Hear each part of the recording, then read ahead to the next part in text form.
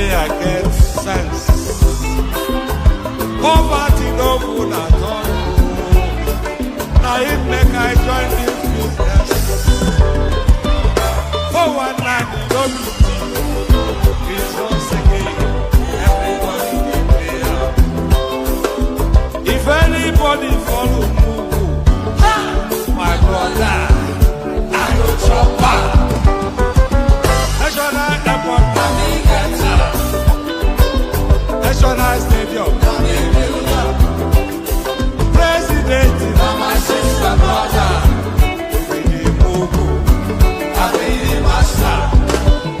Oh, man, I go chop your dollar, I go take your money, disappear. For one time in the Betty, we need Mugu, I be the master. The refinery, the contract, now you white. But you won't pay me some more money, they can't bring up.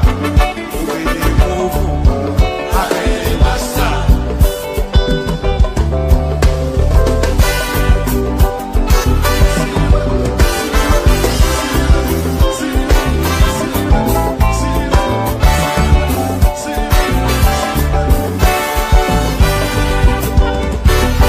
When do you go play while you? They will say that you style. What countryman do you go? They know the shots. All I kill and die. Whatever you go back is greedy. I say, I don't see them fire. That's why when they run enter my therapy, I go show them fire. National airport, National stadium, president, my sister, brother, you be the Mugu, I be the master. The refinery,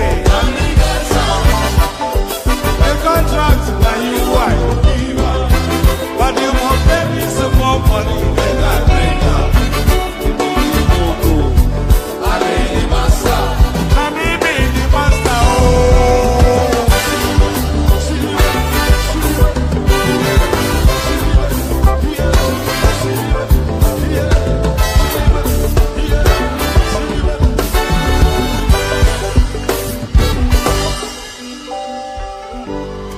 I hear you. You know.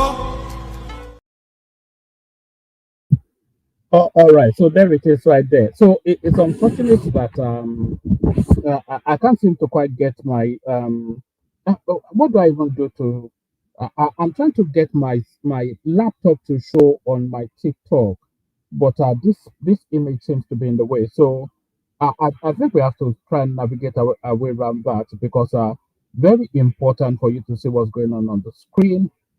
So do I even just remove the image? I don't quite know what to do, but hopefully you can hear me and you can hear the audio in the background. So that's the most important bit. So I want you to be able to hear me first and then hear the audio in the background next. So we're streaming to a multitude of platforms, as a lot of you might already have gathered. We're on Instagram, we're on YT, because I don't think we're allowed to mention any of these spaces on TikTok. But we're on a multitude of platforms, just really to get the message to as wide an audience as we possibly can.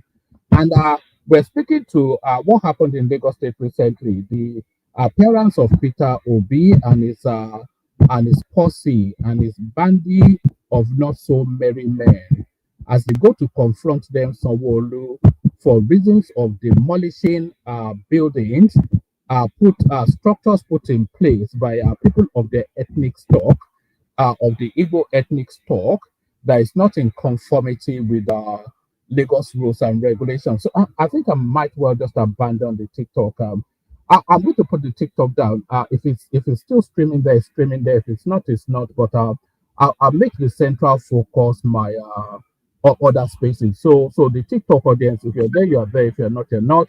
But let me focus on what I am doing. Uh, Andy, so good day to you, good to be in your company, or that. Good day to you, good to be in your company, and how are you? Hope you've had a gloriously wonderful day. No, we don't even need all that actually. Let's just get started. The narrative now it wraps around Peter Obi's visit to Lagos State, where he went with a retinue of senior. We have to describe them as senior southeastern personalities. Senior southeastern political personalities to go and confront Governor Sanwo-Olu for reasons of bringing out buildings that belong to Igbo people. So a lot of you would have seen that clip. But if you've not seen that clip, then let's start it off from where are we starting it off? Uh, let's start it off from here. Let's start it off from here. So let me, yeah, hold on. So we'll start it off from here. Let me bring this to the fore. So the whole narrative started then with this image that you're seeing on your screen right here. So the whole narrative started with this video. So let's start it off from here.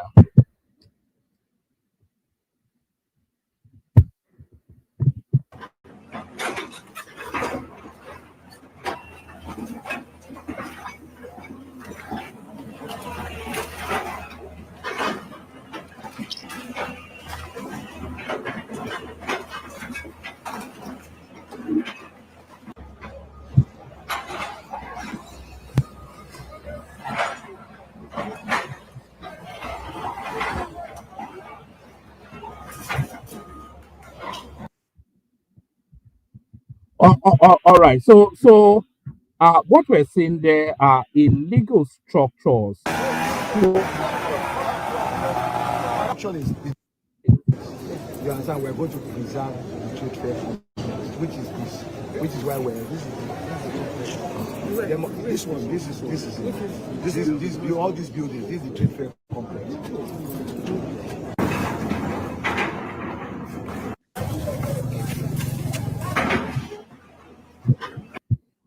All right. So the narrative started from there.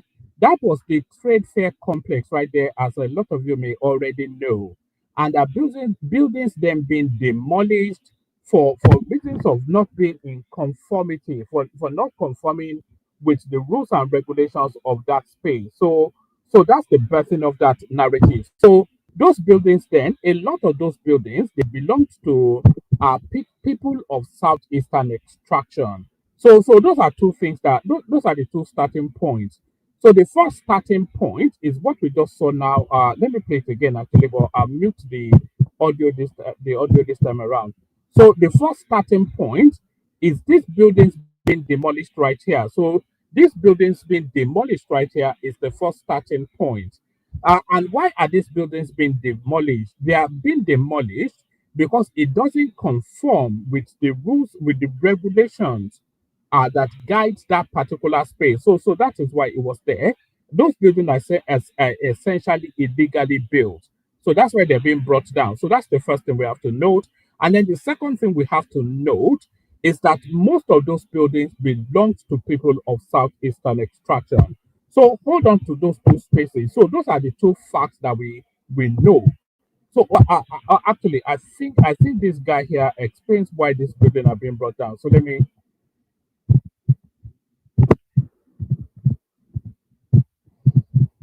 Oh goodness, why is it not playing? Preserve the trade fair complex, which is why we're this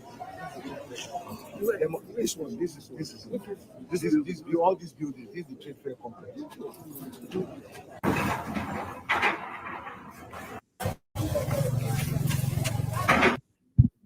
All right. So now, before buildings like that are brought down, they would have been served notice. That's the first one, to notify them that those buildings are not in conformance with regulation.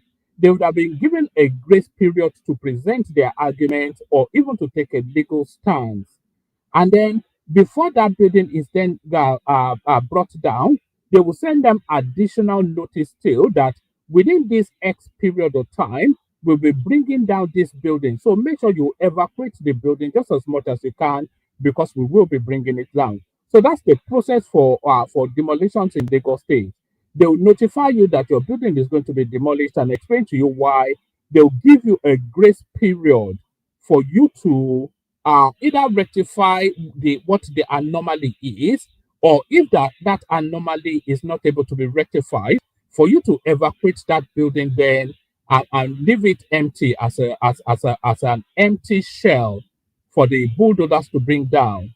And then before the bulldozers come in, they will send you an additional notice to notify you then that the bulldozers will be coming in to bring down that building. So it's about a 3 to 5 step process. The initial notice to tell you that there's something wrong with that building and the concerns of the state government and what their intentions are. They give you a period to normalize or rectify, and then they will send you an additional notice of a notice to demolish, and then they'll give you an additional grace period for you to evacuate that building, and then finally they send in the bulldozers to come and demolish that building. So that's the process that has landed us now. We're at this image now on the screen with the bulldozers now tearing down this building. So that's the first thing we have to note. And the second thing we have to note is that a good 80-90% of these buildings, if not 100% of them, belong to southeastern people. So off the back of that, we go on to this now next, please. So we pick it up from here.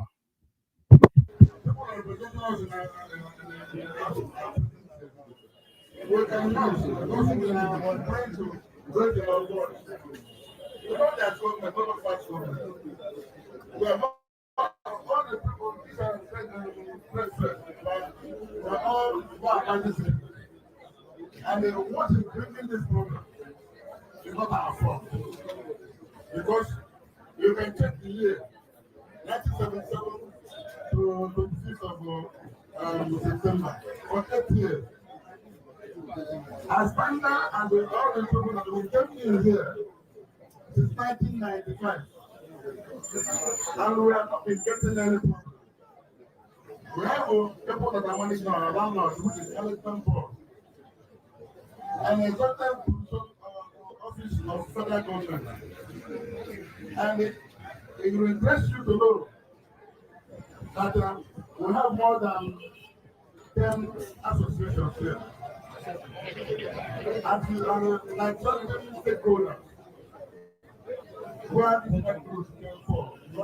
Anybody that acquire anything from management board is not a stakeholder. Anybody that will get anything from president management board is a stakeholder. And we are trying to obey all necessary laws. Like that of 250. They are ready to condemn we believe that the government, by one reply, the government will help. So, I don't know what to tell you, what to do. Because you are coming today, have already begun to bring all our attention down. No matter whether which we know, good thing will come from it. Because what my people are looking at least, let federal government and the federal state and management come together and slate together. And have a very simple something that we so I won't go much. Senators, finally have forced Letume and God will continue to lead you as you go back to your office. former governor of the state, the president check a lot of God will be with you and give you love, wisdom, whatever you do. We the Lagos State being 30th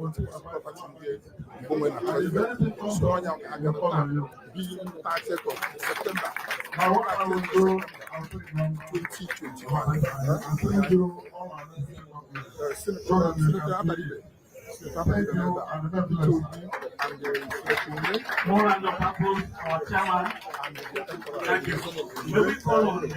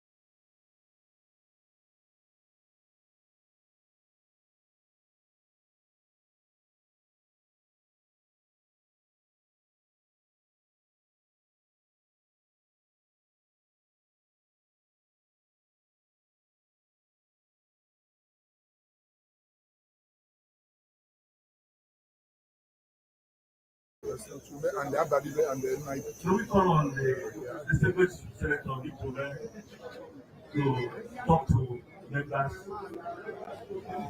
to talk to stakeholders. Okay. Okay.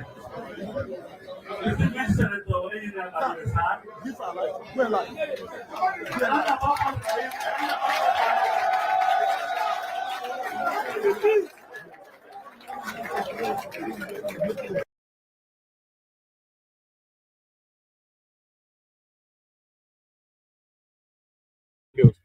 So now I want you to pay keen attention to every single thing that everybody that stands up to speak says, because they will come into play later. So pay keen attention, and I'll be pausing to highlight what they say. So pay keen attention to everything that anybody that stands up to speak says, because they will come into play later. But let's watch out.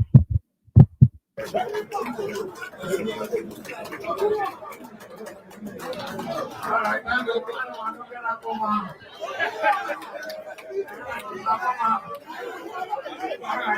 bueno.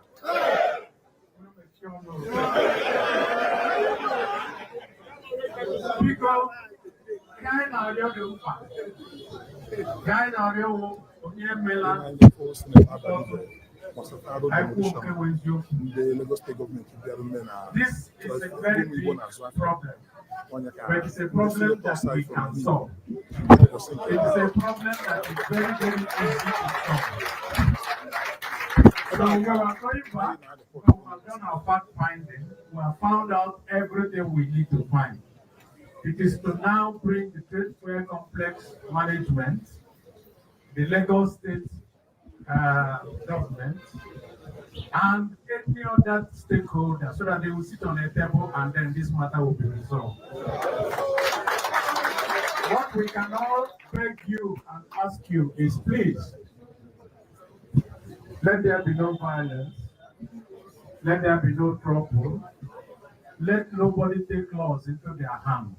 What we came here is because we are lawmakers, and as lawmakers we can view breaking the law.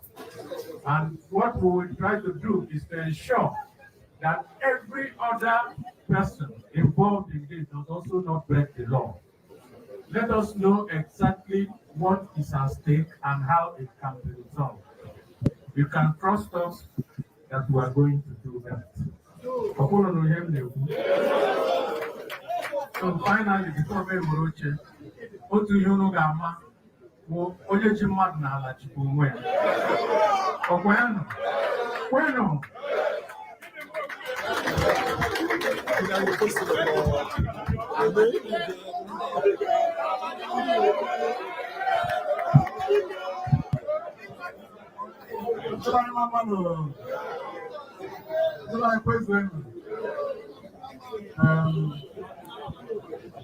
When I woke up, Senator in America, Makamoroku, the first day, he had a very heavy one for on the women. I know here a minute. I opened on a TV. And even today, we came with some of our brothers here in Lagos. Sheyi is here with us. Yoruba is here with us.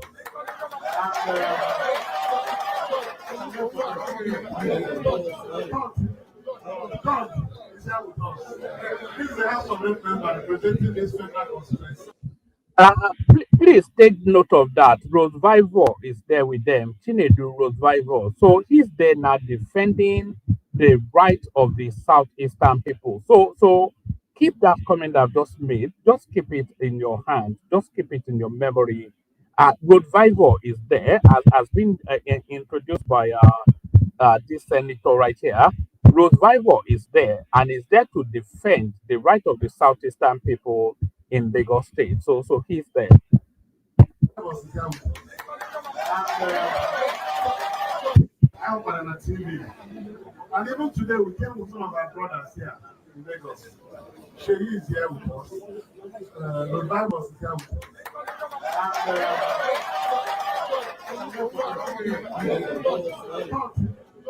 God is here with us. This is the House of Representatives representing this federal constituency. is one of us. So we have come to tell you people that have seen what we are going through. Senator even has said it all. We want to tell you this case.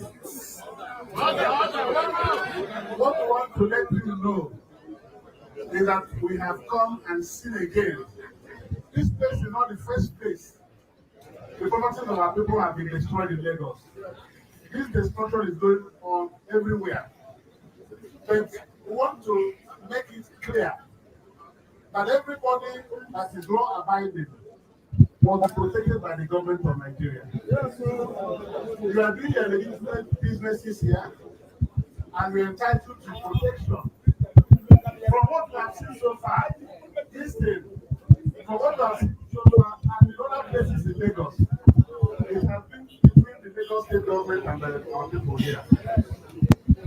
And we have seen what has happened again. Each one we have investigated. We have seen that there is a deliberate plan to frustrate the activity. And we will not allow that to happen. I know that I told you, this I told you. I want to tell you, go to the car. My listener, I'm not telling you. I will never ask my sima. I get a question.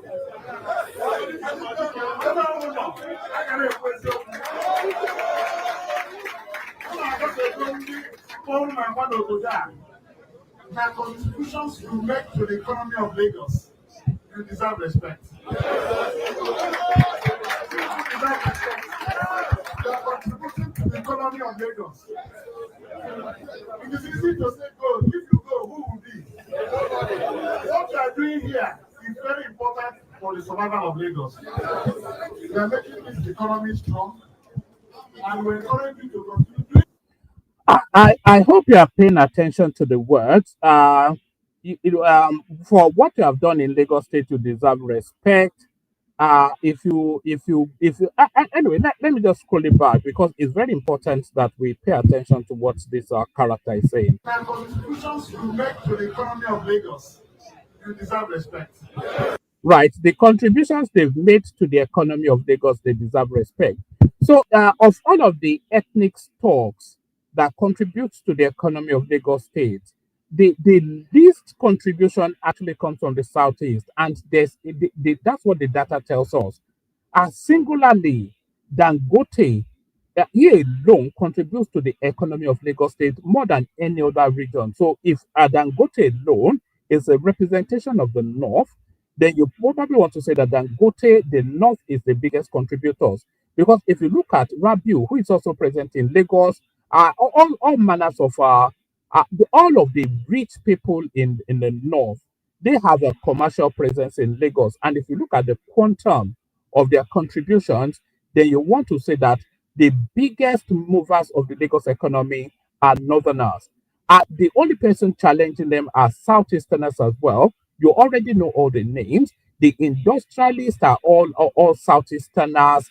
The bankers, the economists, the fintech economy is all Yoruba people. And those are the movements that sustains the Lagos economy. So at the bottom of that pyramid is the Southeasterners, who are they are phone cover sellers in street markets. That's just what it is. The whole of the contribution of the Southeasterners, the quantum of the contribution of the Southeasterner to the Lagos economy is a container economy.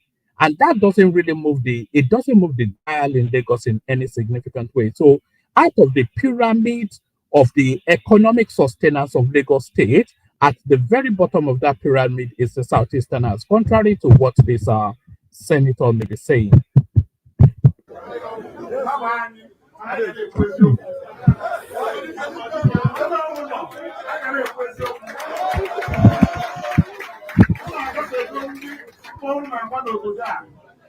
The contributions you make to the economy of Lagos, you deserve respect. You deserve respect. You are contributing to the economy of Lagos.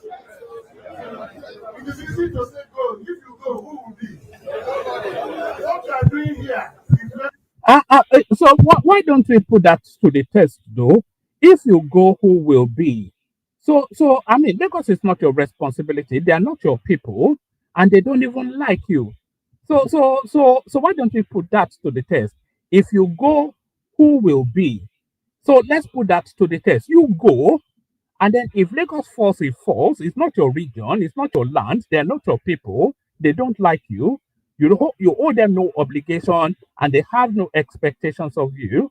So if you say, if we go, who will be? You go, and then let them collapse on themselves because they are so ungrateful that you are holding them together. So if you go, who will be? So take your phone cover economy, which they take it back, take it out of that space, and then let's see if it collapses. So if you go, who will be? Go now. They don't want you there, so why don't you just go? What do you mean if you go, go, go, and then let's see what happens. Oh, my man, my contributions you make to the economy of Lagos, you deserve respect. You deserve respect. You are contributing to the economy of Lagos. It is easy to say go. If you go, who will be? What you are doing here is very important for the survival of Lagos. You are making this economy strong, and we encourage you to continue doing your business the way you are doing it. Don't break the law. We're happy with what we have seen today. And what they told us that happened here was not correct. They said you built on top of drainage channels. No, we have seen not anyone. No. We saw IK Bank Plaza. There's no drainage channel near it. At all. It's at the center of this place. So why should somebody go and build some building down? Magnificent edifices. So what about that? They are sure, like our brother said, I know. All right, let me pause it there for a moment and just bring you this because as enjoyable as this fabulized narrative that we hear from the southeast it's important to infuse elements of facts. I know they don't like facts in the southeast, but in Yoruba land, that is our bread and butter. So that's our sustenance. Fact and truth is the sustenance. So let's infuse a little bit of fact to the fables being told by the red cap guy. Lagos Defense Trade Fair demolition denies ethnic targeting. The Lagos state government has defended the ongoing demolition of illegal structures at the trade fair complex in Ojo, insisting that the exercise is a technical enforcement of planning laws and not targeted at any ethnic group. Commissioner of Physical Planning and Urban Development, Olumide Oluyinka, made the clarification on Thursday during an interview on Channels Television's Morning Brief following criticism that the exercise was discriminatory. That is not true. We have been to Owode Oniri, we have been to Idumota, we have been to Ikeja. It has no ethnic coloration.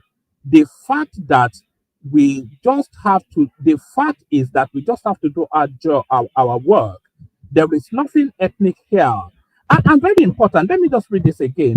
So they've been to, it says that is not true. We have been to Owode Oniri. So Owode Oniri, of course, predominantly a Yoruba space. So we didn't say you are Peter Obi and the accoutrements of Southeastern politicians coming in to defend the rights of those people there.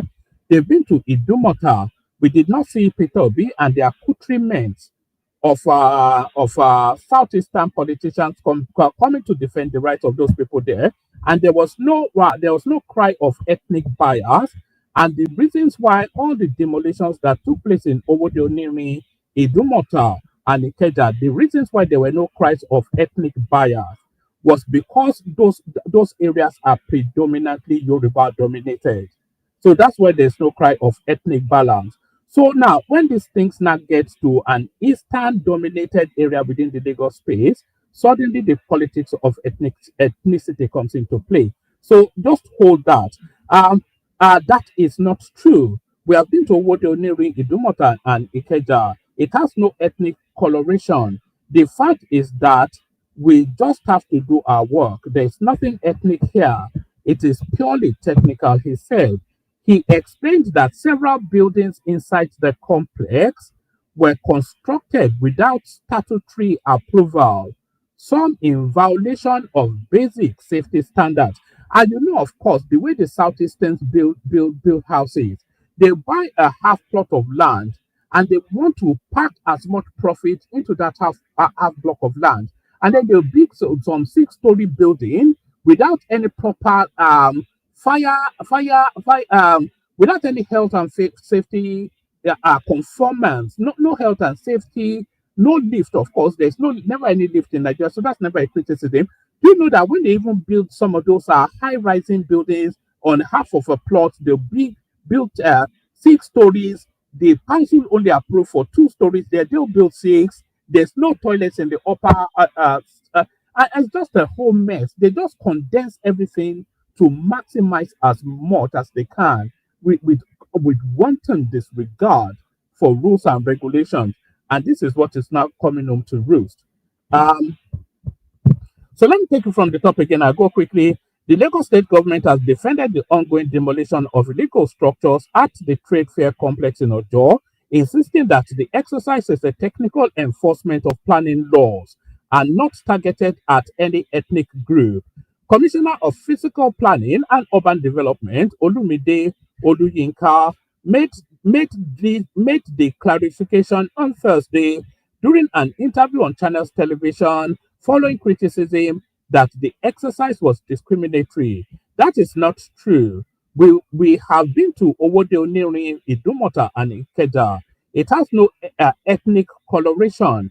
The fact is that we have to do our work. There is nothing ethnic here. It is purely technical.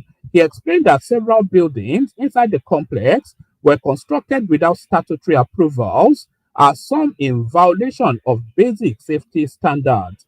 There has been a series of enforcements carried out on Lagos Island, he added. I personally led a team that even touched the palace of a white cap chief. This Nigeria is for all of us. The facts are clear.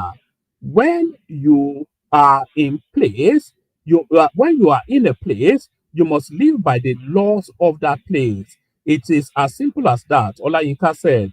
The commissioner stressed that the faulters were given ample time to regularize their structures before the demolitions began, adding that the government officials had faced harassment while serving notices. He said, I led a team there in March 2024.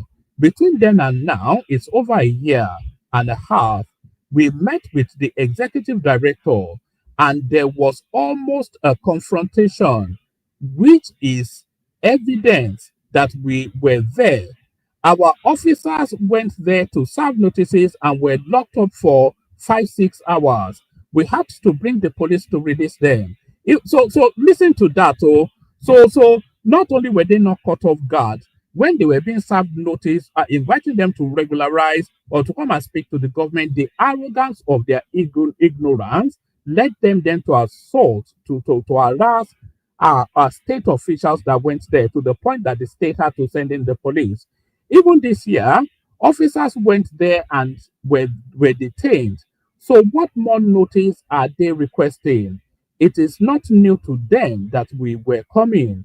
We gave the defaulters time. They must keep by the law. He added that the trade fair management was in the situation by leasing land to third parties who built without recourse to planning regulations. The commissioner lamented the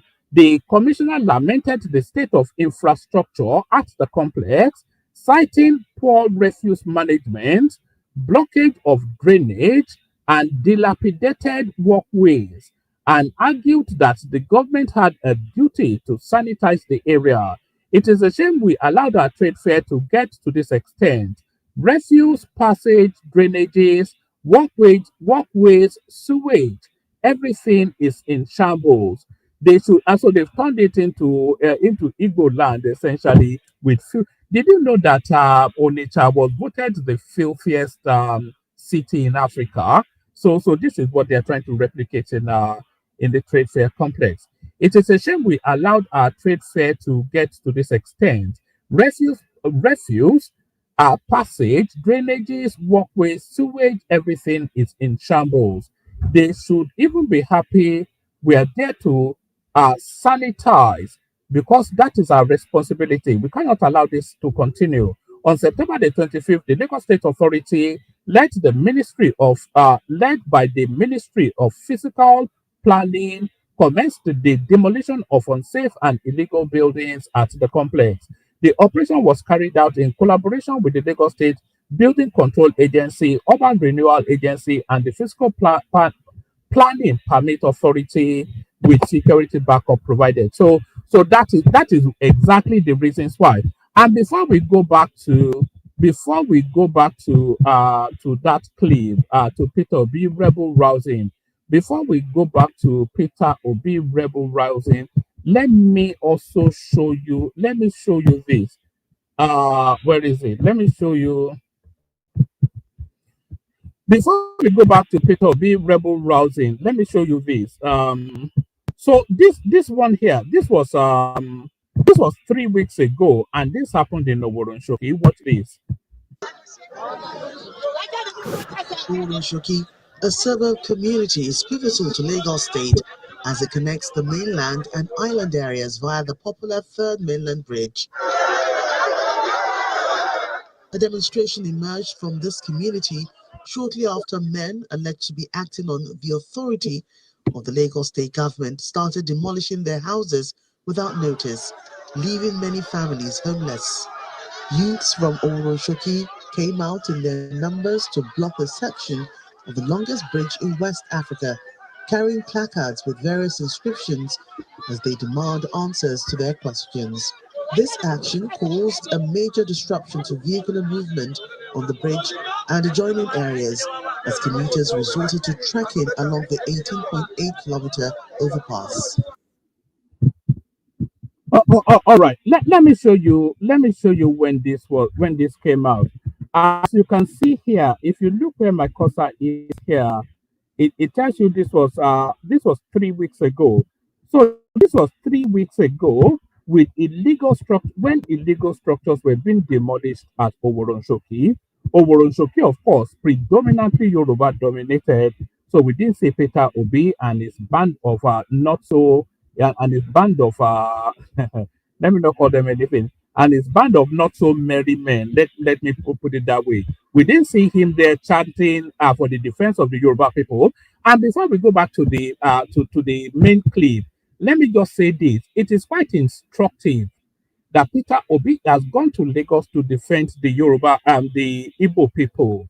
And he's done that not just in this instance, in several instances where they feel that their interest is being pushed down upon for reasons that they are doing something illegal and the state is asking them to stop. So he will go there to defend that illegality, but he has never once gone to defend the Yoruba person in Lagos State or anywhere else, or the Northerners even. So what does that tell us? If Peter Obi becomes the president of Nigeria, we already know the coloration that is bringing, and we already know his agenda for Lagos State. So it's quite clear. But I will carry on. Before we actually carry on, let me take you to another space. Let me take you to another space. Let me see. Have I got it? I thought I had it here. Do I have it? Um, I did have it. Oh, all right. Let me take you to this space. So, in this clip that you're about to see now, so Peter Obi is in Lagos State fighting the Yoruba people for reasons that they are truncating the commercial interest of southeastern people for reasons that the Lagos State government is demolishing illegal structures being built by the southeastern people. So that's Peter Obi's narrative for going to Lagos to go and defend the commercial interest of Igbo people. So hold that argument in abeyance as you watch this. So what you're looking at on your screen here, this is in Anambra State, and this building you're looking at here, this is the pearl, this is the crown in the jewel of the Igbo enterprise. This building that you're looking at here in this tiny little clip you have seen on the screen, That's the pearl. That's the number one pearl. That's the jewel in the crown of Igbo enterprise. That's the headquarters of innocent mortals. So that's the headquarters of innocent mortals. And you can see the unmistakable structure of a bulldozer there about to set to work. So let's watch this.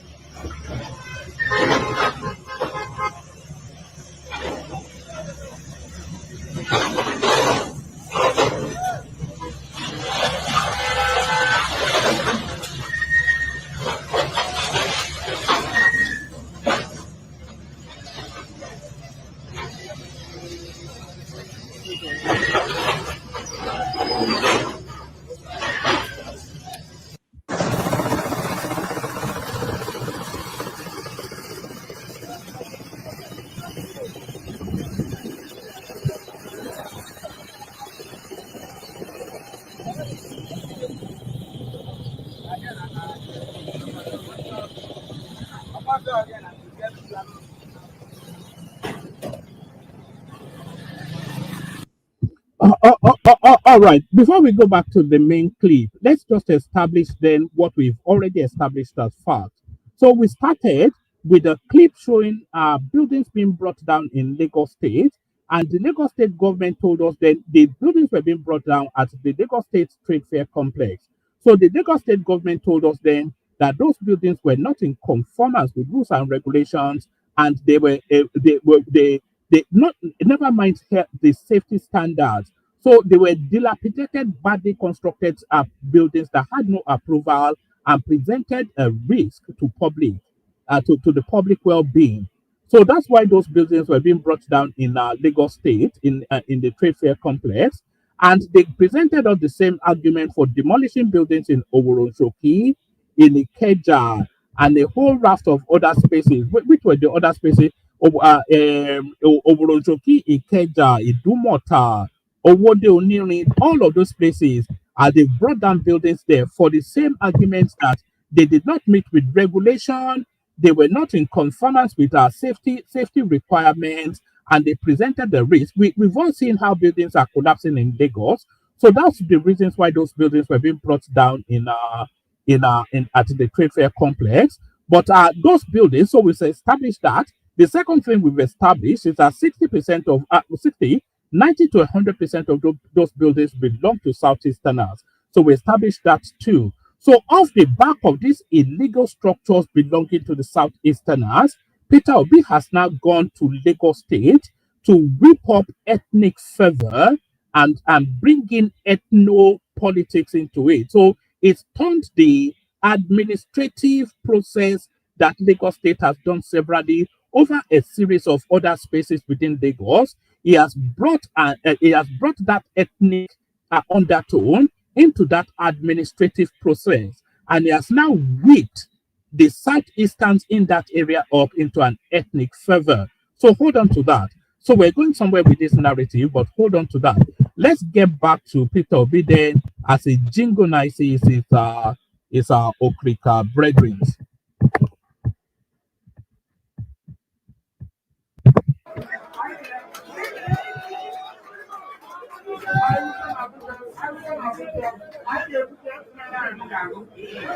Yes, because I don't know. I thank our brothers actually, George and Constantin. The song is us, not the tribal. The song of the song, and the service and detailment. So thank you very much. We are the go ever. Who can I walk for? And then we can let us do my. Yes, then my. Don't get to people in my name. But I do you. Somebody attack them over there. So you see, don't be intimidated. Do your business and stand firm. So what as you are by the side of the law, nobody can do you anything. Yes, yo. Yes, yo. Yes, yo.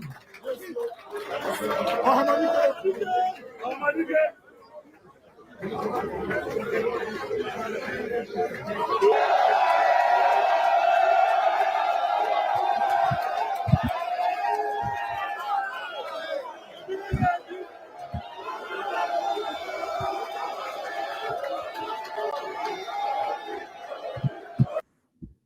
And by the way, before we go any further, look at the faces of the people that they're telling you are sustaining the Lagos economy.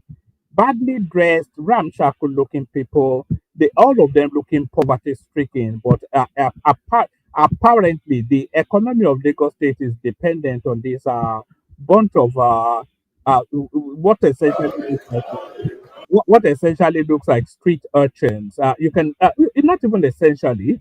You can quite legitimately, without bias or prejudice, describe a lot of the faces that you're seeing in echo chanting Obi's name here.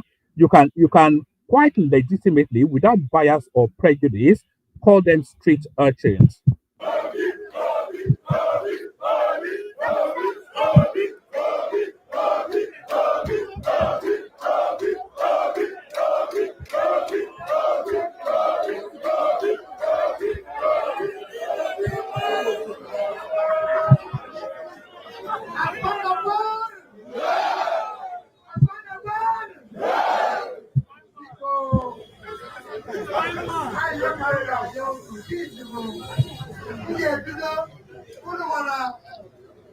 I've got petrol of this market. Yes, sir.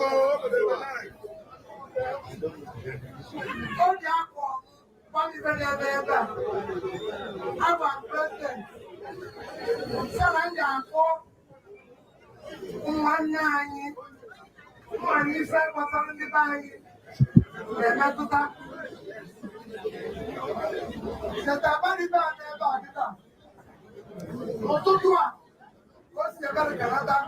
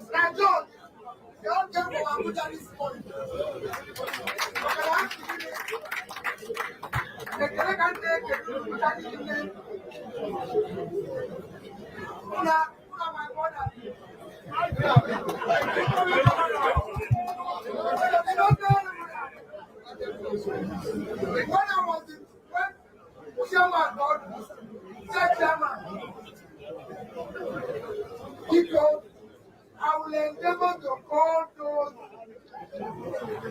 who I know will take on this matter. Those I know that will follow it. My first comment is gratitude. My first comment is gratitude to the market. All of you that when they came, with all the annoyance, you decided to do law abiding. I thank you for that.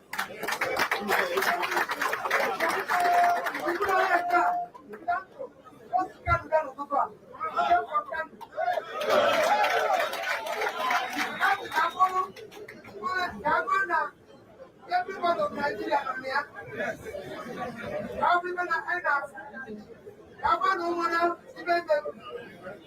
so I thank you for being law abiding. I thank you for staying calm.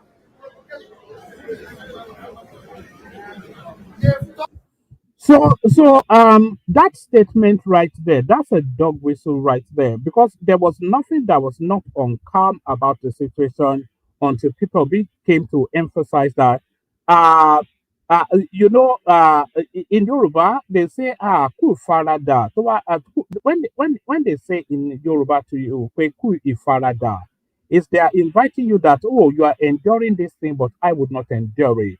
So that's a dog whistle right there to anarchy. I thank you for staying calm in the face of provocation that why are they burning down your building, down your buildings, bringing down your buildings, and they are not responding to it. So that was an invitation to them then to go and burn Lagos down.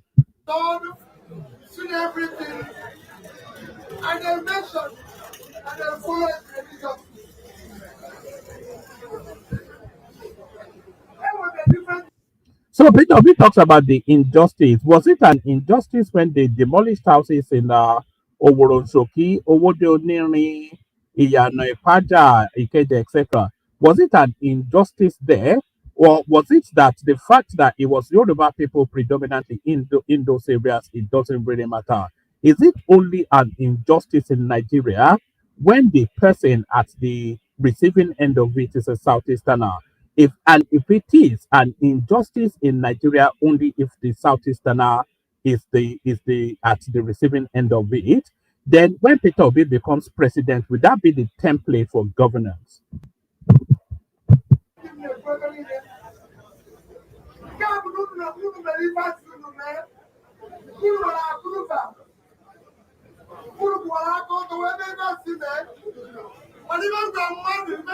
Nigeria.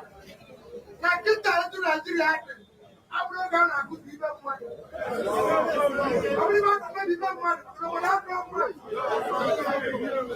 If I don't want you to put it down. I'm not gonna make you that money. I can't do. I go to weekend. I'm free. I'm not money. I'm going to raise. I'm going to say that. Look at the people that built Lagos, by the way. Oh. The people that built Lagos are those elements that you can see behind Peter B right there. Look at this one here. They say, they talk about cannibalism. Just to digress a little bit, they talk about cannibalism as a practice in the Southeast a lot. They say that you can actually tell the people that practice it the most by the structures of their head and their forehead. And they always, you see this guy that I'm circling my cursor around here. That's the sort of head that they use as an example of a particular homestead that is deeply entrenched in that practice of cannibalism. And also, they say that cannibalism is a rite of passage into manhood within that southeastern space. That for you to evolve from adolescence into manhood, you have to partake in some form of cannibalism. But the ritualized cannibalism, if it's especially a practice within a particular homestead, their geological, their physiological makeup, it mutates to emerge as sort of like this sort of a person that I'm just right behind Peter Obi right there. You can see where I'm circling my cursor. It manifests as a sort of a person like that.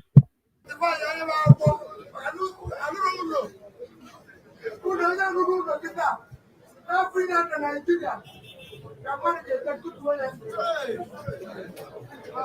Keep living about Peter.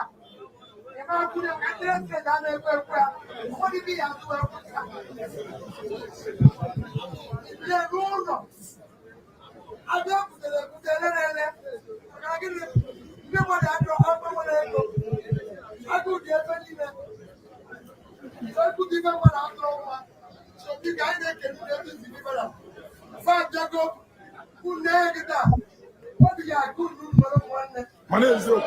Yes, Yo. I thought I'm making it. Kadula abide in Nigeria. Yes, even Nigeria. Nobody in all of you are not abiding. Hardworking people trying to do your business. We cannot be talking about foreign investors. When local investors. The president of us 1 million. Look at the person. That's the guy that built Lagos. The whole of Lagos economy is all dependent on this guy's efforts. This one right here. This one. We can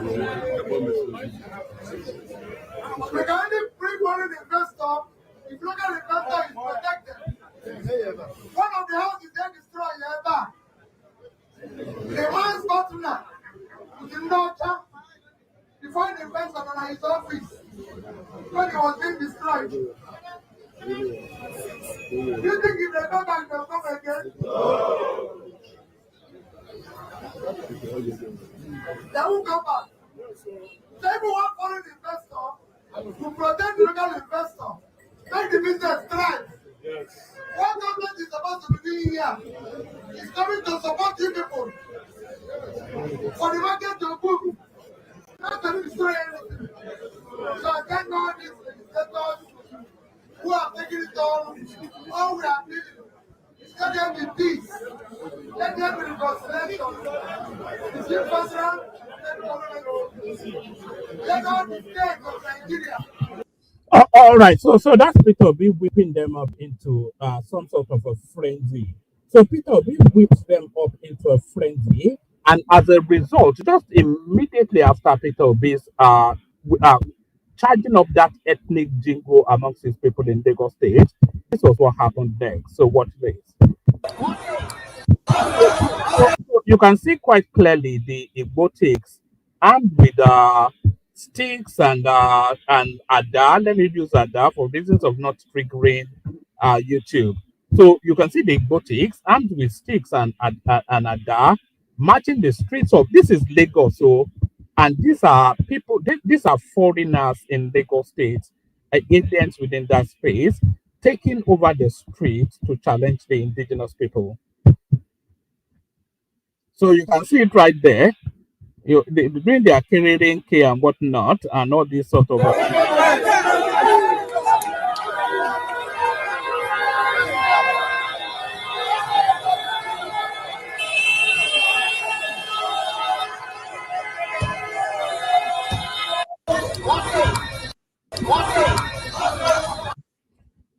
So that's it right there. So that's the Obikerering case challenging the preeminence of Yoruba people in Yoruba land. So they say Yorubas are cowards, but this is probably what embodies that sort of a behavior.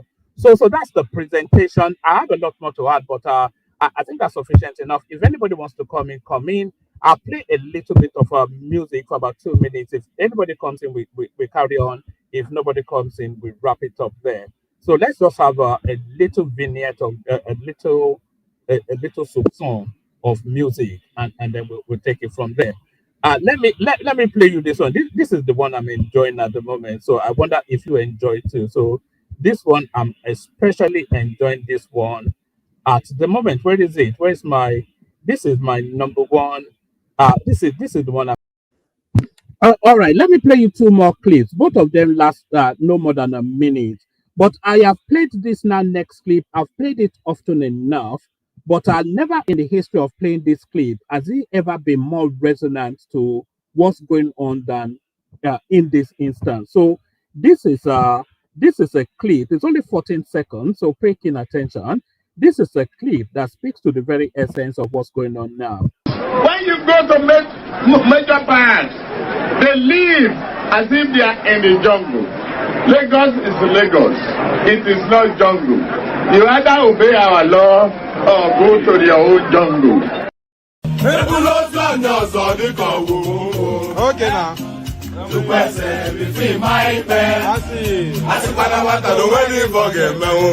Okay.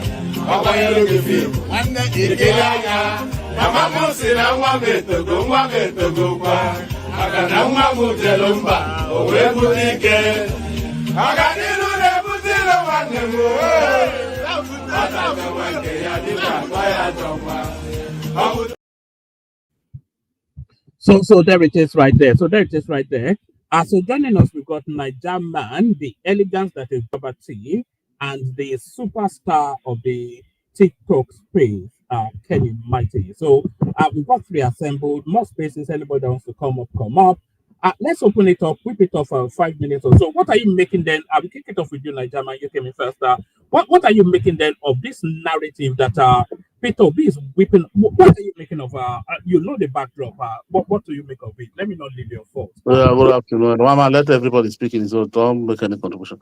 Good afternoon, good morning, depends on where you are. You see, this thing the Lagos is doing, this thing they are doing, are going to come in two ways. One, because Lagos have faults, Even if you want to put it to the other side too. But this thing Lagos is doing, they should first remember what happened to Warri, what made Warri to be where he is today. This is the way they started all these things that brought it to them where they are today.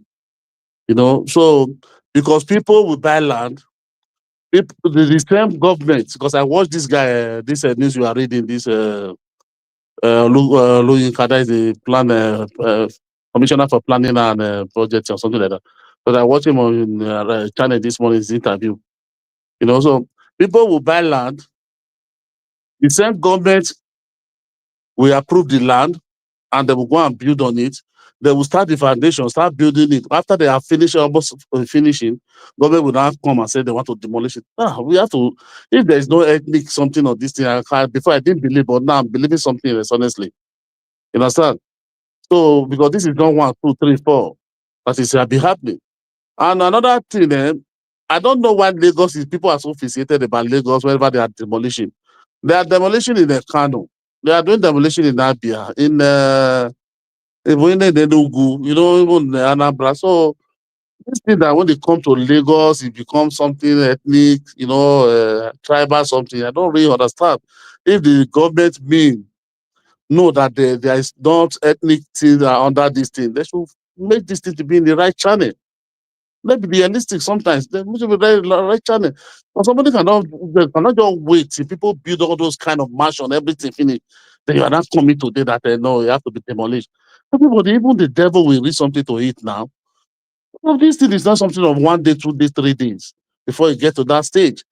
You understand? So even the man said you give them notification is about a year plus. But after they have built this thing like this, before you don't give me notification, why did they start that thing there? They start that thing there from the foundation. Who approve it? Why are they not punishing those in those office? Why are they not punishing them? Those people don't need to be paying. It's not only people that will be just be paying for everything. People in that office supposed to be paying for it. Let's be seeing them. Let be rolling. If the Lagos State really mean this thing is not, there's no ethnic thing under this thing. That this thing they are already doing for the states. Nobody's against development. Nobody's against it because there's too much erosion. I'm not against that one. I'm not speaking to that place because that is their claim every time. But let's be realistic to ourselves. What happened to Warri is coming to Lagos gradually because maybe the Yoruba think they can just do all the business. I've never seen that country or that state that a whole ethnic group will just be there and develop that place. I didn't believe that will ever happen. Even though they said everybody should leave Lagos and leave it for the indigenous. I don't think they can able to develop that place themselves. They can able to do everything for themselves. Impossible, because this everybody need each other in this life. No, that is all I can say. This Peter Obi, I don't want to. They have to fight for their people, but the thing is getting too much. I don't blame them by coming. Only where I blame them here, they should have gone to the Lagos side, not to hear one side and be making all this interview, forming all these things. I hear from our people, go to Lagos state, these things, go and meet them and ask them too. So you hear from the both sides before you make any decision. All this paparazzi content they are creating. This is not the way at all. This is not the way. Just to wipe out sentiments. This is not the way. We are going Let nowhere with all these things. me ask you a question, Nigerman. When they Yeah. were demolishing in Oworonshoki and Owodioniri and all of that, was that an ethnic something too? I was not an ethnic, but why are they not demolishing the shanty, all those Bangodo, all those, but why are they not developing all those sides? That is all this one that is the problem. Why No, is it no, everywhere like that state? No, no, that's no, a different because, thing, though. no. If So, you are because, saying that yeah, one, those one, because wait, because one man, no, don't play this. hold on. Less than 30% of the spaces being demolished in Lagos State are dominated by You Igbos. are fluctuating. I'm not hearing you. Sorry. I said less than 20% of the Mm. places being demolished in Lagos are belong to Igbos. The majority of it, a good 80% are Yoruba dominated spaces. No, So I don't. Where do you get that statistic from? That the is data like is mama. big enough now. Oworonshoki, Owode Uh-huh. Onirin, Ikeja, Uh-huh. all of these spaces, they are demolishing every time, and these people are protesting. But it doesn't make the headlines because they don't have a Peter Obi to come and whip it up as an ethnic something. The only one that I make headline, the only one that everybody can testify to is that Woroshoki or that day. That all of them were working in the express. They won't say, look, buy all of them, kill all of them. You understand? That is only the one you can say. Maybe they just do that one to just show that they have been doing this in Igbo or that tribe for a long time. Let's just show one or two examples. There is there is another one. All those are Jeguless swamp. Why are they not destroying those sides? All those Kirikiri side. Why are they not destroying all those sides? Those people are like something else. One man. Uh, One man. Let me just come in, please. Can you hear me? All right, the floor is yours. 5 minutes, and then we go to BT, and then all right. Thank you very much. See, one man, yeah. I don't give a monkey. I don't care what everybody think about. You understand? This is Lagos State. This is Yoruba land. If you are not happy about what they're doing, take them to your state. Okay? So you are blaming Lagos State. No, this is the problem I have with you guys. Let me speak. What is Yoruba land? And why you don't okay, you now go and remove the Yoruba in other states first. Can you go and remove the Yoruba in other states? You people should not be doing all this by God. Enough. Okay? Keep your mouth shut. Still people leave power. Shut the fuck up. Just come and see you feed anybody. Go back to your state. Which is your state? You have a state? Are you from Lagos? Okay, 99% of people crying, the Yoruba state are rejecting you people in Lagos. Can you respect yourself? Let me speak. Okay? Come in, tell me you go back to your state. Your people are in everywhere. Too, but you are not going to take them. I don't care about what you think. Not that nonsense this guy is talking. Go back to your state. What are your state? You from Oyo? Is Oyo better than other states? Are you from Oyo? Are you mad? You are mad. You must be a madman. Is Oyo better than other states? Idiot. Wow, so look at who is talking. What's wrong with you? Look at who's calling somebody you idiot. think I care about your sentiments? Who care about your emotion? Who care about your talk? Care about your talk. If you want to talk, you give a contribution. Then go back to your state. Just keep quiet. This 21st century, people like you see exist. I'm proud to be a Yoruba person. Okay? Shut up, Yoruba. What the hell is that one? What did I care about who you be? All of you should go. Leave Lagos State and see what. Why are you in other man land? Why are you not leave back to your? If that your is so good, why are you not there? Can you allow me to speak? Can you allow me to speak? Okay? Let me speak my dangos and go. I don't care about you. Take them to Benin City. I don't care. Lagos State have right to see the way you are even stammer yourself. You don't even know how to pronounce Lagos. Stammer, I want to finish yourself. If you don't know. Then carry your stammer to streets now. Why are you bringing your stammer to disturb people? Shut the fuck up, man. Look at this kind all this best side. Because Tinubu is just the problem. Nobody should talk again in Nigeria. Can you keep quiet? You guys, man. Keep quiet. I don't care about you. Let me speak. You cannot keep me. You cannot keep my mouth shut. I will speak my mind. Your stammer, you continue with your stammering, man. Continue stammering. Because I was talking interjet. One man, please. Can I quickly come in? One man. No, don't come in. Let because Kenny is being pulled back. Let Kenny flow, and then we'll move it around quickly. Kenny, about 5 minutes without unless the interjection is fully necessary, just let him flow, even if you don't like what he's saying. Thank you very much for intervening. Okay, I'm a Yoruba man before Nigeria, and I'm proud of heritage. I'm not going to deny that. I wear the cap of Yoruba person, okay, and I wear the cap of bigotry that you call me. I'm proud to be bigot. They drag Yoruba with you. Yoruba and I travel and one drive. Can you shut up? What they do this dog, sir? What kind of dog be all this one, sir? Oh God. One man, can you make assuming Yoruba money is the money they use to build the Lagos. You are crying. Is it Yoruba money that build that Lagos? Niger man, I beg now. Let's let him flow so that we can get other people. Back to you, Kenny. Thank you very much. It's my right to defend my land, and Lagos State have every single right to regulate their state and their land. Anytime there's a flood, these are the first people that will pick up the camera, start recording. Look at flood. Look at Lagos. They'll be laughing. Now they want to do the right thing. You guys are complaining. They say, I don't care if it's ethic.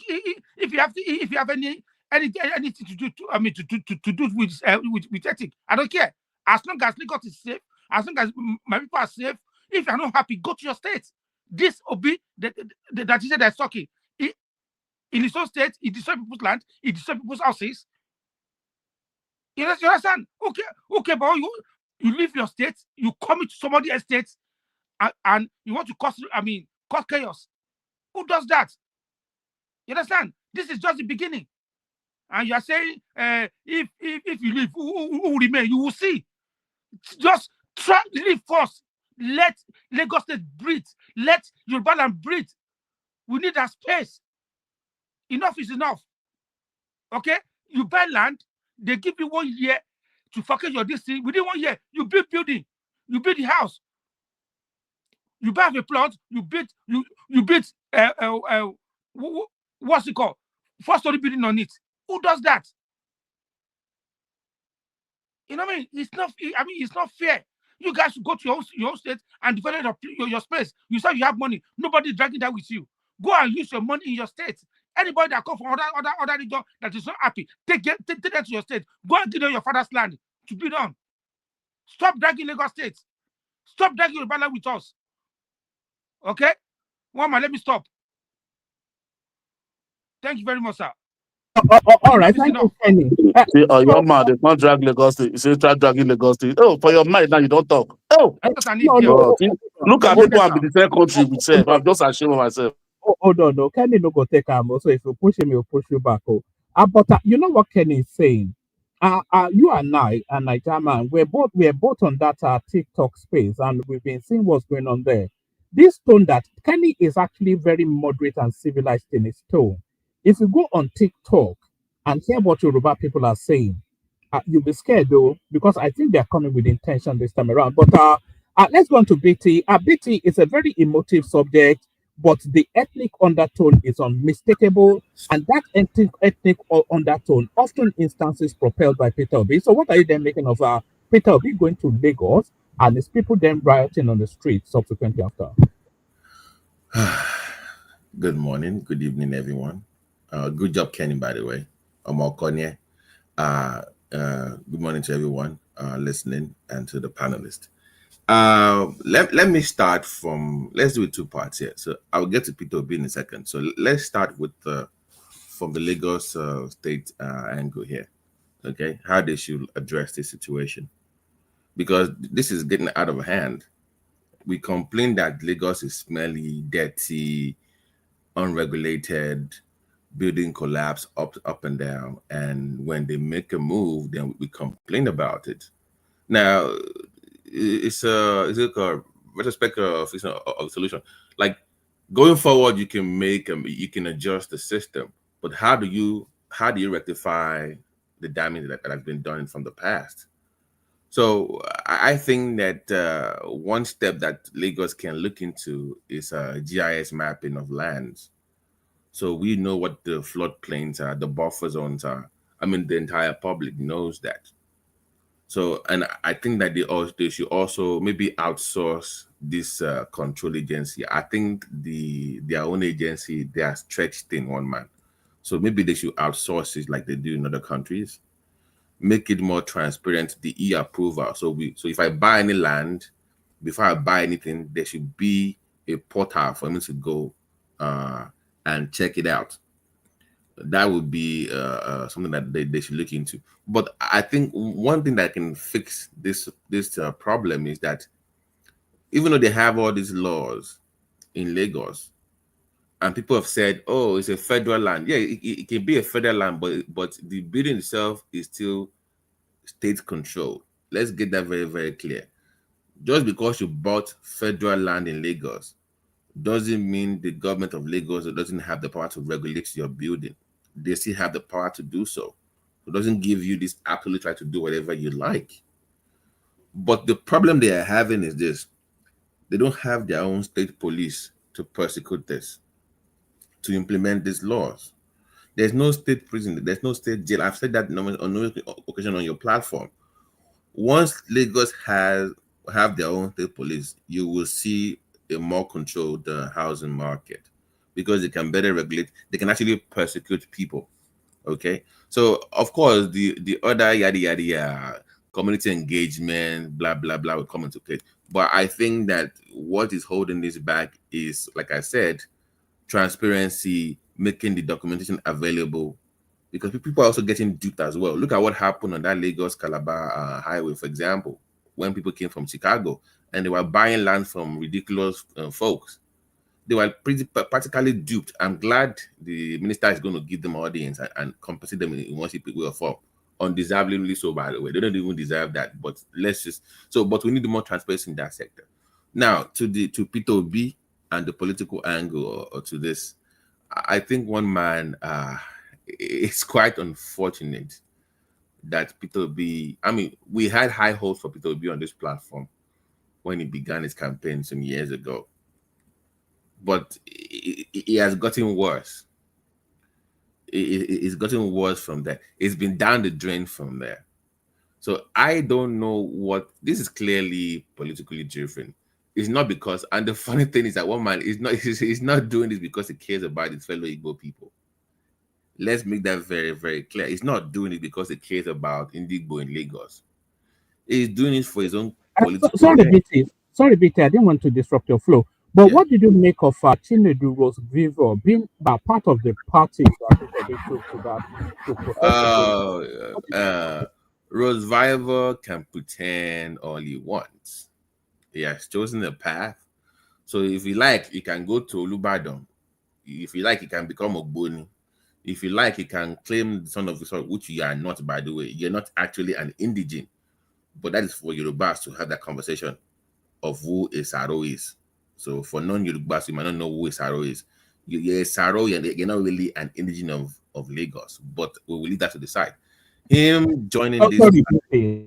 Interrupt yeah, you for the second time. You know that Saro thing? Yeah, it's a delicate conversation that we have to enter when it yeah. comes to So, this. so I said We have, this. we have So to, I didn't want to, explain that because non-Yorubas might are not privy to that kind of info, and I would rather not share it with them on your platform. But in a Yoruba conversation, we can have that conversation behind the curtains. So him doing that, people already have him in a box of where he belongs. So it's not gonna change anything so much for him. But it's not doing any political good for him to do that. It's a wrong move, in my own opinion. But the Obi thing, stroking ethnic tension, because Obi is a former governor. Twice he's a governor, right? For 8 years he was a governor in Nigeria.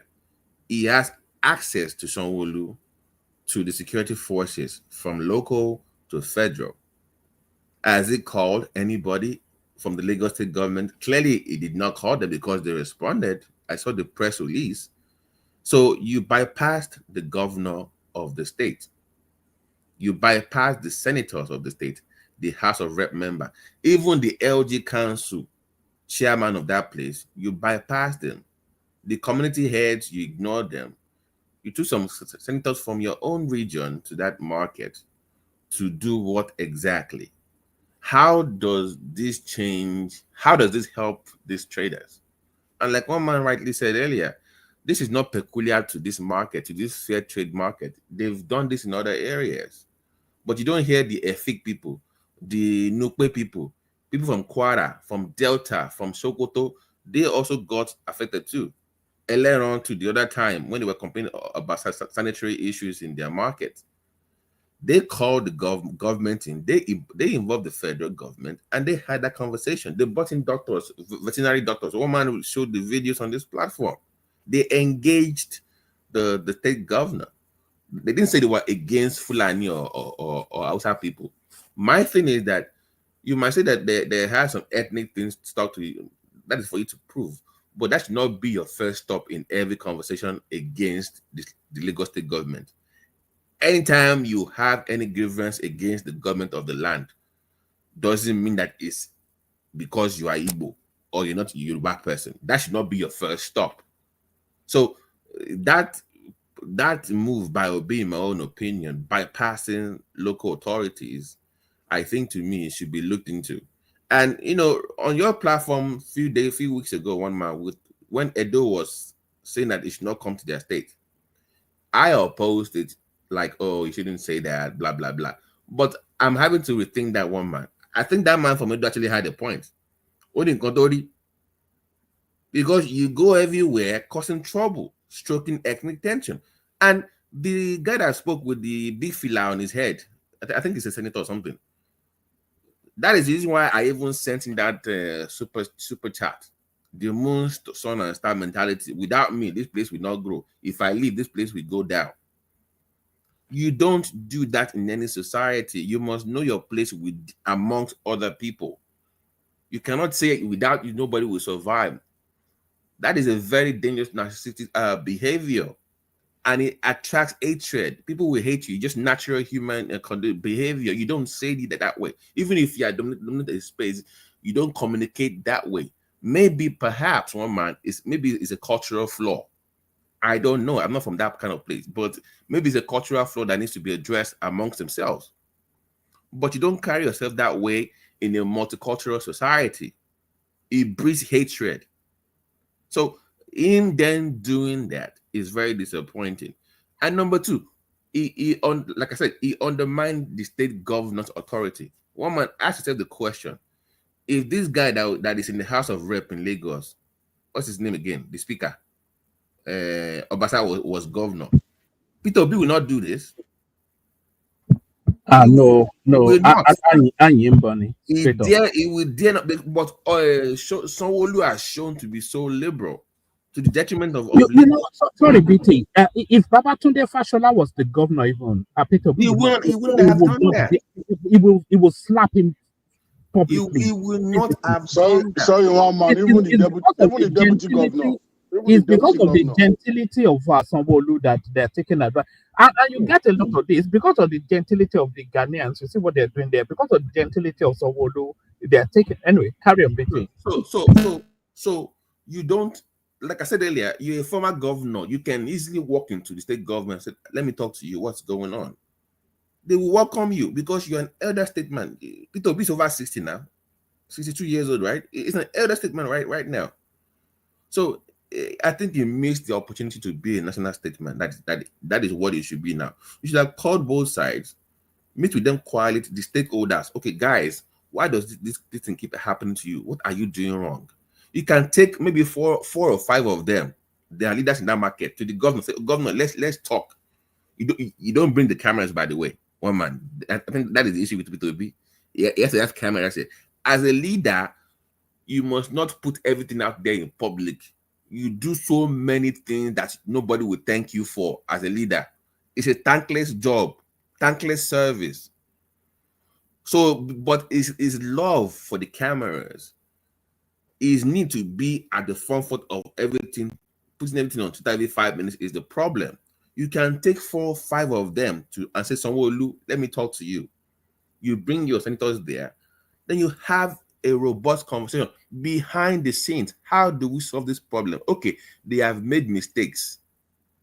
They know they messed up because, like you reported, one man, they even attacked some security forces when they went there. Okay, we apologize for this. How do we solve the problem? When you do that as a leader, they will even look away on some things because of the move you made on behalf of your people. But you not calm the both sides down. You are playing both sides without having available facts to you, and you're stroking ethnic tension for your own political gains. One man, I would not be surprised if Peter Obi starts going to churches again. It will not shock me. In the next few months now, do you think Sanwo-Olu should report this guy to petition the DSS? He has to scold this is an invitation to anarchy. So should Sanwo-Olu 5 minutes is over now. I'm on 7-8 minutes now. Let me round up. So Sanwo-Olu has to scold him publicly and also call him privately and address this. You cannot just come to people's states. As a former governor, you should know better. So I am disappointed. I can't believe that Peter V has gone this low. I mean, how low can you go? How desperate can you be? It's a very disappointing time in our history. And for years to come, when foreigners, not even Nigerians, when they produce that documentary, I believe that Peter Obi will be the most divisive political figure in Nigerian history. I believe that strongly, one man. Thank you. Thank you, and I have to endorse that, even more so than Ahmedu Bello. But I was going to push you on some questions, but people waiting will take it round and open it up. We take it in the direction of comparable facts, who used to moonlight as man of prestige. Comparable, you're up next. 5 minutes. Greeting everybody. Morning. Yeah, afternoon over there. So let's begin. Please, I wouldn't like to an interjection. I've been quiet. I listen to everybody. Can you just, can you just give me the respect like I respect everybody? You know, to read my own monologue. So having said that, let me start from where we started. One man, I think you are the biggest amplifier of this ethnic jingoism because you amplify all the whole thing going on here. You call, that's exactly what you do. But having said that, how do you know that one of the man there, is a cannibalistic person by just looking at him? Now you confirm him to be a cannibal, somebody who eat human being. Where did you get that from? That show your mindset. How you amplify this ethnic tribalism going on in Nigeria. That's your mentrum. So you can't even argue that. But having said that, so let me begin. I could argue that, but you said no interjection. No, no, no interjection, please. I think all these Yoruba Ronus here confronting the Igbos. You're not worried about what's going on in Kwara State. The terrorists, the herdsmen are ravaging Kwara State. They will soon move to Oshi State. That does not even concern you. You are concerned amplifying tribalism going on. That's a shame in Nigeria. This is where we are right now. Everything is very tribal.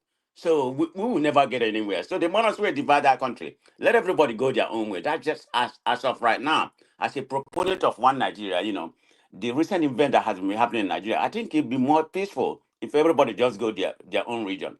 Whether you're gonna survive or you're not gonna survive, let it be. Maybe Abio. peace of mind is more paramount, than Yes, whatever is so going on in Nigeria. I don't see whatever is going on in Nigeria right is not sustainable. It's not sustainable. I can't see anything. People are just playing trouble, to the highest level. And you have a government that is not performing, the worst propagandized government, we ever hated in that Nigeria. But having said that, you say something about Chinedu revival. Is he not a Nigerian? He has a right to be whatever he wants to be.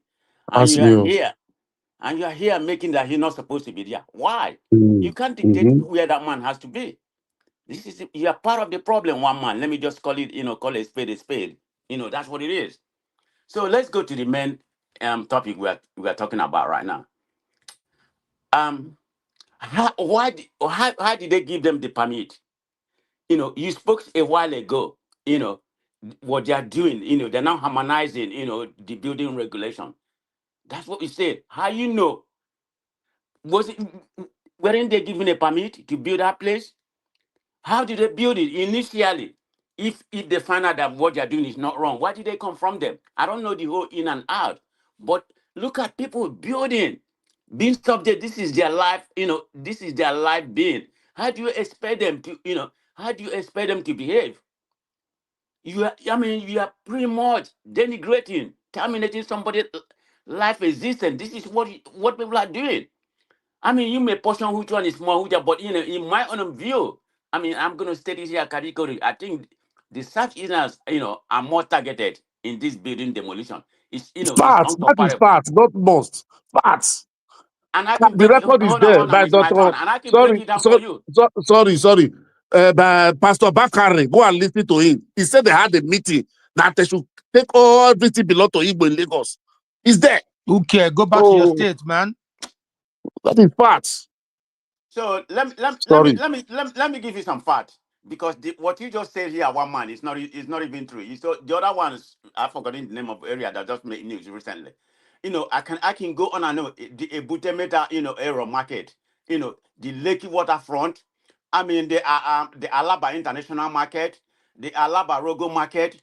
All Igbo, all Igbo area, business area is more targeted. So I think this is an intentional targeting. There's no doubt about it. There's no doubt about it.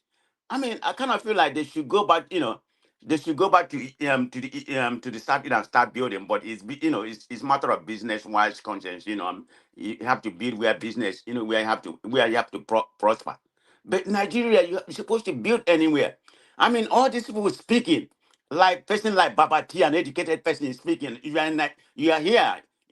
and you do working, and that doesn't even concern you. You're here playing some ethnic trouble right now. People should don't do this, don't do this. Educated illiterate. Eh? And it doesn't Those are educated even make sense. illiterate, my brother. All these diaphragm we have here, you are part of the problem we have in Nigeria. So let's call a spade a spade. Most of you are part of the problem we have in Nigeria. You can't contest election where you come. Everything has to be regionalized. Everything has to be tribal. The world will never get any place. People are here causing problems. That's exactly what's happening. That's the only main reason Let me ask you a question as you bring it home, comparable. Okay. Do you think Obi is being ethnic in what he's doing here? He played ethnic. He was invited.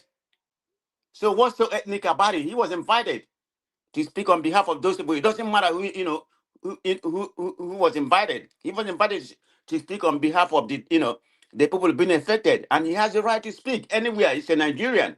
There's nothing ethnic about it. He can go to Kanu, he can go to Benin and speak on behalf of whomever invited. It doesn't matter where they're from. They're Nigerian. That's the paramount thing. There's nothing ethnic. You can pivot it the way you want, something ethnic or whatever. No, there's nothing ethnic about what Obi is doing. Did he see any? Did he see anything that's ethnic jingoism or derogatory like you've been saying here? Did he say anything of what you've been saying here? How you've been Why, bashing the why, Igbos? why do you think the southeastern market people? Why do you think they were protesting and demonstrating uh, quite aggressively short after Obi spoke to them? They Why did want they? their voice to be heard. Why did they take the space Did they after hurt Obi any beat them one up? man? Did they hurt anybody?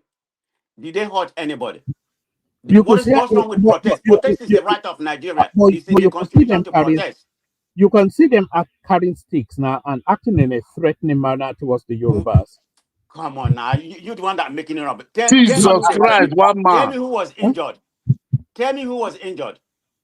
One man, They Tell can I me didn't who speak? face was any injured there. Yoruba. They carry stick, please. They didn't face any Okay, Yoruba. Tell me who was injured. man of prestige. Why All right, the clip is playing there, No, so no, no, no. Let me people finish. can watch and see if you that's a finish Let, already now? threatening behavior or not. Is that threatening behavior or not? That's Yoruba land, and these are Igbo people what is carrying Yoruba sticks. land? And so Lagos what? is Is it Nigeria. not their Lagos is market? Nigeria land. So now that you're talking about Yoruba land, so So Lagos let's is not break it Yoruba down. land.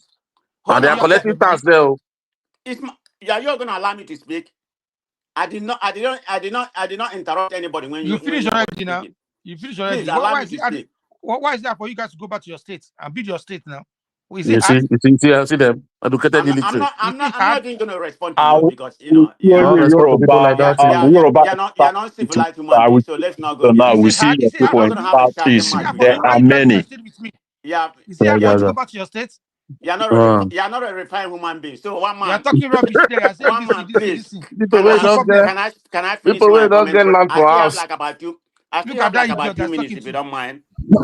All right, let our comparable facts bring it home, and then we go to Agbado Motinobo Index, and then Patrick Glory.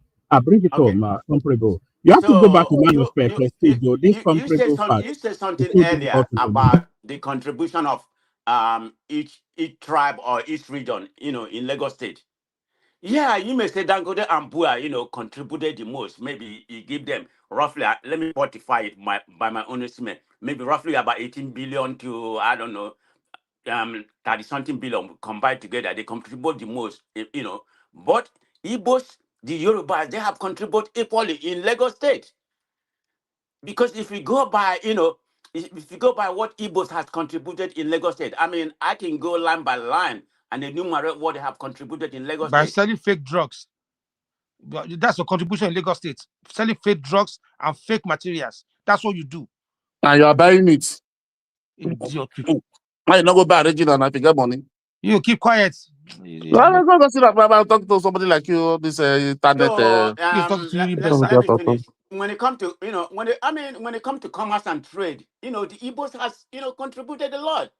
Just know that I can go on and on and say, in terms of federal infrastructure, they have done a lot. Political influence, the Yoruba, they are the origin of that place. But that is part of Nigeria. You are allowed to live anywhere, and contribute to that area. I don't know what we're doing. I mean, regardless, let's assume Yoruba laid the foundation, because they provided the land, there's no doubt about it. But the Igbos are part of Nigeria. That's what Nigeria's Man of Peji, let constitution me states. ask this question. Why Yeah, go ahead. it Go ahead. Oyema want to buy land in your region? You want to build something that can benefit that region. They refuse to send land for you. Why?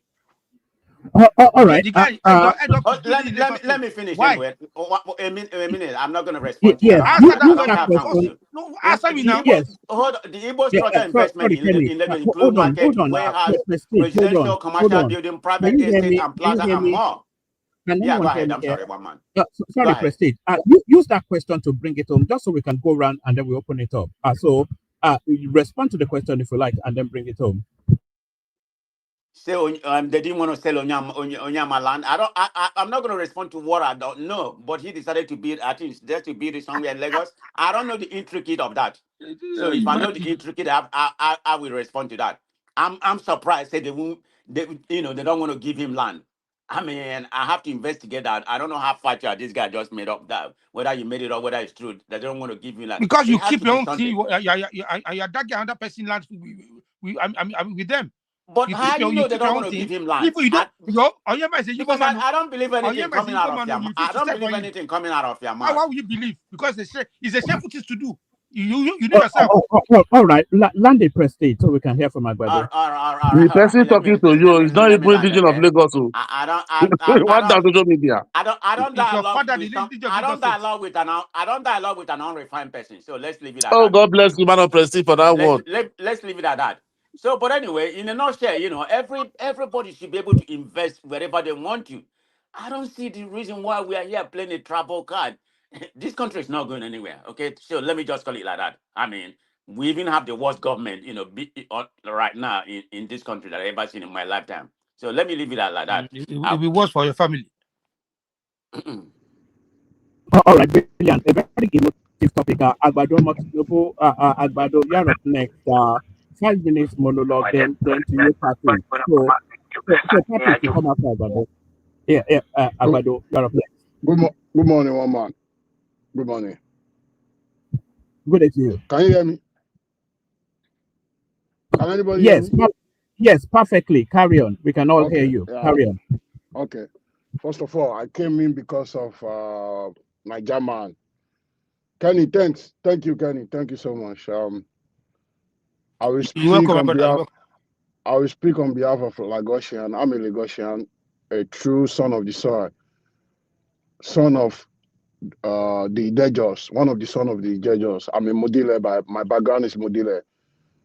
Niger man, you said the Yorubas. If it's not for Lagos, that's one the buy fuel will be the $10. So you come for Lagos. It doesn't really matter. It doesn't really matter. You can't be talking to people like that. People that are very good to people. You can't be like, you have to appreciate. You have to appreciate Yorubas.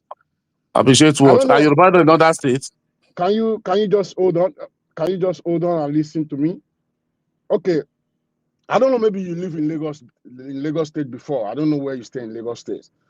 Do you know those bridges, those land that they used to construct all those roads that people are using belongs to some family? Do you know that?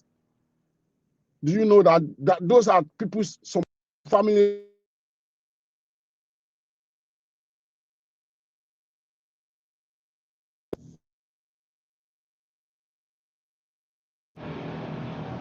Hello? Hello, we can hear you. We can hear you. Continue. Yeah.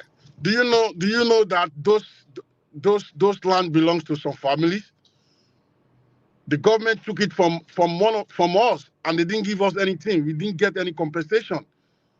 Like me, my family, if you know Akpogbon very well, if you are familiar with Lagos, if you know Akpogbon, those bridge, the Kata Bridge, those land, all the way to Maryland belongs to my family.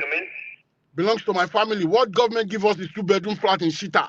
That's what we get from the government. We didn't cry. We didn't say it's ethnic coloration or something. And you come here, you are saying Yoruba this because they are breaking some. So how is that? How does that concern what we are saying now? Yeah, because of listen to yourself. Look at what you are saying now. Like Like we Yorubas too. We have not paid our dues to the country. Look at what you are saying. Look at what Maybe you you are are listening. telling us. Maybe you are listening from somebody. I don't think maybe it's me that you are listening to.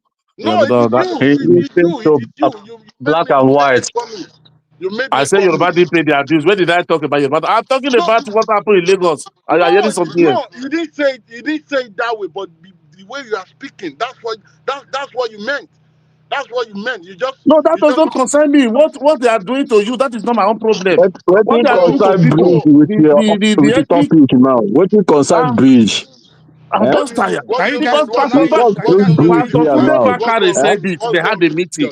Can you Can you guys just allow Are him you keep to short? talk? smoking Can you Igbo? just keep quiet? What's wrong with you? Can Are you you allow him to smoking talk? Igbo? Can you just keep quiet? What's your problem? Are you mad? Have you smoking Smoke what? You must be very stupid. Igbo? Igbo? Igbo? Now your papa they smoke it though. Foolish boy. He call That's here. why. Say, That's why you guys. talk That's why you guys about cannot bridge. stay in your. What? That's why you guys Let cannot him stay What? in your continue. What own. Let him bridge continue That's bridge now. why here now? you guys are One man, everywhere constituting one Yoruba man. stuff. But continue now. Continue Huh? now. Leave that one. Continue. Come on, Patrick, can you stop it? You Sorry, cannot allow sorry, this guy to Agbado, speak. carry on. All of them are just laughing at you. They didn't allow him to speak. Sorry, Kenny, Kenny, Kenny, Kenny, Yes, are you there? Just I'm here. So the mommy demo for about 20 minutes, half an hour. Yeah, even 1 hour, I'm here. Don't worry, I'm here. I'm here. Okay, carry on. All right, but don't So, continue.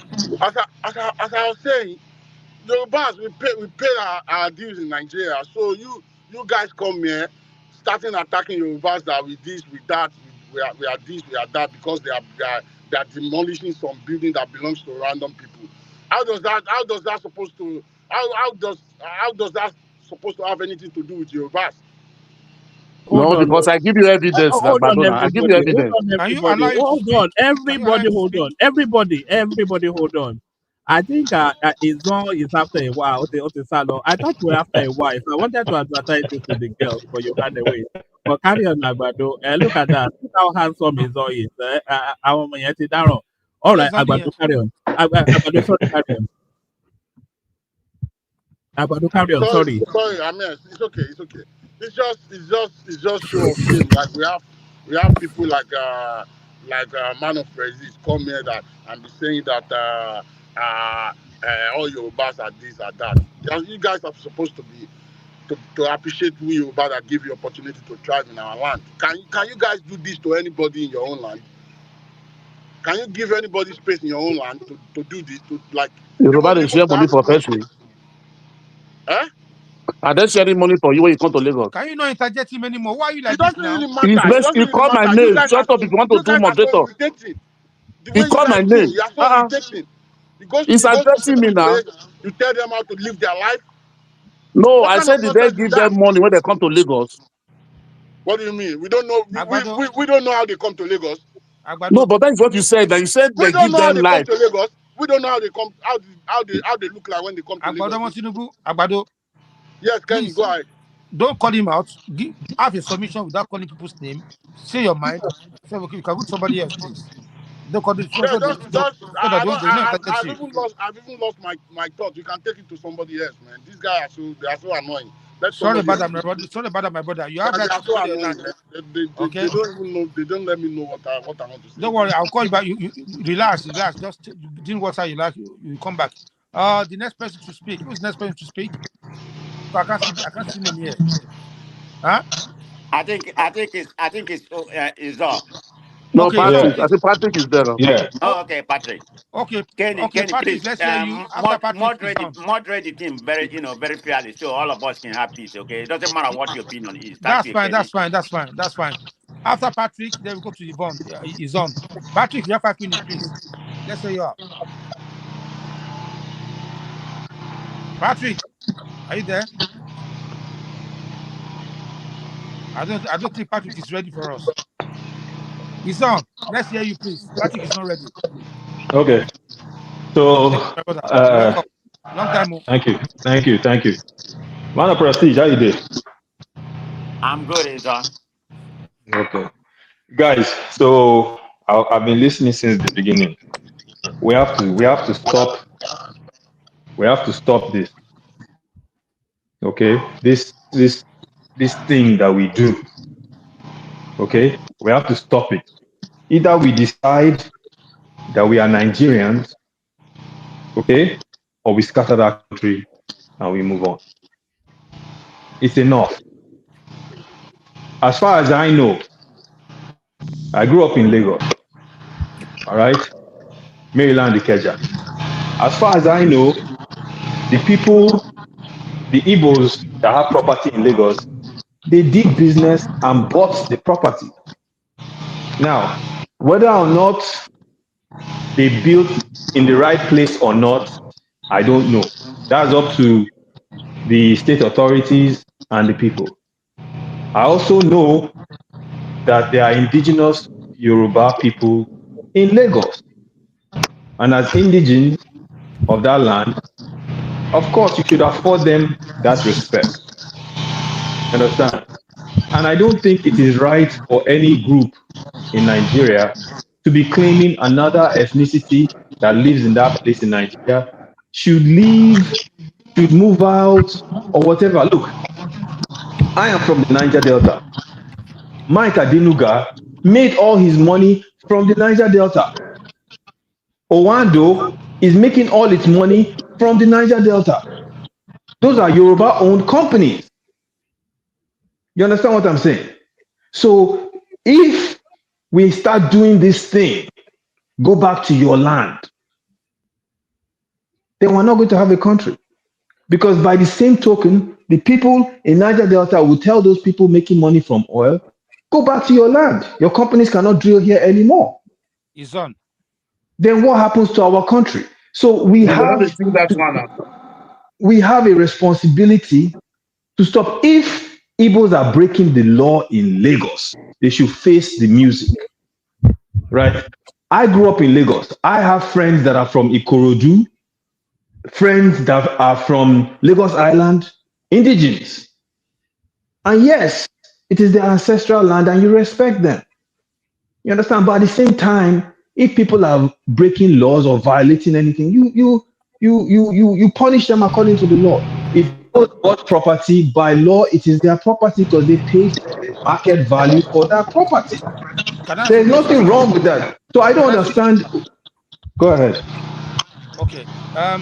If you, I don't know whether you watched the video. I don't know whether you said you listened from the beginning. Lagos State Yes. said they built on the wrong place. They didn't have the right structure in place. You understand? So and they Yes. give them 1 year to evacuate and do the right thing. They didn't do it. So do you think Lagos State do the right thing or they do the wrong thing? That's number one. Number two, you said Adenuga the big money from the other region. Are they dragging the state with the indigenous of that place, or are they bragging that they are the richest in that place and dragging with them, insulting the people of that origin of that place? Are they doing that? So, thirdly, the third question: what will be? Do you see the video of Obi? Do you think what Obi is doing in that place? Do you think is right? That's my question for you, sir. Okay. Let me answer the first question. The first question, the Igbos built in the wrong place and they gave them a notice to vacate and whatever. Look, if they built in the wrong place, I don't have the details. I'm not going to pretend to have the details. If they built in the wrong place and they are violating the laws of Lagos State as it is written, there is a process and they should face the music for violating those laws. That is the end of it. There's no middle ground there. But there is a process. I don't know what that process is. I'm not a lawyer. Just a second. I'm not a lawyer or an expert in Lagos state law. So I can't tell you now that, okay, but there is a process. I know you have to give them notice. You might have to take them to court. I don't know the details. Okay. So, but I know that if they violated the law, they should face the music. That's the first one. The second question you asked me about Mike Adenuga and Owando people, right? Do they brag that they are the owners of the land? Let me tell you a quick story, okay? And I grew up in Lagos. I understand Yoruba, everything. So people sometimes they don't know where I'm from. But I was in a circle with a couple of people that work for Owando. And do you know what they were saying about Niger Delta men? That we are lazy, that we like to drink kai kai, that we don't like to do any work. Meanwhile, their companies are making money from our ancestral land. And when the man now found out who I was, he decided to now start talking very softly. He was feeling very sorry. But let me tell you, this is the kind of language people, including Yoruba people, that are doing business, they're making millions there, stereotype and disenfranchise and say things about us. But yet, nobody is passing a law or saying that they should go. So what I'm saying is, to your point, and again, I will say this to you, it is not all Yoruba people that do this. It is just a handful of people. I know Yoruba people. There's someone that comes on this platform, Baba. Baba worked in the Niger Delta. He doesn't disparage people. I've talked to him. As far as I know, he doesn't disparage people from there. So you have to take these matters individually based on who's saying it. There are some Igbos that say these things. Yes, I've heard them, and it's not right. But at the same time, there are some Igbos that don't say it. You have to understand. So we can't just take everybody, put them inside the same basket, and throw them inside the water. It doesn't. It's not good. It's not. That's not how we do things. Okay. And then your third question. Your third question. I believe your third question was about what Obi said. Yes, Okay. and the man that said, if leave, who will be in Lagos State? So yeah. That is not right. That listen, my brother, look. That is not right either. You understand? If people are making public statements that are making the situation worse, it is not the right way to go. Me personally, I think we should throw all this ethnic nonsense out of the window, because we have some serious problems that are far beyond anything ethnic. We have security issues. Look at what's happening in Kwara. I went to secondary school in Kwara. Look at what's happening in Kwara. We have security issues. We have food issues. We have power issues. We have pollution issues. We have, I mean, the list just goes on and on and on. This is the last thing we should be dragging. I don't think anyone should go to another man's land and disrespect them, just for the record. I don't think that's right. And the Igbos that are making those kind of comments, they should stop. Hold on, let him land. Hold on. You understand? The Igbos that are making those comments, they need to stop. It's disrespectful. For those Igbos that do it, it's not all Igbos. Let me make it very clear. It's not all Igbos. But for the ones that do it, if I go to Enugu and I start talking nonsense, I know Igbos very well. They will deal with me. So is a situation where they need to be more respectful. I agree. Right. But at the same time, right? The people there need to understand that it is not all of them. So they can't just say, okay, you know what, we're going to treat everybody the same, because there are a lot of Igbos that are respectful, that do business, that help the economy of Lagos. You see what I'm saying? So there's a way in which they have to understand and treat this matter. All right. Okay. Yeah. I think somebody has a question for you. Who has a question for you, son? Yeah. Ison. I want to ask you a question. What state are you from exactly? I'm from Delta. From Delta State. Oh, thank you. Yeah. So you're from Delta. So you're close. Yes. I have Igbo brothers that share my state with me, so it's no problem. Okay. I want to ask you this question. Yeah. In the whole of Niger Delta, can you show me one place an Igbo man went and grabbed any land? No place. They pay money for it and they sell it. Any place they went to, they buy the land. This is the thing. Yes. This is the thing. Well, if you understand the politics that is being played on this platform. Hold on, sir. Are you asking questions or you are making submission, sir? Please, now just give me 1 minute. I never use this 1 minute. Let me just finish. Ison, I'm talking to Ison. Ison, the thing there is that you have to understand the politics. The resources of every other state, especially those that have natural resources, and have their headquarters in Lagos State, support Lagos State. If they don't want us to be one Nigeria, let us divide that country and go. After all, a Yoruba man is the president. That people will come into a land and buy a land, then they live abroad. The house they live in abroad. Has anybody, the indigenous there come and say, come, give me this land, give me that. They have the right to do it. But they don't do it. As Nigerians, you come in and you buy something from the government. And at the end of the day, somebody comes out and says, I'm going to demolish it. Look at the kind of building they were demolishing. And there's nothing what you want Peter B said. In one of the buildings being destroyed, some foreign investors were inside one of the buildings.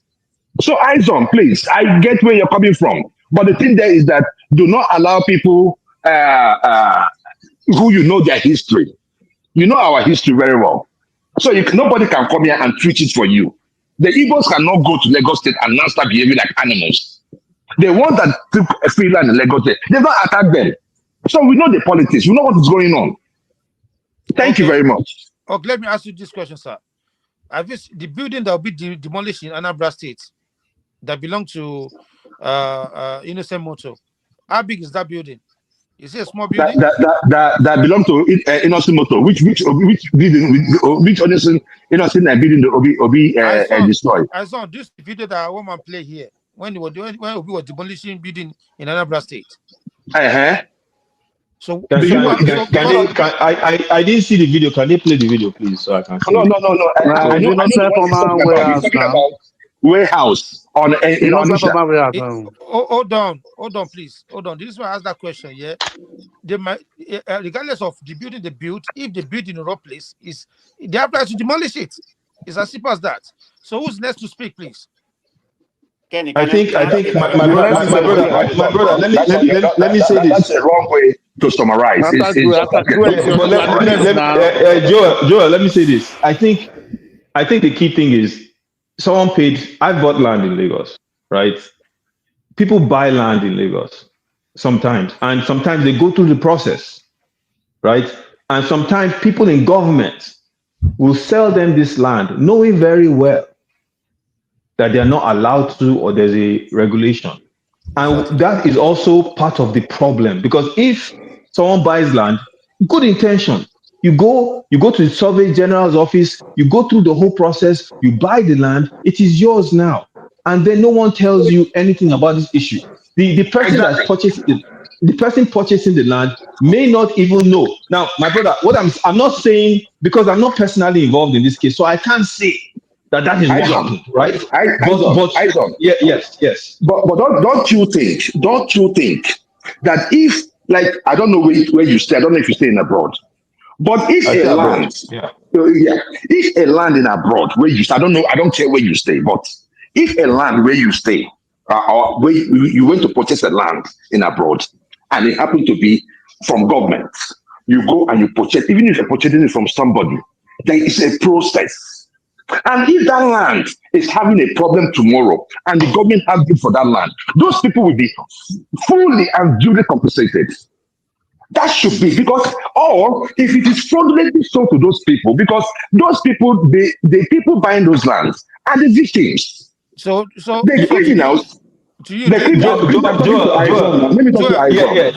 Joel, you're right. But the thing is, because we don't, you know how sometimes, Joel, every case is different, right? So we have to also be careful that, okay, there are some people that are victims, you're right. And there are some people that maybe they actually try to go behind the back door to do it, right? We don't know. But the thing is, that's why it's dangerous when the government just comes out without going through due process, just demolishes the property. You should at least, you should at least go through the process and try to figure out what happened. There should be court proceedings, all those things. Go ahead, sorry. There's a letter that the government released, a statement that they released based on this issue. They said they've been there, they sent them notice. These people actually even lock the state official, they lock them up until the Lagos State. Why are you serving the paper? What is the investigation on how they possess the land? Hold on now. You guys just come out. We cannot keep doing this nonsense all the time, my brother. Calm down. Let's hear what you have to say. Calm down. They have rights to regulate their state. You can call it nonsense if you like. Okay? State government, they have the right to regulate. If you build, but there has to be. But wait. This is the problem in Nigeria. Sometimes there has to be a process, right? Because we should also be sensitive to the fact that this might be someone's life savings. You understand? So if you're going to take action and you've given the notice, the person has a right to put up a defense, right? And then we should now go through the process to make sure what happened before you just demolish. Now, I don't know my brother Kenny, I don't know what happened. You understand? So I'm being very careful. I don't want to just come up with a conclusion, but I know how things work in Nigeria sometimes. Someone will just give a notice, and next thing you know, they're showing up and they're destroying your property. You and I know they do that in Nigeria, but Yeah. we should at least give, because some people, that's all they have. That's their whole world. That's their family. You have to understand that these things are very very sensitive. So they should at least try to have some empathy and figure out how to handle the Okay, situation. It's on. This is Yeah. another question to all of you. They demolished Orosoki, which I mean belong to most Yoruba people. Nobody is crying like this. They demolished my two my two, which is the market for Yoruba people. Nobody is crying like this. They demolished Ikeja, a building in My brother, Ikeja. those are family lands, please. Stop, stop distorting See this story. so Stop distorting this let me story because finish. Let me finish. no, See, because you you're are on the talking show. Stop emotional. distorting this story. Listen, my brother, listen. See, whether family land or I should say land or government land is a land. Building is a building. People that Well, build is it on my that turn story or land, please? I want to talk. there's somebody else as well. So let me give you a chance to talk. Actually, Go ahead. Go ahead. I think it's Najaman, then my It's turn, my please. turn or Kenny. Yeah, go ahead, oh Najaman. yeah, Najama, speak please. Thank you. 5 minutes, please. 15. 5 minutes. Yeah, so let me just count it. 15. I'll stop at 15 minutes past 3. Thank you. Wow.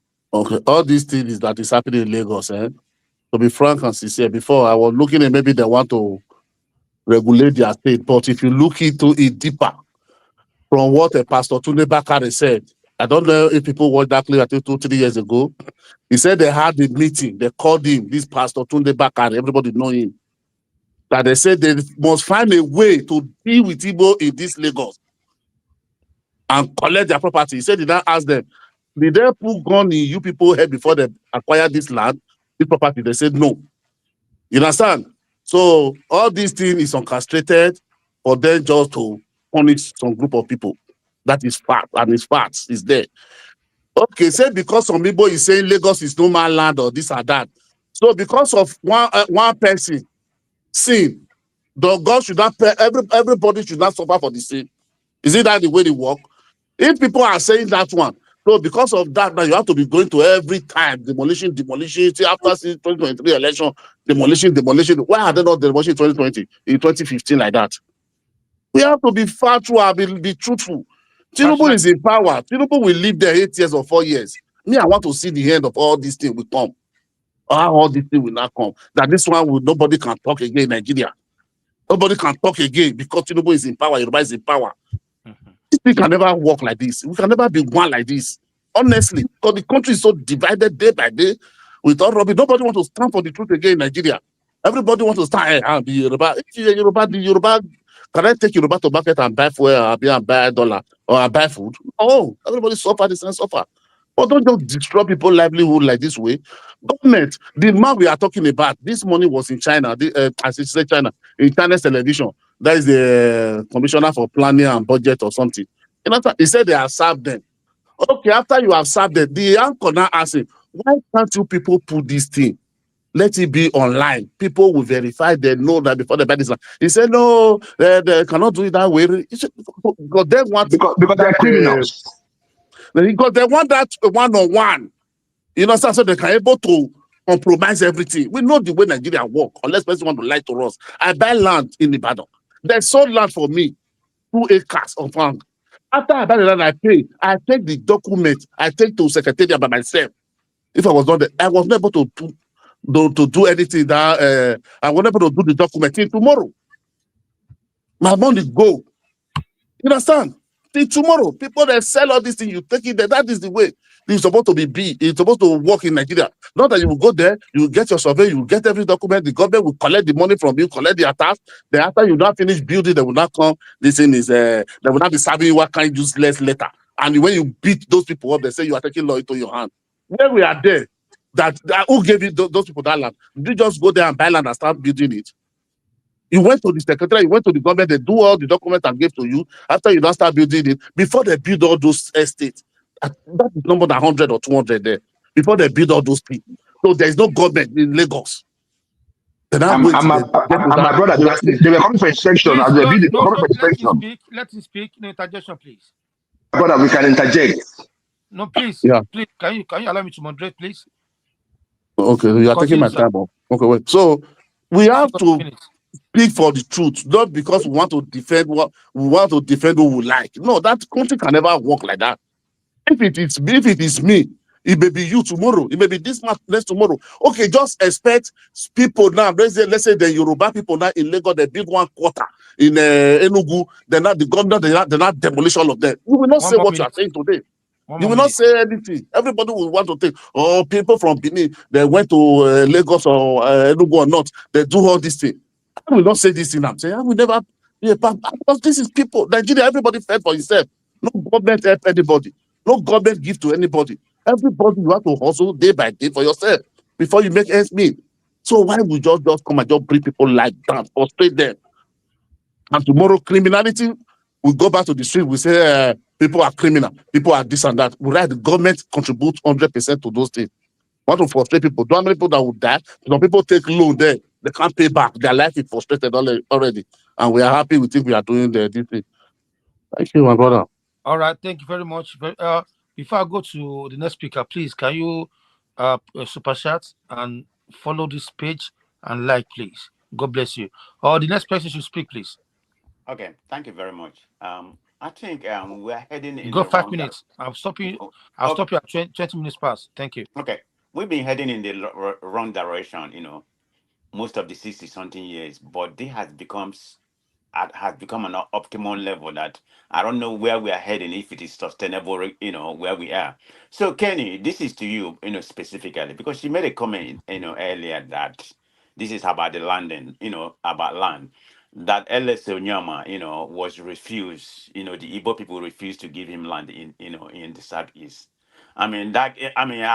Before we make a comment, you have to verify, the information that is put in a national platform. I think it's very wise for even people who are not aware of the situation to get educated and speak the fact, regardless of what you believe. So let's make it clear. What L.S. Onyama wanted to build is what they called the air maintenance, repair overhaul, which is MRO facility. He wanted to build it in the southeast, and in Enugu State. That's where he went first. You know, the land that he wanted to build it was owned by that individual. The government of Enugu State, go and verify what I'm saying, already approved the land. But the government don't have right to take the land away from the owner of the place. The owner of that land said, no, we don't want to give it up. We have our own project we want to build here. So that was why that one was declined. Then the one of Anambra State, you know, he already paid about 100 million for the land that he wanted to build, and the state approved it too. But the state don't have a right. It belongs to people too. Some community member, they want that the land claim that they say belong to them, so they want to build something there. So you can't usurp people right. It's an individual thing. It's not about what government doesn't allow unless Onyama to build or no. So that's a Okay. factual statement. So go Okay. and Can I ask you verify. a question? Can I ask you a question? So he went ahead and start building start building the depot somewhere around Moritala Mohammed way or Can I whatever. ask you a question? Yeah, go ahead and ask me a question. Okay. The Igbo people, they be complaining of no development in their states, no nothing like that. Okay. Now the indigene of your people of that region want to build something like that, and the people say they are the owner of the land, they didn't sell. How is that place going to develop? That's my question. Look, And the Lagos State, hold on, sir. The Lagos State, okay. the guy came to build. Those land belong to people as well, family, and they sell to you guys, so that there will be development. So how is that place going to develop? If people are You see, claiming, oh, it's my land, it's what you're family land. parabolating, when you be using the word "you guys," you're just I said the amplifying Igbos. this ethnic It's the division Igbos I'm here. talking about now. It's not Igbo Just land. said the place that he wants to build. Can you sound like somebody who is a refined person, That's how and I not speak. I somebody want to speak like who is that. very Sorry. uncivilized? I want to So, understand. That's the only thing they know. That's the Democrats so of no, how can we America. say that? They I know just told you nothing. this is Only tribe and race. Answer my an question. Yeah, individual answer my thing. question. It's Man of not about. prestige, man of prestige, man of prestige. Yeah, yeah. If we let's try not to call him names now, because if you do, then we can't have a conversation. You understand, my Okay, brother? thank you. I beg. Wait, Okay. it's well taken also. I agree with you. Yeah. So But having said that, I got so emotional. But having said that, I was just trying to tell this guy what he said earlier. It's an individual thing. The people that owns the land, they might have embarked something they want to do on that land. So I can't even fathom that. Say you want to develop your area, they won't allow you to do that. I mean, that doesn't make sense. The government approved it. Like I said, the second one in Anambra State, 100 million already been paid for. But the community, people that own the land for their own reason. And you know how the land is very important to the Igbo. They want their family stuff to be Okay. there. That's more important. That's their ancestral land. They Okay, but you want their. can drag other people's land with them. The So, land, but having the said that, land it's an is important to individual thing, so Igbos, they wasn't but denied. it's not important to Yorubas. Is that what you're saying? Can you see now? The land is important to I'm Igbos. not They make. can't sell. They can't sell Okay, to their own let's son. What let's has it not. got to do Okay, with Yoruba? What has it got to do okay. with Why? Yoruba? Let's No. not I go there. see it, man. Listen, can you just? Can I'm having a conversation with one of Prestige. Okay, what I'm saying no, is hold on, based hold on on, what hold you on, hold said. on, hold on. Kenny, People please. can listen to me now based on what you said. You said that the land is important to the Igbos. That's what you said. Okay. Let me talk now, Kenny. Please, anybody in this platform, stop calling me man of prestige. I have to. I just found out recently that somebody, Ola, that own a platform already has that name, man of prestige. So I don't want to disrespect him. Usurp his right. So that's why I changed my name to Comparable Fat. Just somebody, a Okay, Nigerian comparable person that fast. has a Okay. platform called Man of Prestige platform. I just find out that. So call me my Comparable Fat. I don't. That name has been deleted. From me, please. All right, Comparative fact. no problem, sir. No problem, sir. Continue. Okay, so but 2 more having said that, minutes. 2 more minutes. okay, two more minutes. I'm not. Let me go to what I really wanted to enumerate in this. We are talking about the targeting of the Igbos, in Lagos, which, in my own opinion, this is my strictly opinion. Yeah, there's no doubt about it. In a broader pattern, the Igbos have been targeted, and I can give you an example. You mentioned something about some landis or whatever. That's personal property. But let me give you a market, a business that has been demolished recently. This is just in 2025. The Ebute Aero Market is owned by predominant Igbo. It's a trading plaza. That was damaged. That's a business here. The Lekki waterfront area. I mean, that's multi-billion naira business that was being demolished. The Alaba Internet. I can even give you the date. The Alaba International Market. Is it not a pattern? This is just in 2025. I can go on and on. The Alabo Rago market. Don't you think? Don't you see the pattern One here? more minute. 1 more minute. Okay, I'm done. I'm done. Let me just leave it like that. All Let right, somebody before I else go to the speak. next speaker, let me just say this. It's on, please. Thank you very much. I just want to go back to what I said, and I'm not apologetic on that. Those land and those places you mentioned that they demolished, those land belong to some families as well. You understand? Lagos, the states collect from them and give it to people to build shops so they can continue selling. So if those people that own the original people that own those land, if you say, "Oh, this is my land," there will not be anything like Alabarago or whatever market you mentioned. So we just have to learn how to love each other. You know what I mean? So Okay, if Kenny, let me ask something. Do they is the government okay? Let's just assume what you said is correct. Okay, sorry to interject. I hate to interject it. Why can't they be compensated? This is business. People we don't have the livelihood. facts, that they will not compensate. They will not compensate them now. No, they say they have not. They said it. They They, explain it. they didn't compensate them. Not at all. That's the fact. Let's assume what you said is correct. I mean, this is Okay, people livelihood. They spend okay. 20 years, 10 years If they building. say, Are if you they say, telling me, hold on, are you telling me like my business, which is my life existence right now, and you come and demolish it? What do I left? I mean, okay, okay, you they could make learn. me do Okay, something I let don't me want say to do. this, my brother. Let me say this. If they say they've not compensated, they learn from their master Obi. When Obi demolished Nah, building in nah, nah, Anambra yeah, State, now you're he moving to a said it different from his area. own mouth. Hold on, please. He said from his own mouth that they will not compensate anybody because they want to build road. The video is there. I can play for you. Obi said there will be no compensation for the houses they Please, demolished. But that way, he Kenny, said if you Can you play the encroach video? on Get your government information land, right. if you can encroach, you play the video? Can you play the Hold on. video, My please? brother, what happened? What Okay, happened in let me Obi's? get my phone What back. happened in Obi's case is that what happened in Did Obi's this case was did that Obi say the that or people not? built. Did he say Hold it? on, please. The people built it to the roadside, and for Okay, every hold on, road. my brother. Hold on, Did Obi please. Hold say on, that or not? please. My brother, did he I say am that or telling not? the reason the reason why he did not compensate. No, it's If not you can about the shut up, reason. Did Obi if said you can they will shut not up, I compensate can or say not? something. If you I don't know how else I will tell you this. Let You me are the just next say to speak. something, Anyway, please. 1 minute. my brother, 1 minute, and you you'll are the be next to fine. speak. You are the next to speak, so you got 5 minutes. Thank you. No, I will respond before I pick up I start my time. I will just, and Okay. it's just 1 minute. Oh yeah. Oh yeah. And the Now one you go. minute is just this. I'm responding to you. Okay. There's buildings you were talking to be demolished. Go and look at those buildings. They built it to the roadside. And every state, or I don't know if it's every state, but I know that the government has an allocation or a pathway or a measurement for whatever road they're going to build. People built into the road. Rochas also did it when he was governor. If you go to MCC Road in Owerri, he You didn't made answer sure my because people question. were. You didn't answer my question. I just answered your question because they did Did not Obi compensate him said because he will not they compensate or encroached not? That's the they question. encroached into the road. Obi did not destroy the property. Obi destroyed the Obi entire said he will not houses. compensate. My brother. Obi said He is no the context because I'm not going to play this it's Charlie not about Kirk. context. It's about what you said now. My brother, it's You about see, context. I you sound always talk you about see. context because that is the way you democratic people always you guys read a line, right? You read a quote and you make it wrong with it. But having said that, Everything will be let me starting start from my time. Let me start my time, please. Let me start oh my yeah, time. your I'm not going back and 5 minutes forth with started you. from now. 5 minutes Well, start good now. morning, afternoon, evening, wherever you may be listening from. This is Joel of Nashville on the One Man Show. After Joel is Um, on. please don't interrupt me again, please. Thank you.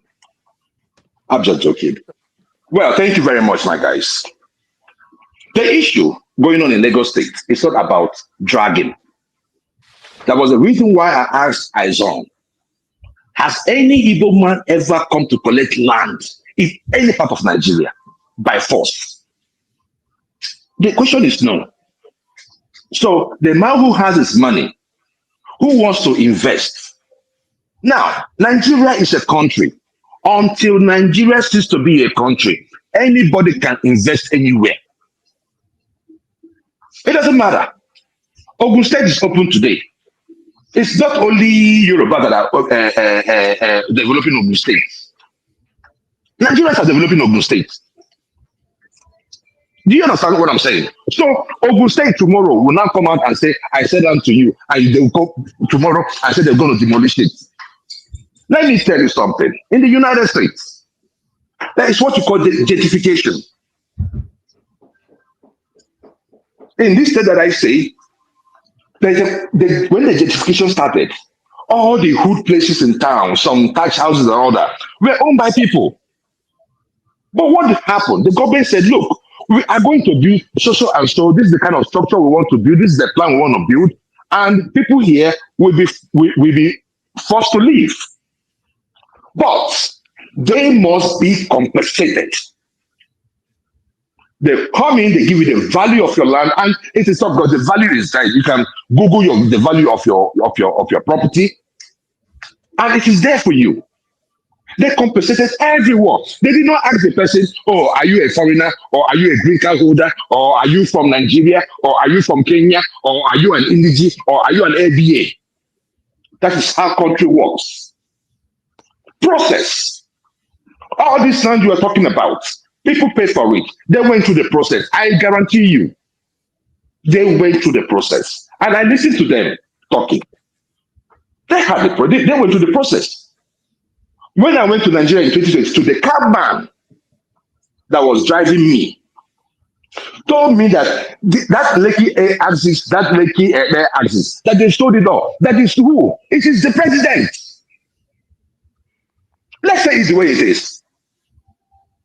That who are selling this land tomorrow? These same people, because they don't want you to buy it online because they know it will be trackable. They want it to be a one-on-one. And whenever it's a one-on-one in Nigeria, do not trust it. I am not going to stand here because I have stayed in Lagos State, and I'm not going to stand here to demarket Lagos State. I am not going to tell people to not to invest in Lagos State. Rather, we are going to tell the Lagos State government to do the right thing. Because what we are saying is this, sometimes when you are dealing with a monster, you might be at the back of the monster and the monster is attacking those people you perceive as enemy. When that monster looks for those enemy and he does not see, he will come back at you. All of you supporting this nonsense, I guess most of you don't even have land in Lagos State. We have to be careful of the kind of things we wish in Nigeria. We have to start thinking as people that comes from a nation. We cannot only claim Nigeria when we leave Nigeria.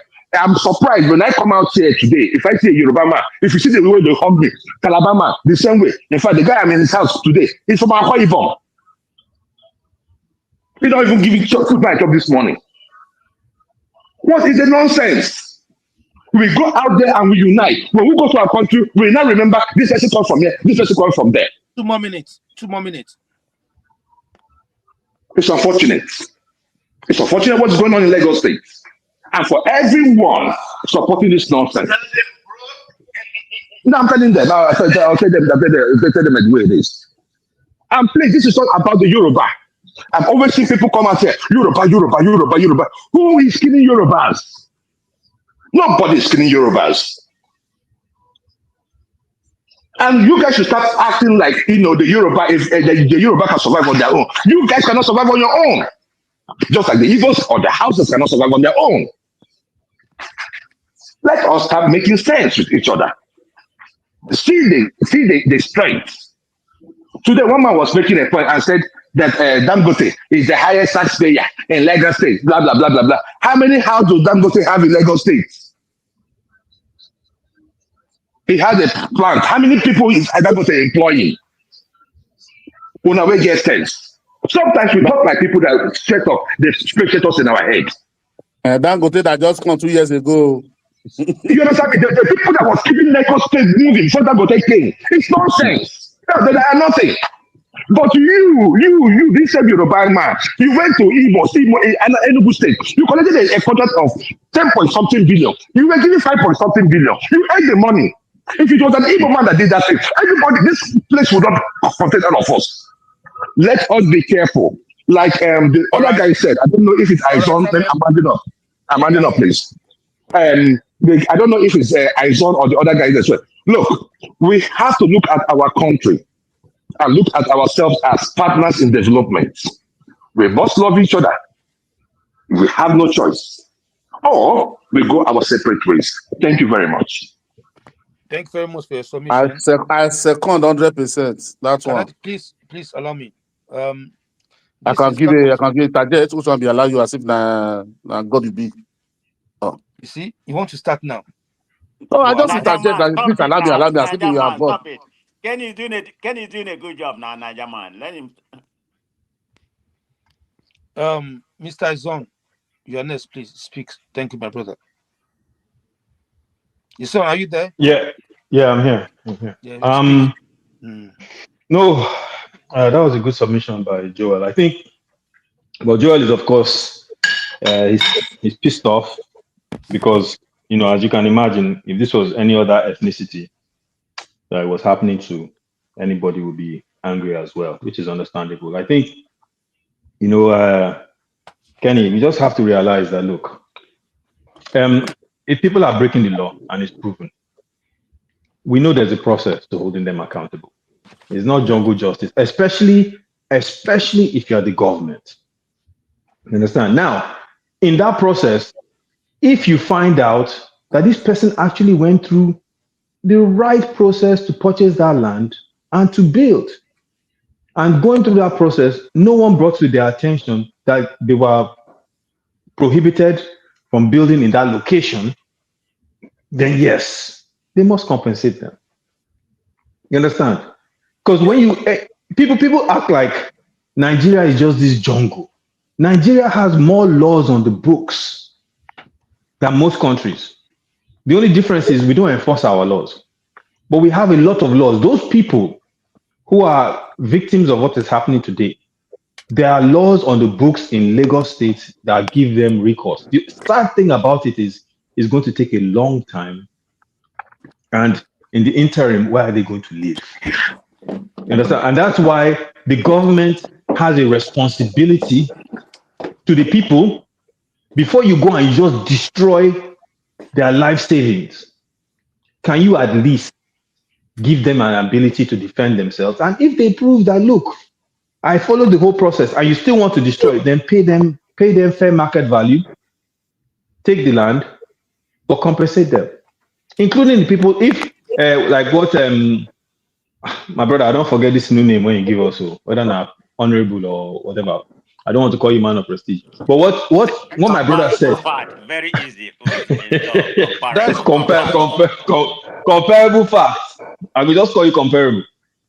What comparable said, the Alaba market, he called 3 or 4 examples. If it is true, Kenny, yourself, you have to admit, if it is true that all these things are happening, they can't all be illegal. Abi Kenny. And Kenny, let me yes. reverse this. Yes, now, but let me reverse it for a second for you, just to, because a lot of times then, as human beings, we don't really see the pain in something until we put ourselves in that situation. If, for instance, you have a bunch of Yorubas that are in Kano, that have established businesses, they've been working there for 20, 25 years, 30 years, no issues. Then in politics, because of politics, the Kano people just immediately start saying one thing or next. Their government says one thing, next thing they start destroying all the Yoruba businesses. You too, you will ask questions and you will say, why are they doing this? And then if you link it to politics, you will say, this is not right. And then if you now find out that there are so many marketplaces, houses, there needs to be some kind of conversation about this to say, is what the Lagos state government doing legal? Did these people really break the law? Or is it some sort of punishment for politics? Because if it is punishment for politics, we have a big problem. Now you're punishing citizens, normal everyday people, because maybe Peter Obi won Lagos State. I don't know if that's the reason, but I'm just using that as an example. Now you have a bigger problem because now the state is destroying people's lives because they don't agree with who they vote for. And even if you're a Lagosian, Kenny, you have to be upset with something like that. If that is what is happening, that the state has decided that they will punish normal people because they don't like their politics, then we have Can I be honest with you? yes. I can tell you that 40% of that is political. I can even let me say 50-50 is political. I'm not gonna lie. You Okay. understand? So if I have Okay. to, I appreciate your honesty. yeah. And Kenny, if but this is the thing, right? Let me be honest with you, right? I'm an German. It's in my blood. It's in my DNA, right? As we say in Ijoland, Owekeme, that means is on strong. It is in me, right? First and foremost, but I'm also in Nigeria. And because we're in this construct called Nigeria, right? I must operate under the constitution and the laws of Nigeria. And under that constitution and laws, you cannot punish a man because of his politics. Whether it's Igbo, whether it's Yoruba, whether it's Hausa, whether it's Fulani, whether it's a Bibio, whether it's Efik, whether it's Jukun, whether it's Tiv, whether it's, I don't care where he's from. You understand? You cannot punish a man because of his politics. If all I the mean, ask Igbos my want, tribe, Obini.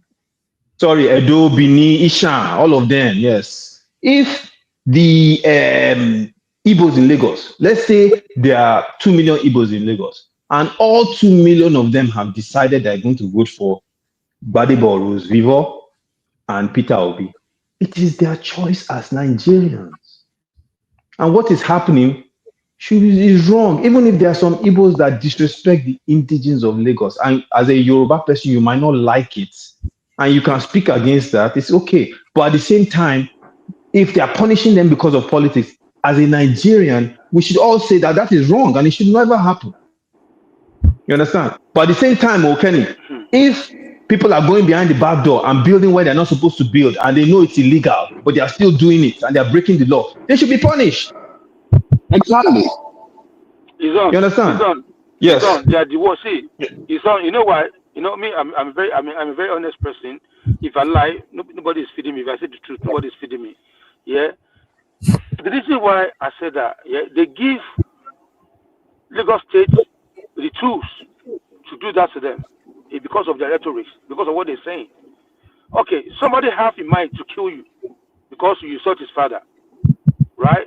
You now went to his front of his house and put a knife there.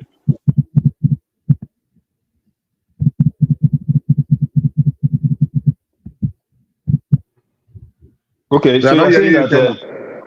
Okay, Kenny, are you Kenny, we there? can't hear you. Still talking, but nobody's hearing. You Let me better, get. you better say, you better say no. They talk. Obedience don't bug in bug in phone. We Sorry don't, about we that. don't. Sorry about that, my people. Just my daughter called Go me. ahead, go ahead. Go ahead. Go ahead. Finish. Yeah, so I don't even know where I was. So it's because of it's because of what they were saying Let me that tell you where you stopped. You gave an analogy. You said you can't have a man who killed your father and you can't put a knife in front of your house. no. I said if somebody have a plan to kill you, that okay, I'm Mm-hmm. going to kill you. You understand? Obviously, I'll run away. I'll be far away from his house because I'll not give him chance to even make attempt on my life, right? But you Mm-hmm. know that this person wants to kill you. You now went to the front of his house, start banging on his door. What's he gonna do? He will take his gun and shoot you. You die. Yeah. Exactly. So you know that okay, these people, a lot of things will go on. And Lagos is no man land. Okay, you won. You continue writing. You continue calling them Lagos is smelly. They use the land to drink. They like party. All those a lot of things that they're saying that can trigger people. Okay, My you can brother, where only do you get do. all these things from? Where do you get all these things from? Where do you get all these things from? It's there Can you now. change the circle of your friends? I Oh, don't know. I it's don't there, know. I Baba. don't know It's who there you with your meet. friend. I don't know Listen. which Igbo man. Can you listen, Oh my please? God. Listen. See, even you just said something today now. You said, can you man live on their own? Everybody can live on their own. I can live. Yoruba can manage their own state themselves. I said Nigeria can manage their state themselves. under the present Nigeria, So these nobody are can the stay things. on their own. Listen, That's what I you are said, gaslighting people. and I You are maintain it. gaslighting. That's what you are doing. Stop. How am I These are the gaslighting? things that cause issue. These are the things that Hold cause on. In problem. Nigeria today, Yoruba can stay on their own. Is that what you're saying? Yes, we can live on our own. Okay. That's Within fact. Nigeria. Yes, Within within Nigeria. Nigeria. Yes, Okay. you can walk Okay. alone and go to your state and live on your own. Oh But well, Kenny, it's That's Nigeria. the Kenny, case. but Unfortunately, you cannot do that. Kenny, You can't do Kenny, that the again. world, Eh? Kenny, Unfortunately, even you cannot do I that countries, get in to this Nigeria. gaslighting people now. Even the Old No. Southwest is I'm moderating. one country, they can't stay on their own. Kenny, Even before countries they can't even live become, on they their were own. The way fighting the world themselves. Nonsense. the way the Even world is before today, British nobody come, can live the on their Yoruba own were now. fighting themselves. So what are you talking? Leave am. Leave am. When Ireland get dependent from United Kingdom, I didn't survive it. Yeah, but they don't live on their own. They still do But interact they and do control stuff in their the United territory. Kingdom. But they control their So, territory. okay, Kenny, this is a different conversation you're having now. So you're saying No you're country in can even favor stay on its of, own. yeah, Kenny, you're saying that you're in favor of, what do you call it, Oduduwa State or I'm Odua I'm People's Republic, I'm not. Yoruba I, nation. I, I, I don't Yoruba nation. I don't like it. I'm not in favor of that. I'm not in support of it. So if you're not in favor of that, then whether we didn't choose to, none of us here chose to become Nigerian. Sure, but Yeah. we're all here now. You understand? So we can either choose to make this construct work and be unified under this umbrella, or if we cannot, then let us just decide, It's on. right? The fact is, Yeah. people need to respect people's spaces. That's the fact. I come to your And space, I respect your culture, I respect your space, I live peacefully. Nobody is disputing that now. That You is right. understand? Fact, you are right for that one. So, but That's what is what is done happening. is saying that is what I really support.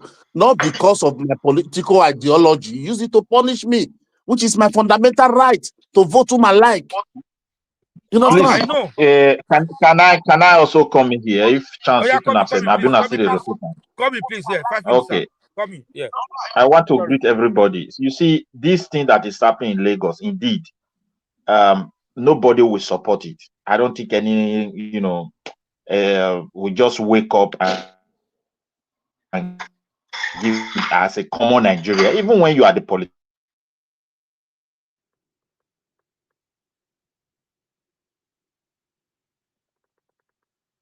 We lost you, Midwest. You not hear me. No, no, Yeah, you are you're back. coming You're back back. now. You're back now. You're Oh, this my JJ network. I for do one for the other of my phone, but it be like say it's not. So the thing be Nigeria now, but also Nigeria is not working. You can see there island network still problem. Not today. No, be today now. that was not the app. I'm tired, Jare. That's standard. I'm No, still no, there, but brother. I think Nigeria is Kenny, not working. no, you know what thing I don't get from waiting Kenny to talk. Kenny is angry. He feel like say Igbos they disrespect Niger space. I mean Yoruba space.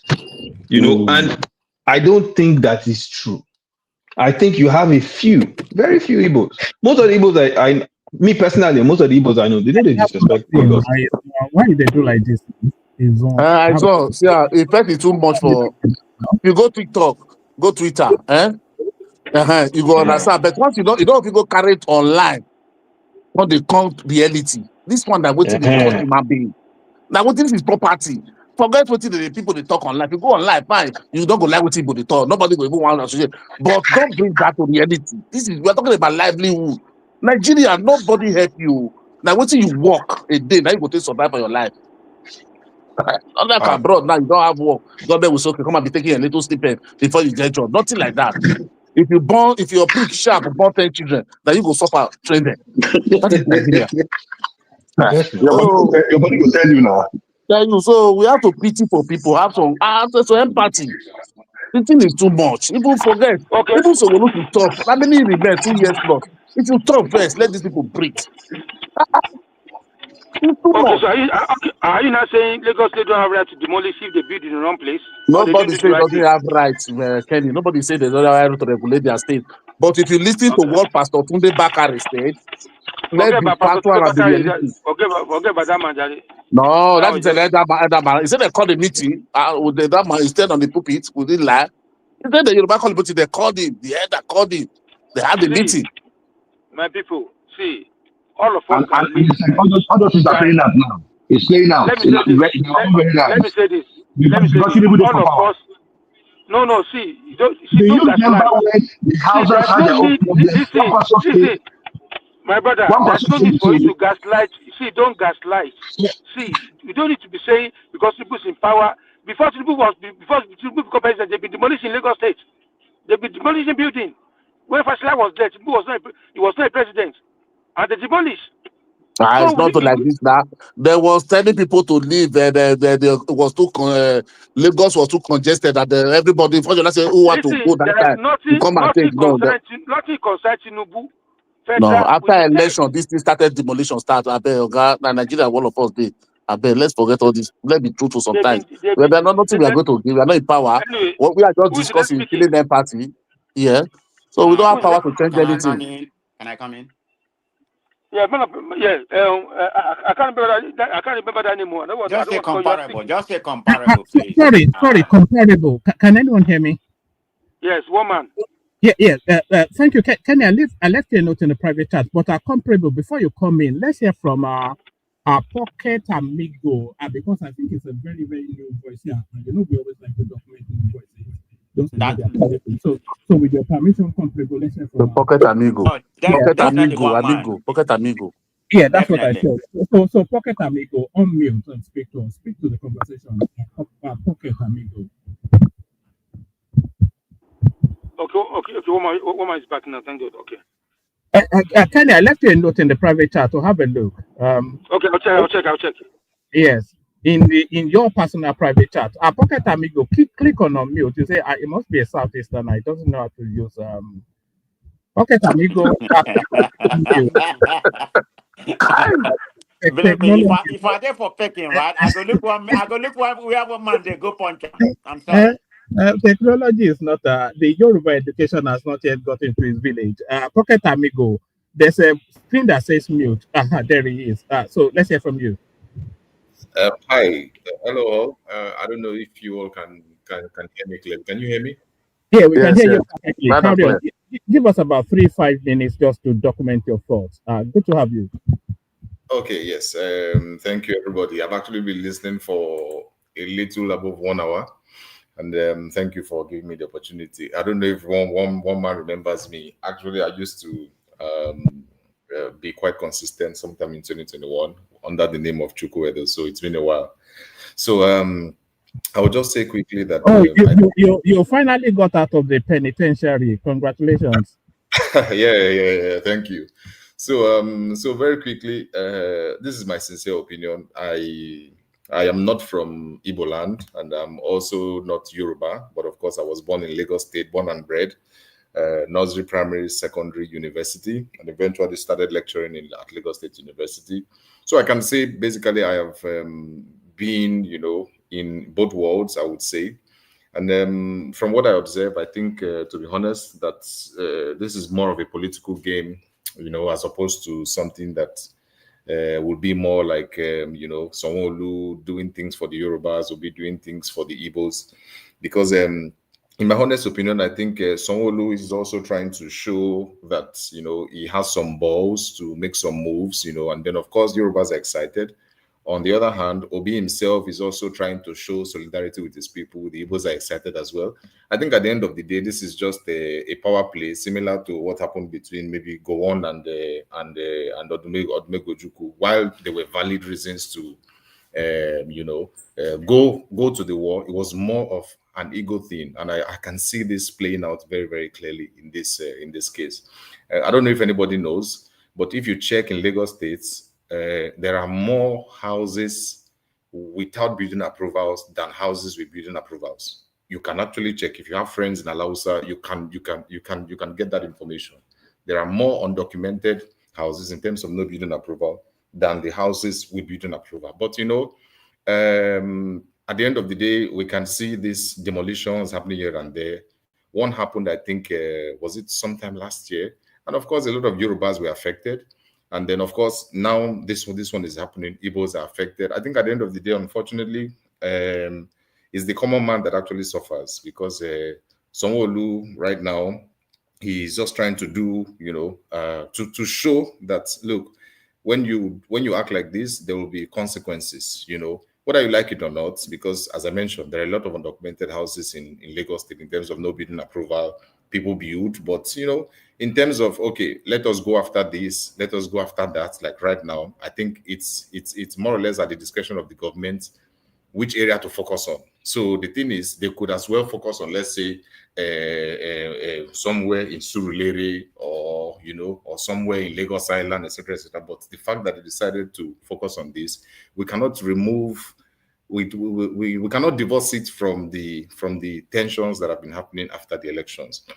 But on the other hand, is it to say that possibly these buildings that were demolished, did all the right things? Again, this is the information that is only available to the government officials, and they're the ones that can determine. But I'll just share a very quick personal experience. I bought land in Ogun State. And the people I bought the land from, I made inquiries, and then they told me, oh, look, this guy can help you do the documentation for the land. So the same person who facilitated the land sale was the guy that I paid to do the documentation. Guess what?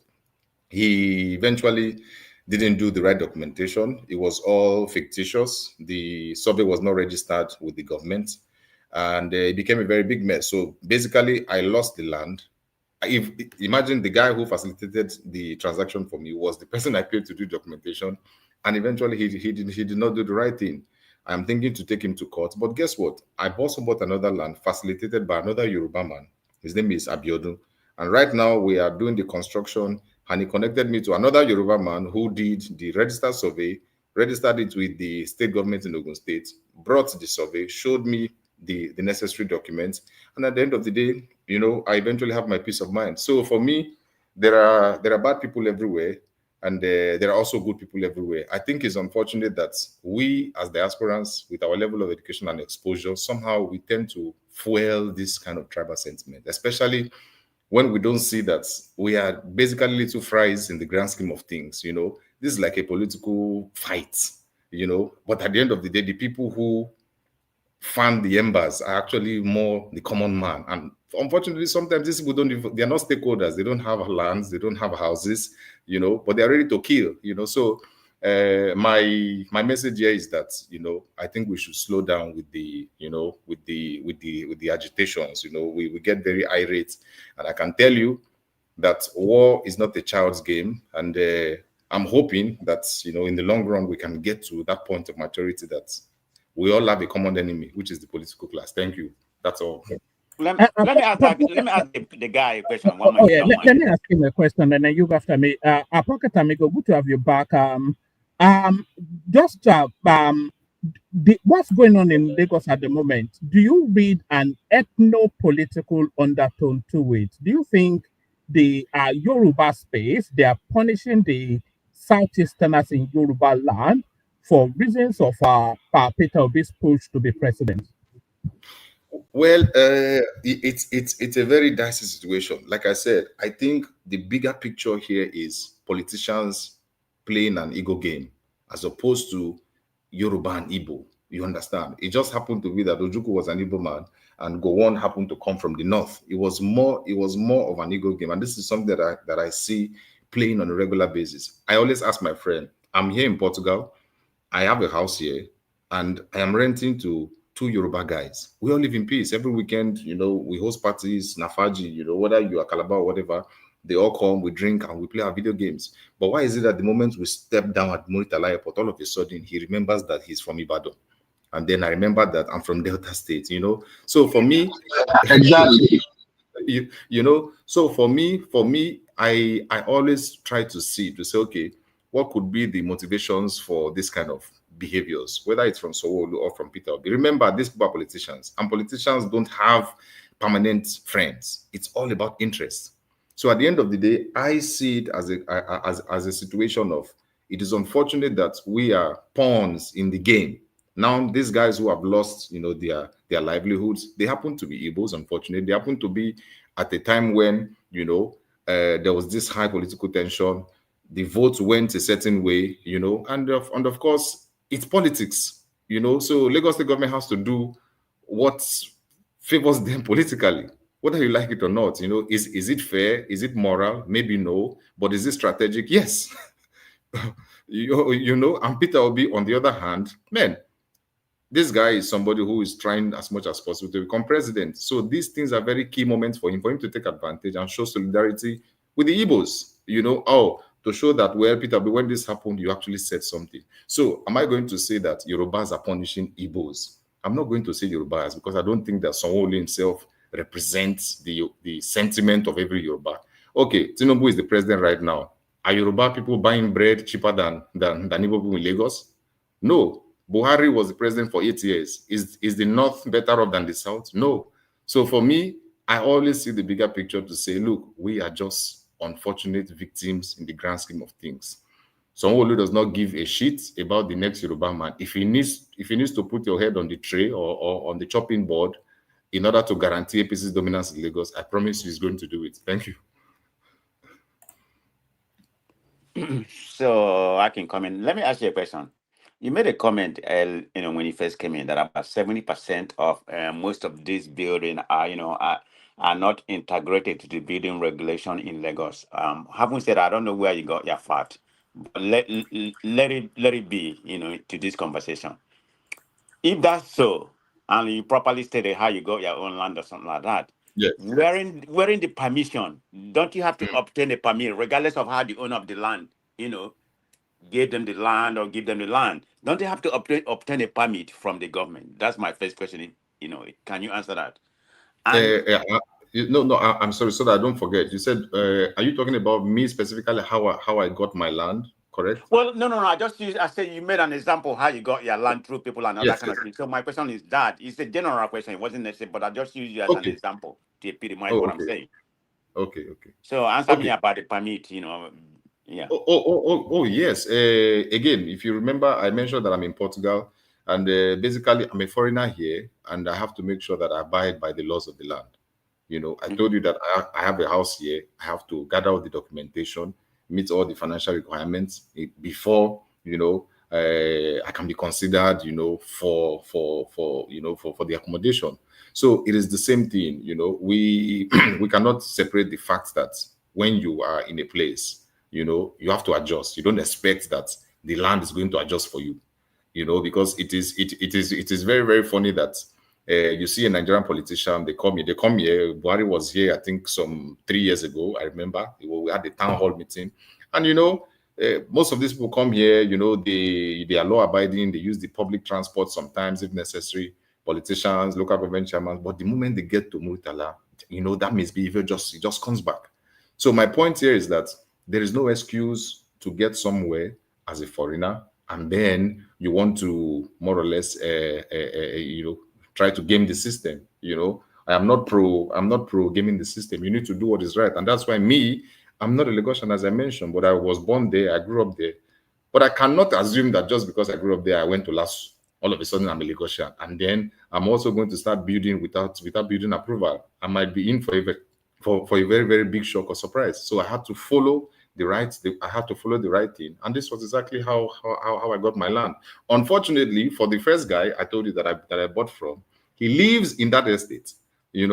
I was recommended to him. I bought the land from him, and he said, "Oh, he also does, surveys." I said, "Okay, because I want to do the right thing, Oga, take the money, you go and do the survey." He gave me the survey, and of course, I'm not too experienced buying land in Ogun State. I'm not in Nigeria. I sent my brother. He's not too experienced as well. But the point is this: we have bad people in every tribe, and I think the focus should be on handling cases based on the individuals, as opposed to using one brush, to just rub everybody. So it's quite unfortunate what is actually going on. I don't know if I answered your question. It's kind of half big question you just answered. I think you make it general. I think my question was very specific. When you say people go and buy land, like let's assume I buy land from the landowner, right? They Yeah, yeah. approve and give me everything. I'm talking about in terms of permit. Doesn't have to Mm. come from the government. So this is why I'm looking at the owner fall on the government. Even at all, you decided that say this does not conform to the building regulation, Mm. and you decided to demolish it. Doesn't people Mm. have right for compensation because the permit, Oh, oh, oh, oh, which is the okay, final arbitrary in okay, that regard, okay, came of from course. the Oh, government. So oh, the thank you. government is at fault. I think I I understand will now. question the fault, regardless of the crook or the criminality. Ah, That's my okay. point. Right. Okay. I'm so sorry. I misunderstood your question. Okay. Oh, yes, of course. I mean, especially of course, you need to get the permits, because, as I said, any smart person who legitimately works for their money, you don't throw it around. You cannot take such crazy risk and start building without permits. So let's imagine a case where you actually got the land and eventually you have all the necessary permits to build. Let's say it's somebody working in a Lausa who was supposed to do his job, charged you, you went there and you thought that you were genuinely, doing the right thing. And then the person eventually, tricks you. And then now, years down the line, your building is actually demolished. Look, it is two things. In the eyes of the law, your document is not valid, understandable. But again, Lagos State has to go the next step to say, look, I have seen many demolitions and people say, I got the documentation. But let's be honest, how many public prosecutions have we seen? How many? How many public prosecutions have we seen? How many examples have Lagos State made from possible people who are in Alausa? This is why I have a friend in Alausa. I'm not going to call his name to protect his identity. This is how I got that information about the percentage of houses that don't have building approvals in Lagos State. And I'm always fighting with him. I got to know him at Obafemi Awolowo University many years ago because I studied Portuguese there. So I always tell him, I say, oh boy, now you are closer to the government, because I think he's the special advisor on something, something, something. I say, you are closer to the government. Why is it so difficult? The government sponsors you, travel all around. You are going to learn this from this country, learn that from this. I said, why have you guys not learned this simple thing of transferring information about land, the status of the land, the registration of the land, basically the history of the land, just digitalize it and just put it online, so that this way we don't have too many bottlenecks and we don't give room for somebody in Alausa who is a government paid staff collecting money from people and fleecing them and is not going to do the right thing. I think with the level of sophistication that Lagos State has gotten to and the amount of money that it generates, I think this is something that should be very, very basic and fundamental. So yes, I agree with you, my brother. In the eyes of the law, you did not do the right thing, but at least the state should show that, look, we are not being biased. We are going to fish out the bad eggs amongst us. And of course, if it is proven beyond reasonable doubt that, look, this person tried to do the right thing, especially if the person culpable is from inside, I think such people deserve compensation. The amount of the compensation, I don't know. I think that would be Yeah, up for. but my brother, I think the problem that we're looking at in this situation is that you're right, by the way, I agree with you. I just think the problem in this situation is that we know that there is this backhanded approach with people, civil servants that work in government to try to get money for themselves. So they cut corners and get people documents and do all these things that they're not supposed to do. And we know that exists. So we know that some people might have actually gone through the process to buy this land, but people might have given them permission to get land that they really should not have, right? And because that fact exists, the state should not just have a knee-jerk approach towards demolishing property. There must be an investigation. There should be some kind of way for these people to defend themselves before you just take their life savings.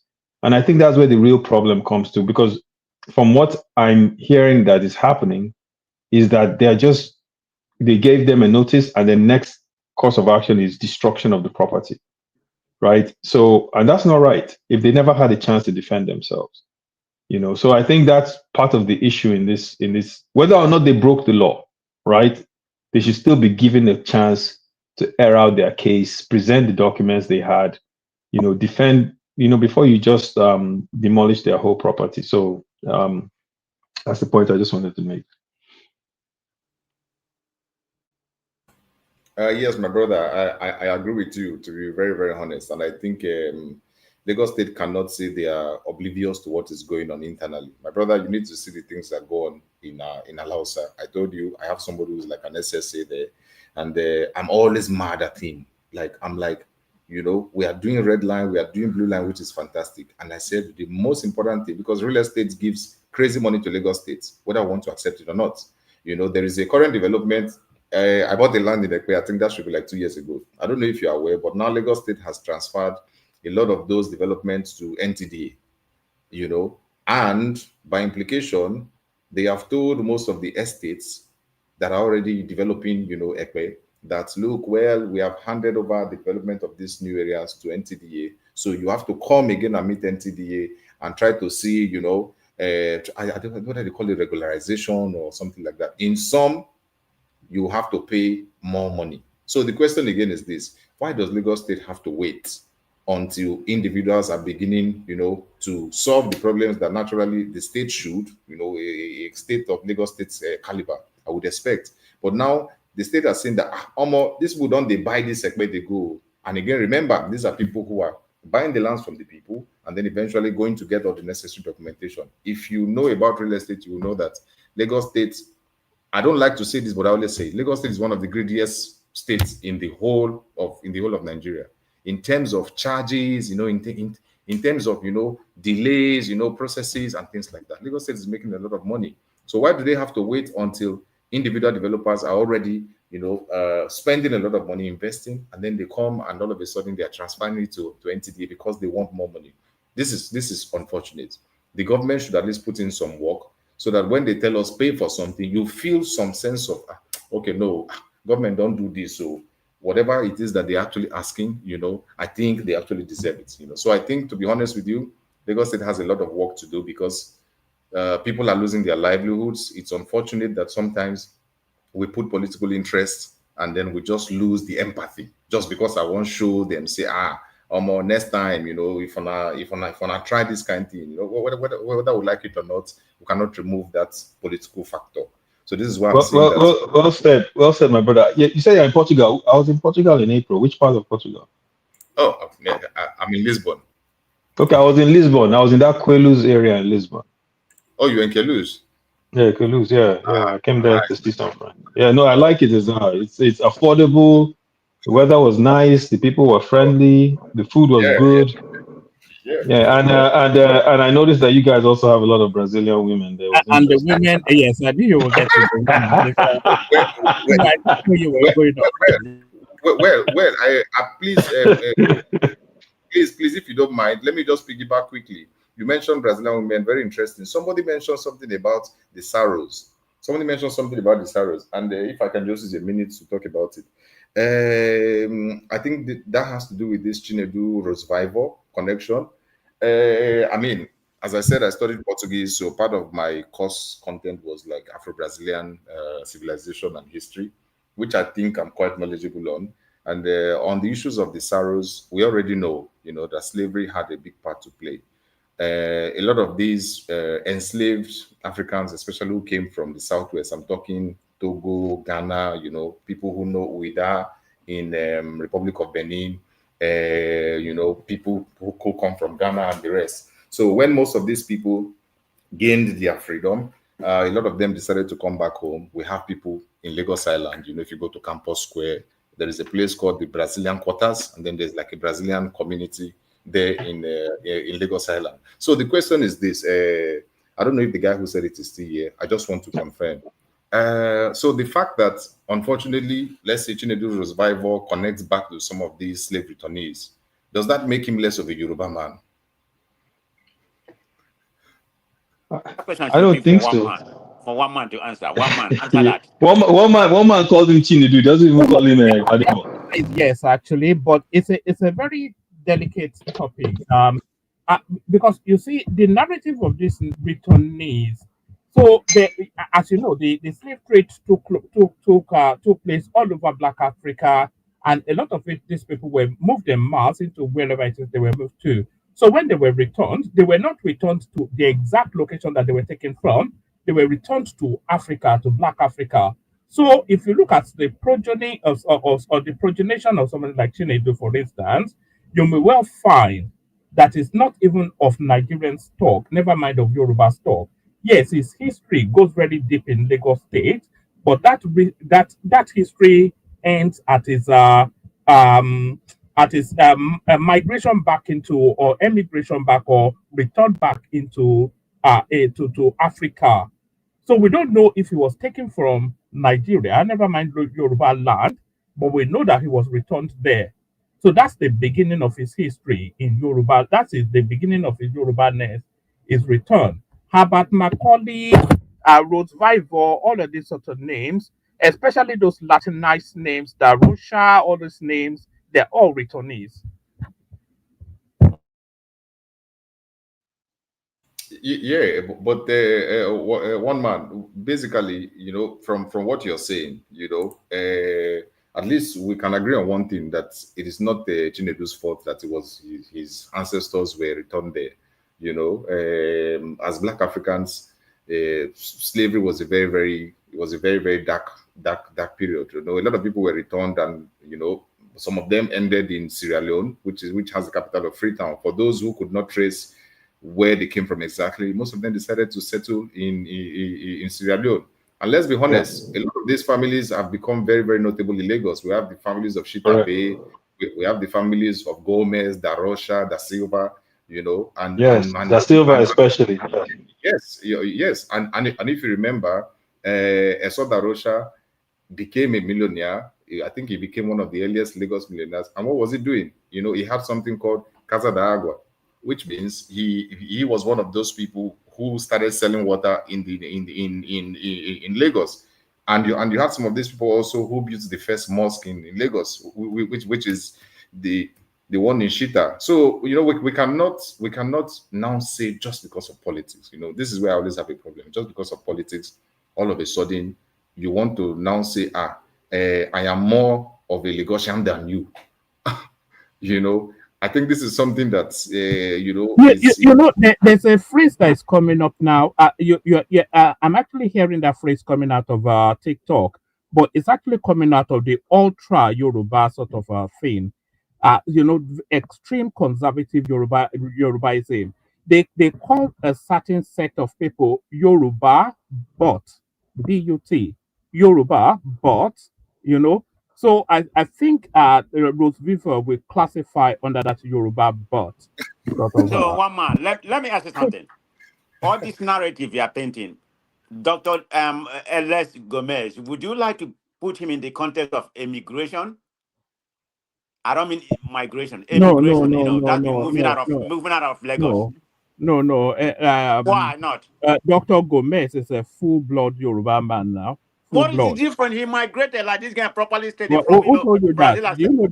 Do you know the progeny of his history? Do you know No, that? but the Do name, you know but the that? name, the Do you know that? name is the example against. Do you know that Alexander Gomez's family actually sold Tafawa Balewa Square to the Lagos State government? But how They, did they come they to owned Nigeria? Tafawa. How did they come to Yoruba land? His history is from origin. He came from origin. What do you mean? How did he come to Yoruba land? He came from Well, one origin. man, you know, the thing is, even our president, which is one of the very few things I'll give him credit for, has extended an olive branch to the Afro Brazilians because they recognize that very strong bond between them, and especially Yoruba people. I mean, in Brazil, and my brother from Portugal can actually attest to this since he's actually studied this Yes, market. yes, yes. I agree Yeah, with you. in Brazil, they speak Yoruba, they worship Orisha, In the north, they they revere the culture, they also revere the Oni, or is it the Alafin, one of the two. You know, these are Yoruba people by all intents and purposes. So if those people in Brazil currently are Yoruba, then that cannot make Rose Vivo any less of a Yoruba man than you, one man. So, I think we all need to be, if we are, I look at it more so of the point of, one, we are Nigerian, two, we are African. And that African does not just limit ourselves to the Africans within the borders of Africa. It extends to Woman, Africa all over the world. You understand what I yeah. mean? So, Eyes on. Let me put something there. Is it the Rose Vivo that wanted to contest as Lagos State governor you're talking about? yes, valuable. Yes. Okay. Now, see, let me go back to the format I wanted to contribute before. What is going on in Lagos have so many undertones. Things are changing globally. People are now becoming conservative, even the Western world where we live. And I think everybody watching news have to be concerned. But when you look at the people that are getting more support now, political party, are the one that is trying to protect their land and their space. And that is human nature. They get to some certain level, they change again.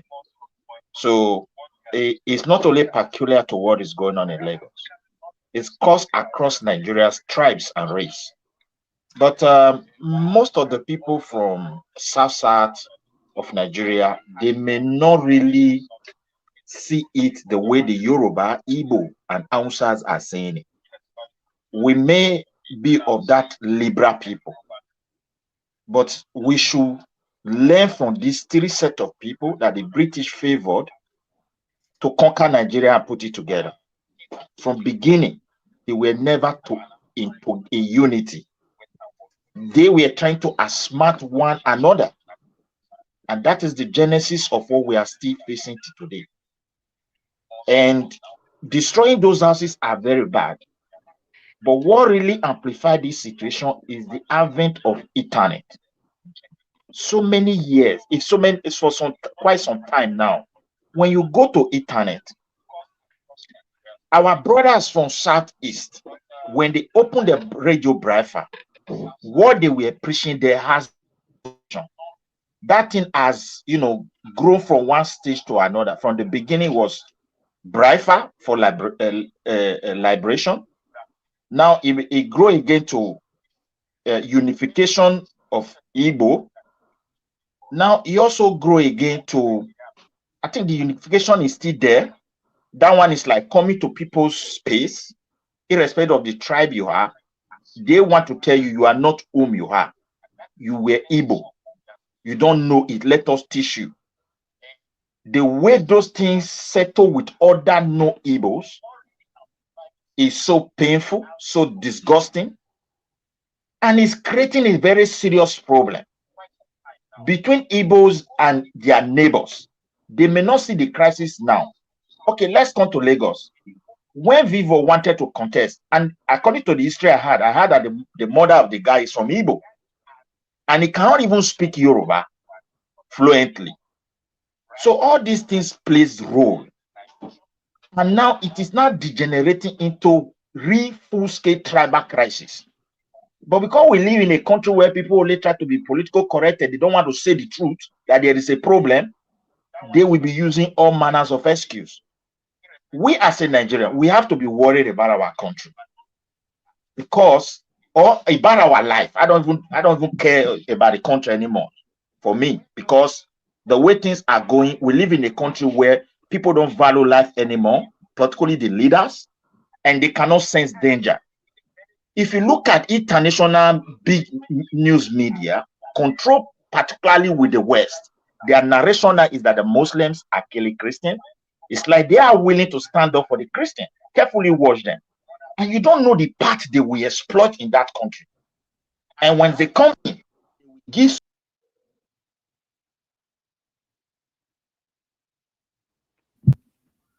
Can I come in? What happened? Did it Let drop me come in again? before he come back. Yeah, carry on. Yeah, I think Midwest. I hope you come back. You're listening to me. I consider you to be an Igbophobia, and you are just making the same comment because you just came here and made a broader contest. You are using an international level. Let's say USA or London. They said we don't want you in our country anymore. They have a right. That's their country.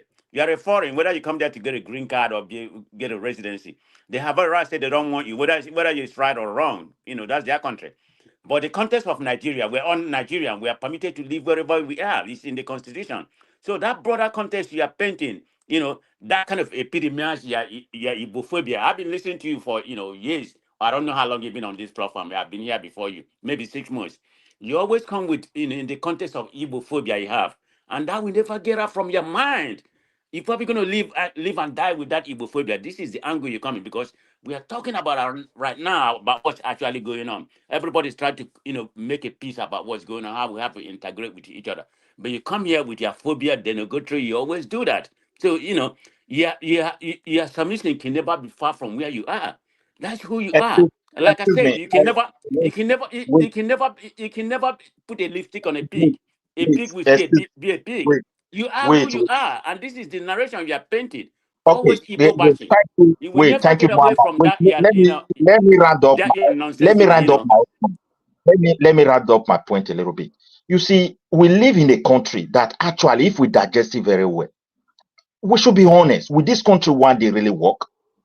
With all the effort people have been putting in. Okay, sometimes when you point to some certain wrong things about what people do, the other people they took it as normal. They become so angry. But for you will be wondering, why is this guy not seeing this thing the way I'm saying it? That marks a very big difference between all of us as a collective country, irrespective of tribes. Now, I've never insulted your tribe. I point to a genesis of a bigger problem. Maybe from where you are coming, it doesn't matter. But here we are today. Now, if you are always try to follow international news with their build-up, we need to pray for our country. Because what we have been suffering for years, they don't even discuss our issue. And I think in a high level, they are already discussing our issue as a country. And they are looking for all avenue to exploit. An example of it is what is going on in Lagos. I feel painful for anyone that fall victim, whether in my state, where governor just wake up, whether it's the Southeast or I think it's common in Southeast, my state example, Lagos, the Northerners are not too much in this kind of something anyway. You understand me? I feel pain for the innocent people that always fall victim.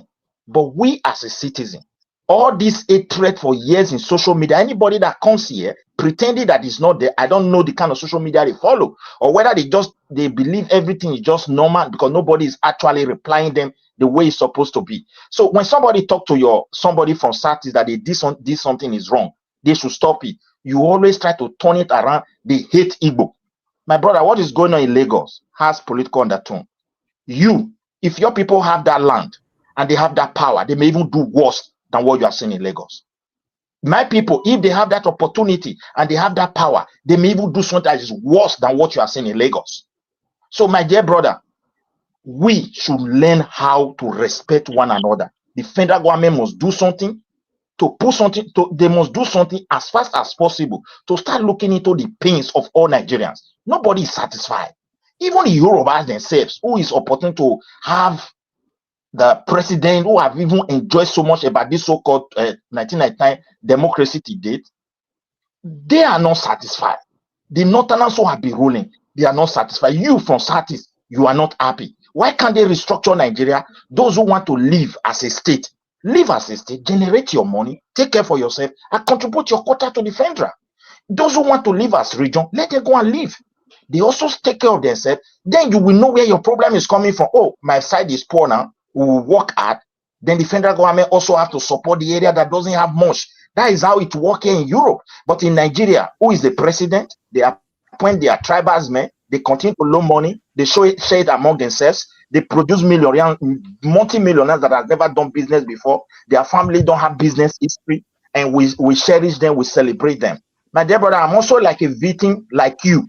But if you said that when somebody said all this bad behavior for years in the internet doesn't have any role to play on this thing, then you are just sleeping.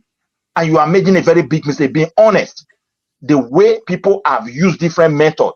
If you are saying you come to my state and you are telling me that is Igbo land, and when nobody goes to Igbo land, you should be honest about it.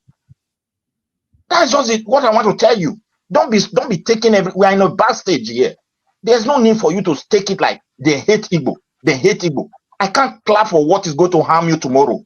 You can't pin your neighbor against you and you think you are doing other person. Talk to your people. Be honest. I'm talking to you from the point of love and concern. If you like insult, let me chime in a minute. I think all this rhetoric, whenever you come here, you make it sound like it's an Igbo rhetoric that is destabilizing the country. I mean, you're forgetting this is something general. Maybe some people in the media, yeah, they are doing it or something like that. I mean, we are very tribal people, but that's based on political and just a small percentage of the people that have the loud mouth. They amplify the situation. It's not everybody. So you can't come here and generalize. Like you always come. You can't say some Igbo. You mentioned specifically. Am I going to come here and say Yoruba Road News? You don't see what the Yoruba Road News is doing. Did I say Yoruba? No. I didn't say Yoruba. By no means will I say that. I say Yoruba Road News. You don't see what they are doing on the internet. You don't mention that. Everything is about Igbo, but thank God, you are not the only. You are not the only Edo person. Okay? You are not the only Edo person in this world. There's a lot of Edos, maybe about 80%. Maybe you fall into the 10% that dislike other tribe, or whether you dislike Igbo or Yoruba or whatever. So that's the thank God you fall. Even Yoruba, the Igbos, we have bad eggs in everybody, but they are not enough. They are very small percentage, but just because they got a loud mouth or whatever, amplify their whatever their rhetoric and everything, and you fall into that category. I'm gonna be calling you out every time you speak. I listen to you all the time. Who are you? Who Yeah, are you talking to? Who are you talking No, to? no. I'm talking about Midwest. This Igbophobia. It's speaking Oh, to me. okay. Yeah, But Midwest thank you. specifically. I'm not gonna miss word. Every time you come, I'm gonna call you out. Let it be. Oh, Thank you. all right, thank you, Prestige. So hold steady, Prestige. We've got Simba joining us, and then we've got BT joins us back, and I'm glad BT joins us back because our Pocket Amigo was coming at BT's narrative from a studied academic perspective. So we hear from Simba about 5 minutes, and then we'll open up Just that 30 debate, seconds. Just between. not, I'm not even taking for long. Just to quickly, Oh, all right. just Simba before you go. So Pocket. So when I was referring to that, is I was addressing respectfully to my uncle in the comment section, Baba. Maybe because you know Yoruba, we don't understand. There's the thing within the Yoruba space amongst the islanders, this superiority complex attitude. Even they had it against Awolowo in the 60s, when they were voting for the leader, who is this guy from Ogun State, from Ikene, of all people. We are the islanders. So I was poking at that with Reviver. And he is the embodiment of that attitude of the island superiority complex. So when he's questioning someone about their linguistic heritage, I'm like, okay, so let's look into yours. So that's where I'm coming from, that he has this attitude of superiority where he thinks he's more Lugisian than anybody else. You're not, if you say Go, then somebody from Ikorodu or Bulegba is also a Lugisian as well. You're not superior to them. So that attitude stems from years back, even against Awolowo, like I mentioned earlier.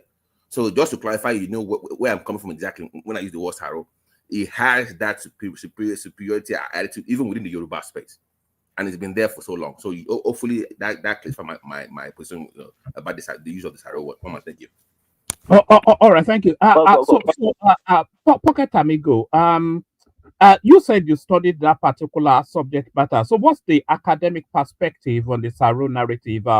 if your memory still goes back to your notes from all those uni days, Pocket Amigo. Okay, I think Pocket is in the fridge. We should answer because because he doesn't want to address the conflict that they had when they came back. But that's a different. But like I said, it's a discussion between Yoruba people, not for people that are non-Yoruba. So because they might not understand. So, but when it comes to GRV, I'm addressing that I'm more Lagosian than everybody else, even within the legal space. He has that attitude, and I detest that so much. And it's been there for 50, 60 years. I hate that narrative and that attitude. Thank you. All right, brilliant.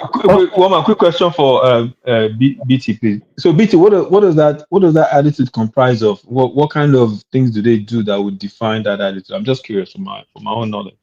That'll be a very robust conversation. But just to put it this way, it involves in terms of that part of Lagos were the first to be, if you use the word like a better word, civilized.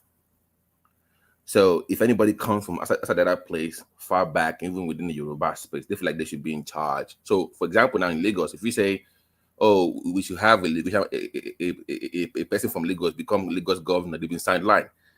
Those guys from that island, they're not really discussing the whole of Lagos. They're discussing island. So when they use the word Lagos to discuss indigenship, when in the political conversation, it's not really discussing the entire Lagos per se. It's discussing that small space.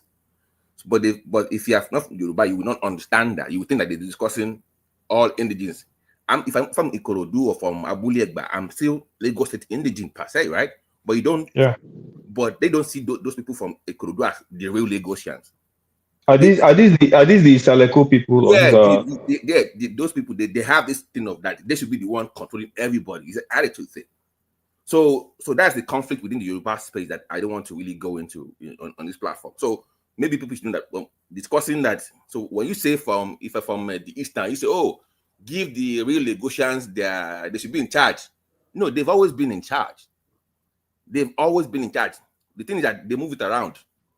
But one wants to just be there because he believes that it's more exposed historically than everybody else. That's the difference. So I hope you get where I'm coming from, Isaac. Yeah. Thanks. Baptiste, you got that logic. Then Nigeria has not been fair to the Niger Delta and the Igbos. You got that. It's a fact. I'm not discussing Delta. I'm discussing Lagos. I'm just skipping it. Just hold on, guy, dude. I don't know you. I'm discussing the dynamics of Lagos politics and what it comes from. So subcultural part of it. But so for non-Yorubas, you might not get it, but I maybe in a different talk, we can go into that more, and Baba can come up and also chime into it. But just that's what I'm going to say for now. Aizon, thank you guys. Yeah.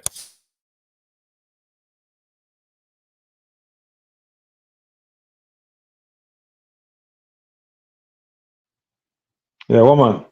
No, sorry, I was speaking. I didn't know I was muted. So, all right, brilliant. Let's hear from Simba. Simba, you've been following the conversation all the way through. So come in at whichever point of entry you'd like. Simba. You there, Simba?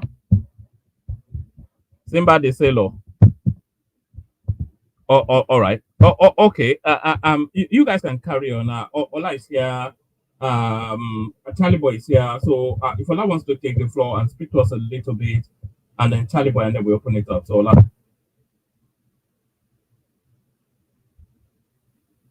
Is anyone speaking? Am I audible? Okay, you go first, Charlie Boy. Then I'm not sure if Ola is with us. So what's the topic about, woman? So you don't even know. Is this about what Peter B did in Lagos? So yeah, what Peter B did. I'm here, so I can only target anytime I want to. Let them keep it up. All right, carry on. Yes. What what Peter B did in Lagos was wrong, but we can't deny it. I'm sorry to say it, but in my opinion, I'm from the southeastern Niger Delta region. I think we're treated unfairly in Nigeria. I'm sorry to say it's a truth. The Niger Delta region, the Igbo are treated unfairly. Plus, we control this country. We have the oil resources. We kind of Niger Delta control Nigeria. We have the oil in Nigeria. That Nigeria will not be a country. It's a fact. We just don't respect. We own this country because the Niger Delta region has the oil. Yeah, but you're not from the Niger Delta. Nah, you don't get it. But you never understand it. You never understand it. But I just don't understand what I'm saying. I just don't understand what I'm saying. People in Nigeria, people understand what I'm saying. It's a fact. No, no. What are you saying? What are you saying? Are you from Igbo land? No, I'm not. I'm not from Igbo. I'm saying it's a fact. I'm saying it's a No, truth. no. Are you from Igbo land? Yes. So you are from Igbo land. One man, So that's so, not a so correct question because there are no, so no, many Igbo land in no, the South South.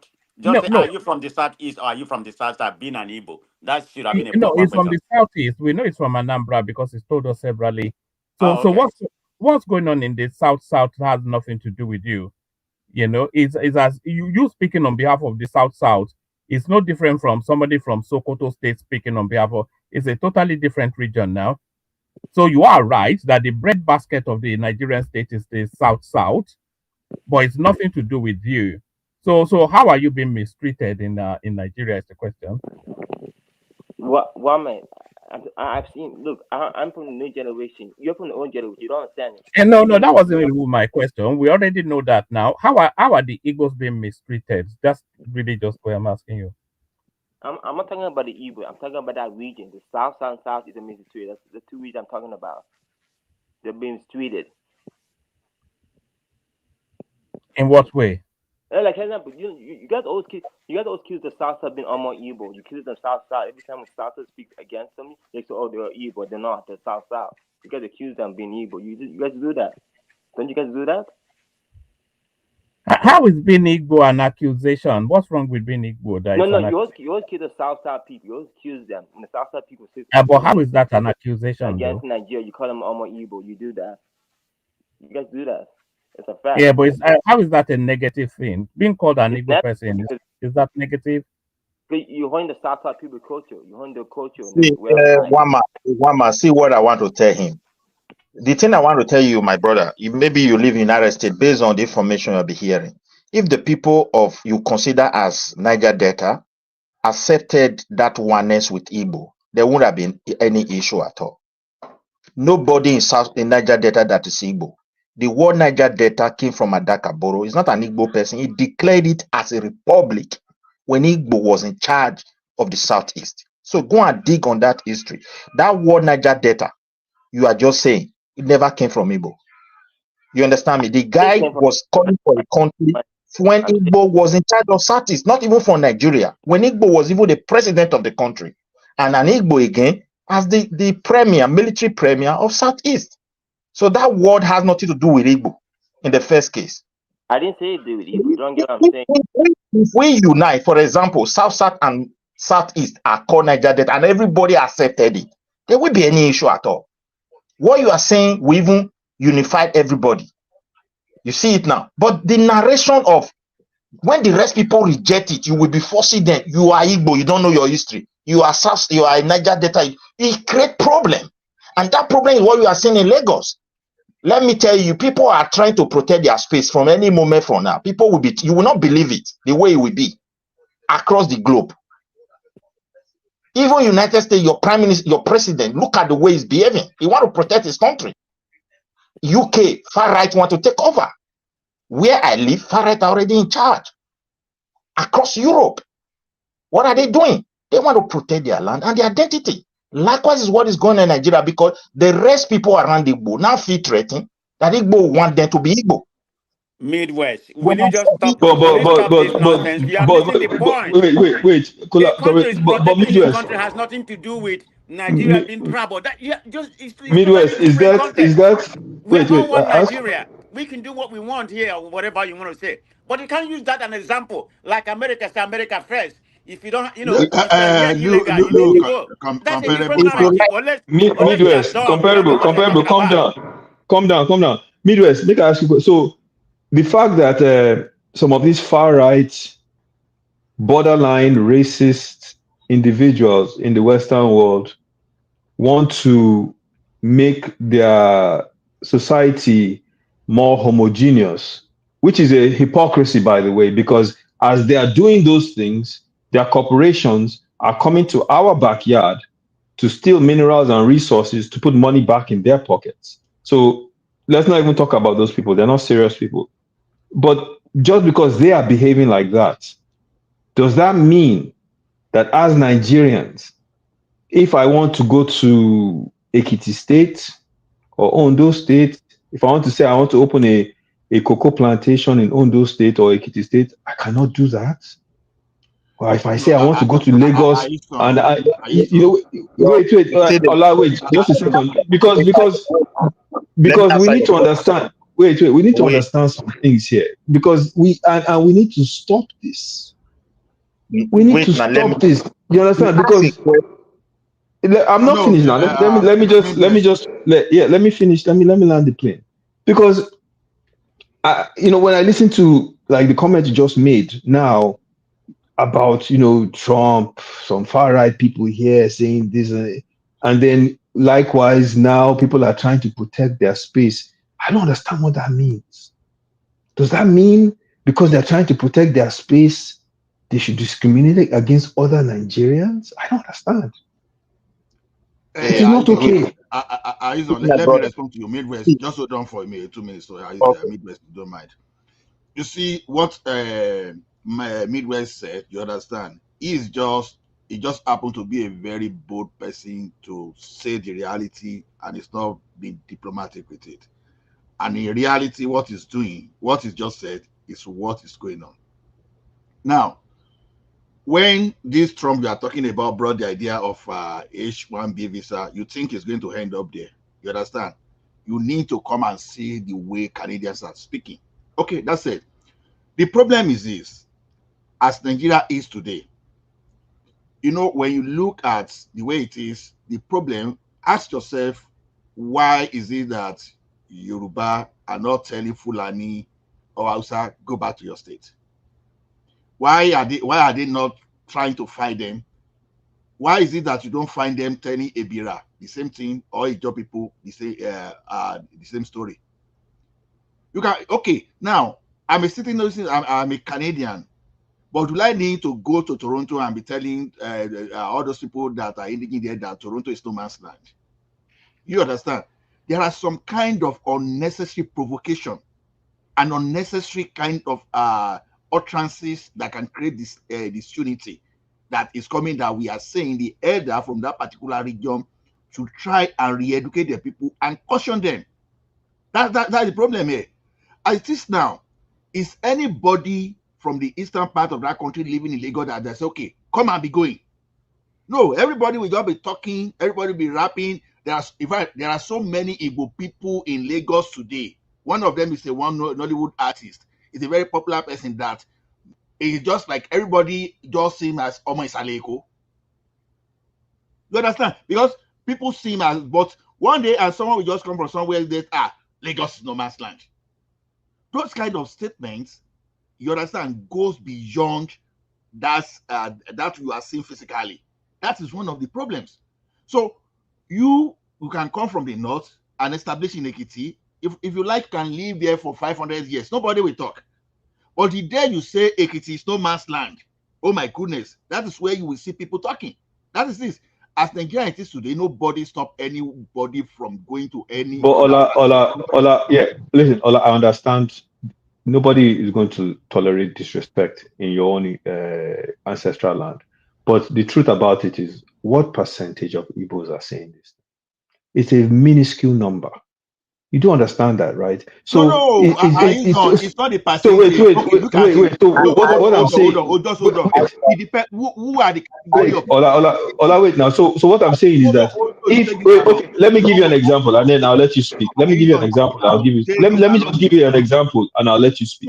So if you have 100,000 people, right, and out of that 100,000, maybe you have 60 of them that are making this comment. That is not the issue. Does that mean if Tinubu made a statement today is different from where Ola make a statement? So I think you're saying Igbo leaders are the ones making this comment.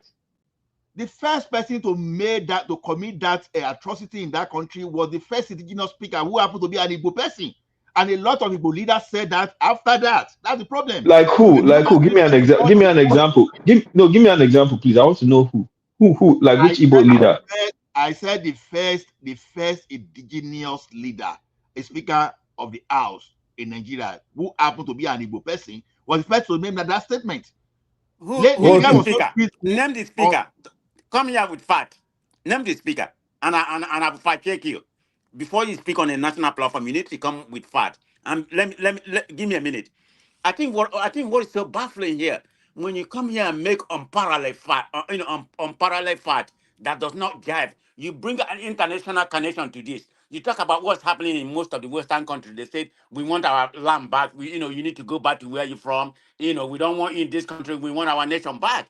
How are you comparing that to a Nigeria? Nigeria is a one country. I have a right, but I don't have a right in that country. That country has a right to do whatever they want, whether it's right. So it's an unparalleled fact you all are just portraying here. I'm ashamed of you. As somebody Wait, who are considered to be Hold on, hold wise.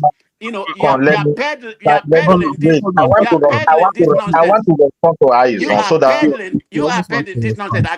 It Just, baffles me, but hey, that's your hold on. opinion. But the Prestige. Can you hold on 1 second? Let me give you the information you asked for. The name of the guy you are looking for is Jaja Anucha Nwachuku, and he first made that statement in 1947. So the attribution for Lagos is no man's land. 1947. You're not Yes. even been born. One My man, God. one man, My God. 1947. My Come on now. God. No, Nobody here has even been born. the You name see, these are you can these this are is names. where we have deteriorated. Why One don't man. you not fight against facts? The name of the guy is even German is confirming it in the Oh, comment section. Is okay, Jaja. I want to respond to Aizon. we agree. We agree. We agree. Okay. So here's the thing, guys. Here's the thing. We agree. We agree. This man made this ignorant, stupid statement. Yes. So we should punish Igbos in the 21st century for what this comment this guy made. But the Come on question we now. should ask, why are we still Come on. What are we talking about here? So What are are we we going talking to about? punish all the They're whole still Yoruba because of what perpetrating this Yoruba wrote statement. are That's the saying? thing. They're still perpetrating that statement. How That's about really if the what No, it is. but Yoruba one man, wrote it it? is the minority. You How about cannot. if It's Yoruba not wrote those what. papers? If it was the minority, it wouldn't echo so loudly. But if we You know, have the a win, empty barrels make the most noise, one man. So it's the empty barrels you hear the most, yeah, if right? we have Yeah. Aizon, window, one man, please, can you permit me to ask Aizon? hold on. If we have the window, we want to bring Hassan into the conversation. So ask that question. Give just a little a response to it. Is on, and then we bring Hassan into the conversation. Midwest. Okay, Aizon, I believe you are also from South, but I want to ask you Yes, this question. I'm a Delta man. Yes. I want to go back to that statement that this guy from United States, he's from Igbo, that said Niger Delta people, they produce everything. Although he's right, but you from that same South, can you call yourself, when you say you are a Niger Delta, include that of Igbo, or South and Southeast, they are together, are they the same? Wait, are you saying there are Igbos in Niger Delta now? What are you saying? No, the question, can you say you are the same? Like, we are Braifa, we are together, we want to make sure we break away, or maybe we want to do something on our own to be able to stand firm in togetherness. That name Braifa. Do you see that sense of unity? What are you asking about? I'm an Igbo man. I don't want to break I away. So it's did not ask all you that Igbo. question. You see, the problem is, My brother, most Igbos don't support Biafra. You know that, right? Eh? Most Igbos don't support Biafra. You know No, that, I right? just remove Igbo now. You are not an Igbo. As a different ethnic people from that very particular group of people, are you really with them? Like, okay, we are one. Let us do things together. When it My comes brother, to like, I'm with you. I'm with Omo Odua. I'm with Yoruba people. I'm with the Hausas. I'm with the Fulanis. I am Nigerian. You okay, understand what see I'm now. saying? So the way I Okay, see it is, if you're asking me, I wait, my brother, if you're asking me as an individual, right? My yeah, response to you is, I represent that flag. You understand what I'm saying? My okay, ethnicity is Izon, but I represent that flag. I am in Nigeria. So the okay. Fulani, the Tiv, the Yoruba, the Ibibio, they're all my brothers. The way No, I you take see it, you you take it from a understand? different. Maybe I didn't Uh-huh. present it. I'm not talking about Nigeria. Midwest, we have to bring Hassan into the conversation at some point, but land that point and then we bring Hassan in. What I want to say is this, my brother. These things have been going on for so long. Even the problem that we have as a country started from that Southeast, to be honest. The Come on, reason is that's not fair. That's not fair. That's not fair. with lack of trust. or what I say, togetherness as a region, that Southeast that the British created, led us to the old mess we are today. The first republic was declared there, not because of the cause of the Yoruba people, not the Northern people. And if you look at even the so-called Pakpakpa way we do, all of them started from there. And up to today, look at the way we are treating ourselves. And you said that you are proud to be Joe, you love Nigeria flag. That's how I feel. But recently, with what is going on in Nigeria, I have to think twice. Are we really heading somewhere that will really benefit the future of the land with the way so-called Wazobia people, the kind of smart game they try to play among them, which me and you are now becoming victim. You hope that Nigeria will one day become the Eldorado you think of. My dear brother, go and think properly. A lot is going on. What is going on in Lagos has political undertone. You can't stop it. Those who started this started with verbal word, and people took meaning from it. We are not the same people, but we can coexist. There are ways you can test some people. They take it as nothing. You test some group of people, even though if it is one person that make it, they read serious meaning to it. It looks so painful to them. Sometimes you can call them stupid. They go away. They go and think, are we really stupid? And they start acting on it. These things you are seeing came from the so-called this generation of social media. And this is just the beginning. I feel it's going to get big. Everybody is concerned. Nobody can come to my state and tell me Igbo home one place in my place when nobody go to Igbo land, and you want me to be happy? That is nonsense. Yeah, my brother, you have to be more optimistic than that. You have to be more optimistic than that. And by the way, there are a lot of Nigerians from different parts of Nigeria that live in Igbo land, build houses in Igbo land, and thrive in Igbo land. So that's not exactly true. All Okay. right, Brennan. I wonder Right. what the numbers are for that. But let's bring Hassan in. So, Hassan, hopefully you've been following the conversation diligently all the way through. So come in, give us like about 5 minutes submission on what you're making of the conversation so far. Hello, one man. Hello, everybody. Why am I getting a feedback as if I'm echoing? You are using two devices, so Hey, yes, you are here twice. Let me drop one. Carry on. Is it better now? Yes, slightly. Carry on. No, it's still echoing. We can hear you clearly, so I'm not sure. If it's possible for him to go and come back, if you can create that space for him, he come back again, but I don't know if it's possible. I'm trying to see whether I'm connected to different devices. No, we can hear you okay. We can hear you, Hassan. We can hear you. All right, let me continue. I hope everybody is fine. I was in the field all through the day. I just got back, and one man gave me the opportunity to come in. Well, I've been hearing what you guys have been saying. It's quite simple and complicated. Simple in the sense that in the everyday activity and interactions that we have between each other, it is very natural that we get something that we call pattern recognition. Like pattern recognition is something that is a means of survival. Like, how do I even say it? One man, this echo is doing me bad. I just keep listening to myself that I can't even take. Hassan, just a tip. Check. I think you are connected on the public YouTube. Can you close that one and just stay on the one from StreamYard? That's where you're getting the echo. So you are on YouTube. Oh. Just go and close the YouTube and stay on the StreamYard. Okay. It's not going to echo anymore. Let me see.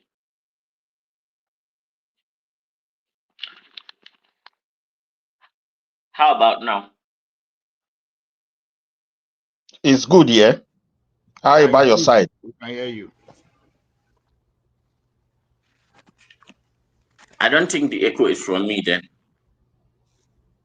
Please, is there anybody that is not on move? If anybody is there that hear you clearly, it's not from me. Hear any echo from here, so maybe from your side. I think you are good. Nobody else can hear any echo. Yeah, I can't hear any echo. Wow. How does this happen? Anyway, are you in the space? Are you in another space? Let me just go out and come back again. So, may Simba mute. Okay.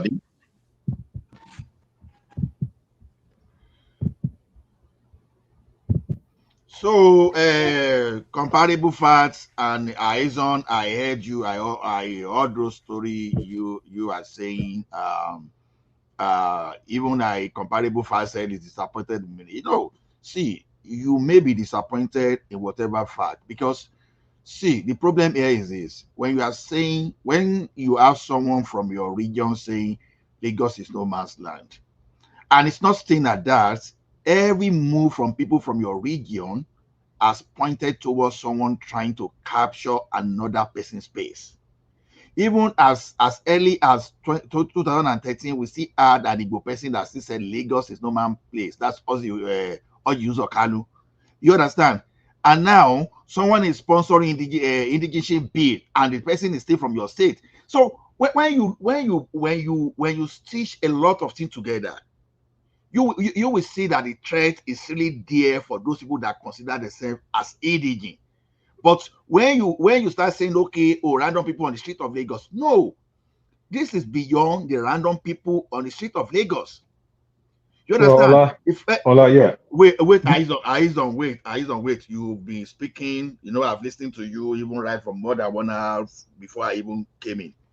So the thing is this: we are saying if you don't want this narrative, there are some things that are not necessary. Number one, your utterances, irrespective of how it is, you can go back to your people and start educating them to tell them and say, okay, your statement is provoking people. Okay, as I'm in Canada now, I know if I'm talking to a fellow Canadian, I cannot use the word of course. And in England, they use the word of course. If you use of course for any Canadian, it's offensive. So you should learn to understand the language that people, indigenous people of Lagos, don't want to hear. You are doing your business at Alaba there, they patronize you. You want to rent apartment, they give it to you. They don't even know they don't care where you come from. As long as you can pay, they're okay. But the problem is always whenever you say Lagos is no man's land, and you make any move that threatens that you want to grab their land. Like I told you, an Ekiti man, I won't go to Lagos and say, oh, Lagos is no man's land. Okay, Lagos is no man's land because I'm Yoruba man. I won't do that. It's offensive. And it's threatening. Okay, Ola, can I interject real quick? Yeah, I please think, go ahead. if Oji Uzokalu said that comment, right? Is the man in Alaba market or in Ojo, should he pay for what Oji Uzokalu said? That doesn't make it right. Oji Uzokalu made that comment as a personal individual that maybe said something that's not right. Doesn't mean an Igbo man just hustling in Lagos, paying taxes, living his life with his family, should have his livelihood stripped from him because of what Oji Zakalu or the guy in 1947, or even if it's Peter Obi that made the comment. That is my issue with this whole thing. And in addition, Daniel Boala said Lagos is no man's land. Does it mean the next man from Bornu that maybe comes from Daniel Boala's ethnicity? I don't know the name of his ethnicity, right? But the next man from Bornu that lives in Lagos should pay for that? That is my issue with it. I don't think it is right to make that comment. I grew up in Lagos, right? I don't think it is right. But at the same time, it is not right to have general punishment for the comments made by a few. Let me I pull you want to back. quickly See, advise on one question. you are being clever. No, hold on, please. Hold on. We are gengegi. You are being clever here. Let us face this fact. You see, what we are saying is this: you have leaders. We have this geopolitical region, and see the way you bring Daniel Buala now. Immediately, people just oppose what Daniel Buala said. What did he do? He came openly that it was just like a slip of tongue, that it was a mistake. He quickly accepted. But we have a region that when you say this thing, you keep reinforcing it. You are not only reinforcing by the word of mouth, but you are now trying to even follow up with legislation. Come on, see, we have pattern to this. It's not as if this thing is happening. We've had pattern to this as far back as 1947, 1966, 1979, 2013 again. And we keep saying this. And now you are saying I'm not saying anybody should be punished. Get me right. But the people, when the leaders speak and the people in that Alaba market, they call the bug. You understand? They call the bug and they are saying the same thing. It simply means that they are towing the line of their leaders, and the leaders are supposed to be responsible. You understand? So I'm now telling you that you don't see others. You understand? You don't see others saying the same thing. You know, how does it feel sometimes when someone from a misguided fellow can just come from the northern part and answer, okay, the oil in the Niger Delta is theirs. You really see how people react, including Yoruba, including everybody, and give it to them by quick, come on, go there and take it, and let's see how it's work.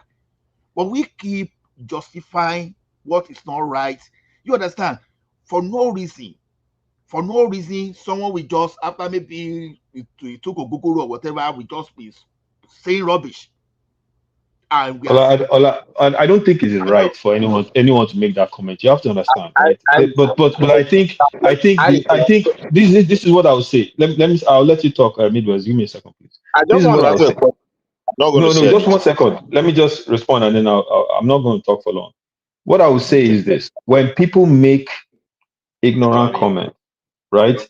The best response to an ignorant comment is an intelligent, response to that ignorant comment to make that person realize that what they said is stupid, right? But when action is taken against several people based on politics, we start to live in a dangerous society, right? That is my issue. My issue is not, okay, if someone makes, yes, address that comment, but action against people that didn't make the comment, right, becomes a very dangerous thing. And that's where we need to be very then next careful time that we don't need to vote draw for the the line. people. Yeah. Don't vote for that dangerous people among your leaders that are Yeah, but that silence are is so reckless. Don't vote for them. I, See, when you I, give vote, I wanted silence to is ask a question. So you say you Yeah. grew up in, isn't it? Now, when you Yeah. were growing in Lagos, because I compare Lagos like that of Benin for some reasons. Because when you live in a place where you have nearly the whole tribe in Nigeria growing up with them, it's almost like that of Lagos. I know other places are like that in Nigeria.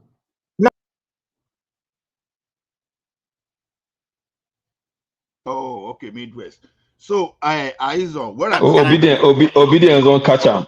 can I come in now, please? I need to you Obedience can respond to say Ola. this thing. So you can say this thing as lovely as you Ola, want to say. When things Ola. wait, hold on. When things I told you, when a leader that has power to influence is speaking, you know, when we told you that the indigenous speaker of the house, do you understand? That's immense power. When we talk of Orji Uzokanu, you think it's an ordinary person. No, it's a person with power that can influence. Now, you have the people, okay, you are saying, okay, ordinary people, Sorry, Ola. Sorry, Ola, Ola. but these Ola ordinary still people want are to the one beg. doing the No, whole just thing. hold on, guy, please. Just hold on. Not you, Ola, but Hassan. Click on mute and unmute 3 times. Your device is not connecting properly. Sorry, Midwest. Let Ola line this point, and then Izon can push it back, and then when Hassan is able to connect, then he can have the floor. Back to Ola. Sorry, I just needed to tell Okay, Hassan that. all right. So, I know what I'm simply saying is this: you vote a leader, and your leader is speaking. As far as I'm concerned, is speaking on your behalf. Okay, Tinubu goes to United Nations and speaks something and do something and make some pledges on behalf of Nigeria. Like seriously, it be taken as Nigeria that okay, this is the position of Nigeria. A speaker of the house is not an ordinary person. Orji Uzokanu is not an ordinary person. That is what we should think about. So if the people are not in support, go and show that political next time that okay, this leader, you are dangerous to us. We are not going to vote you, and go to that place next time. But what do you get instead? You now see people that you call ordinary people. They start reinforcing what the leader Ola, please let me and ask are her telling some you question. that it doesn't matter. Wait, let me respond to what you said. So Ola, I have of course, as you know, because of my time in the Southwest, I have tons of Yoruba people that I know very close to me. But I will say this: a lot of them do not accept OBJ as that OBJ was a Yoruba president. So based on the same logic you're applying, whatever OBJ did, can we ascribe that to Yoruba people? Of course not. So you can't say most Igbos probably don't even agree with Oji Uzokalu or with the guy. Most Igbos don't even know who the guy was from 1947. So why should they be paying for comments made by these people in their everyday lives? That's what I'm saying. That doesn't make sense. It is not their responsibility for them to have their homes destroyed or their businesses destroyed for the comments of someone they probably don't even like. This is what I am saying. But You might it's not be happy. they are re-echoing those comments is where the thing No, is. woman, not all of them. Yes, there are some that re-echo the comments. I agree with you. But not all of them. Wait, my brother, give me a second, please. Because of time, wait, I want quickly put this one. May you talk about woman, woman, I'm saying this, right? If this was not happening to Igbos, if it was happening to Fulanis, I will defend them as well. Because it is wrong. It's not a matter of who it is happening to, right? It's just like the whole thing with the Fulani militia that's ransacking people's homes. We condemn that and we know it is wrong and we say they should be brought to account. But it doesn't mean I will now sanction action against a Fulani family or business in a place in another state. That is wrong. And that is what we need to be careful about. That is the point I am making. Let me You speak. can go ahead, I please. think Allah is being half truth. You know, Allah is just saying half truth. He just came here and cornered the whole what we are conversing. You know, I mean, I would call it what Allah told is lie. And let me say that about Audrey Carlo. We say somebody made some statement in 1947. That's a long time ago. So let's speak to the present. This is somebody, a third in command in the house, table a proposition about indigenous. He never said the proposition. He never said about Igbo own Lagos. It wasn't about that, and that's the conversation. But this man proposed something. Say, for you to be in a state, you have a right to vote. Another kind, anywhere you are born, you have to call that your state. Another kind. It was just a proposition, and two people from Yoruba land, from Osun State or Ekiti State, seconded that proposition. About some people in the north seconded that position. Allah just came here and give you a half-baked truth. So when we maybe some people don't know the genesis of this proposition, this man just tabled this year, and you are making it like this is where the Igbo got their rhetoric from. It's not even comparable. It was something that he proposed about the indigenous. 10 years there or wherever you're born, you become, what is comparable where we are right now in the state or any civilized country about being an indigenous of state, whatever, where you're born. So it has nothing to do with Yoruba, Igbo or Yoruba or whatever, which is nonsense. I don't believe we need to respect the ancestry of that land. Allah just came back and give you a half truth, and you are buying it. Go fact check Comparative what the fact, man a proposed. disclaimer for you. A disclaimer. Those senators from Ekiti never supported, never Yes, they did. We no, talk stay, about it. hold it, No. hold it. Those Even were even at just all, they didn't support it. That's not even the problem. wait now. No, But I don't see anything You wrong said with you the supported proposition. it. Let's just set that record straight now because you say I said half truth, and let us know who said half truth now. One Now man, the we simple had we wait, had wait, we had this we had this they dialogue about since it 2 come weeks out ago. that they never co-sponsor and they never seconded those bills. No senator from my state, Ekiti.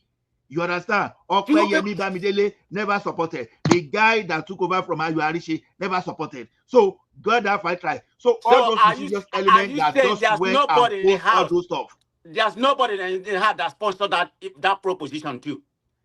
There's So nobody in any part of the land. Forget about the southeast. I posted the tracker. I posted the National Assembly tracker here yesterday. I still find it again. I post it. You So understand? only people from hold on. Only All right, us. gentlemen, we have to open the window for Hassan to No, come in. because Allah is here making Have that infatual conversation and then statement, and I need to call him out. Hello, one man.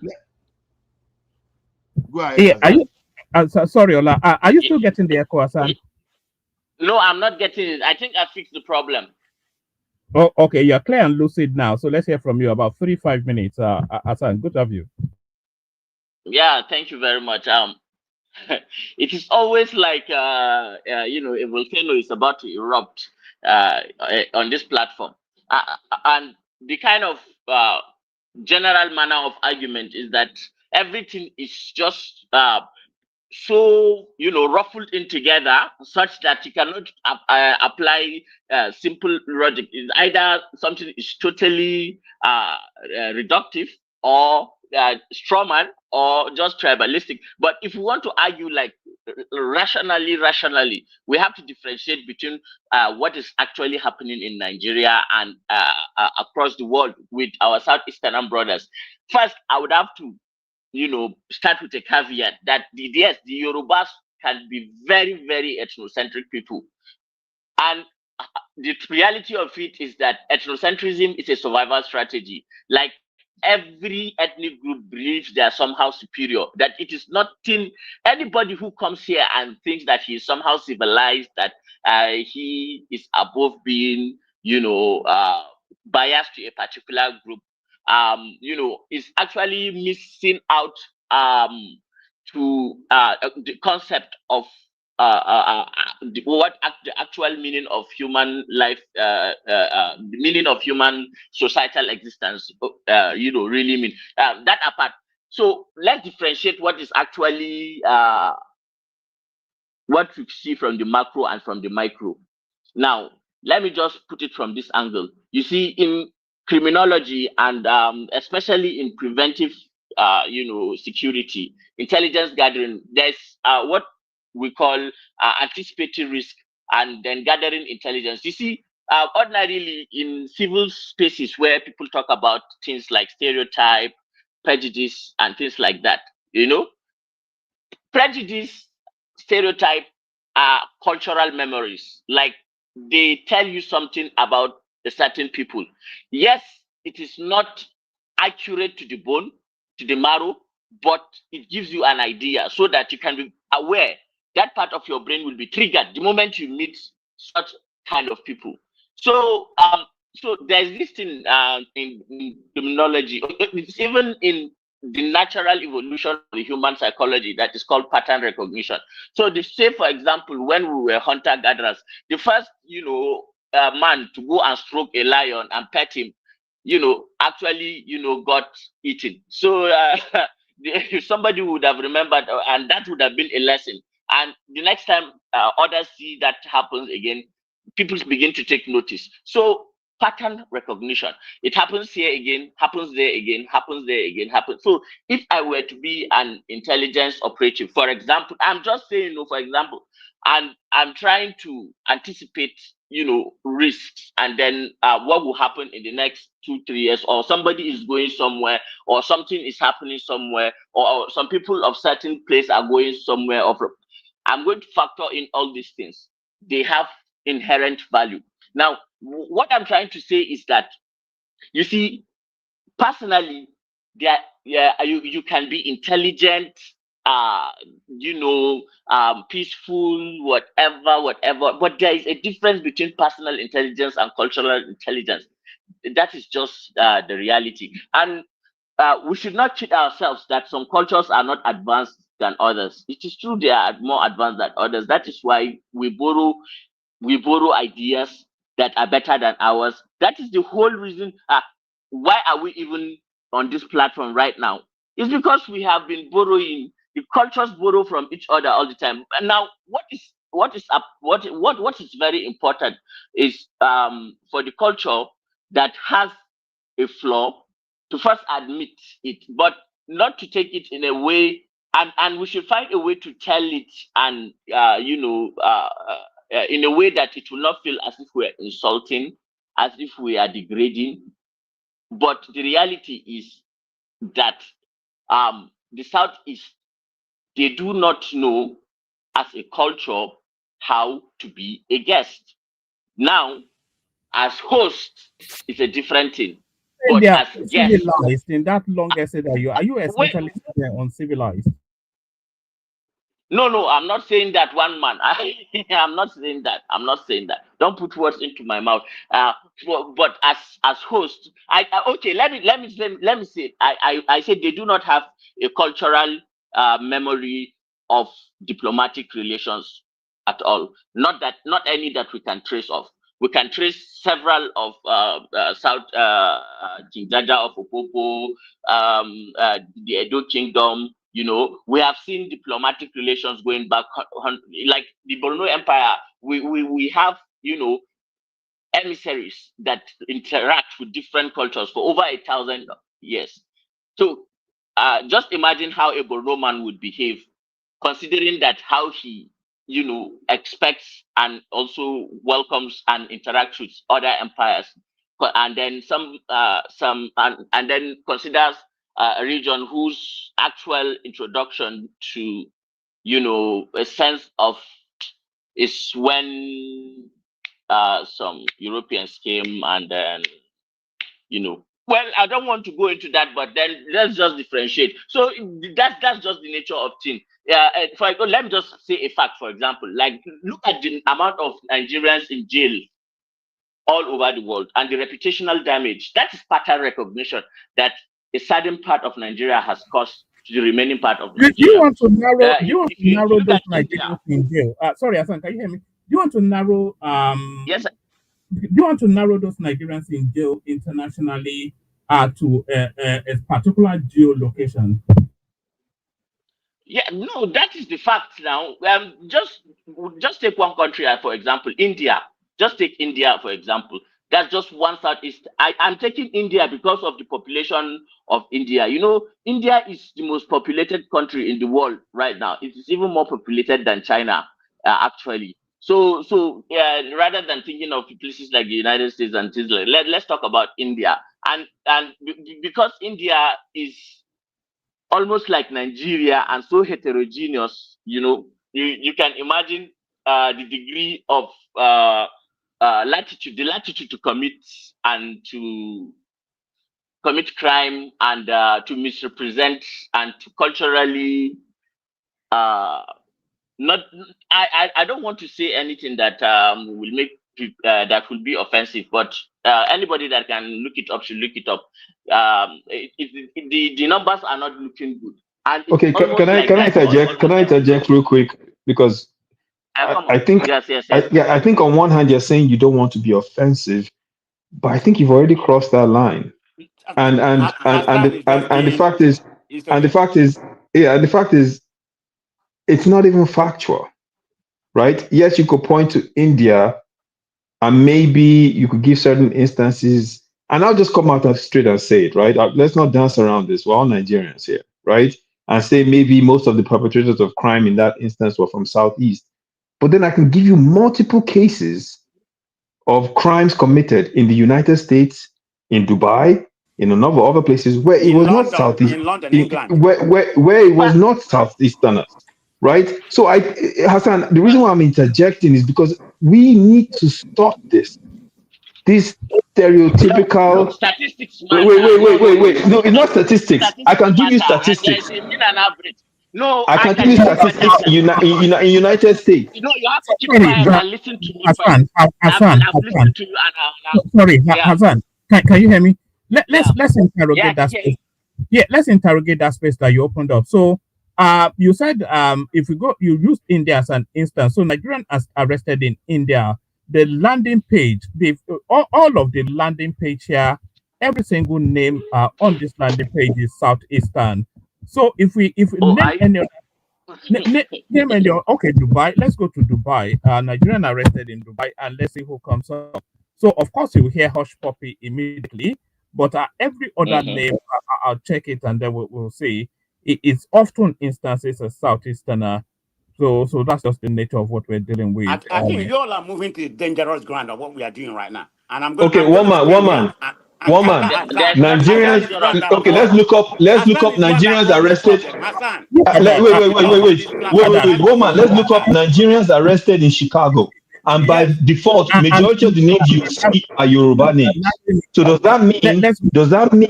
Wait, Hassan, and that's why what Hassan is saying is very dangerous. It's highly stereotypical. Highly stereotypical, and it is not the way you address an issue if you are not trying to throw gasoline in the fire. Because for you to say that,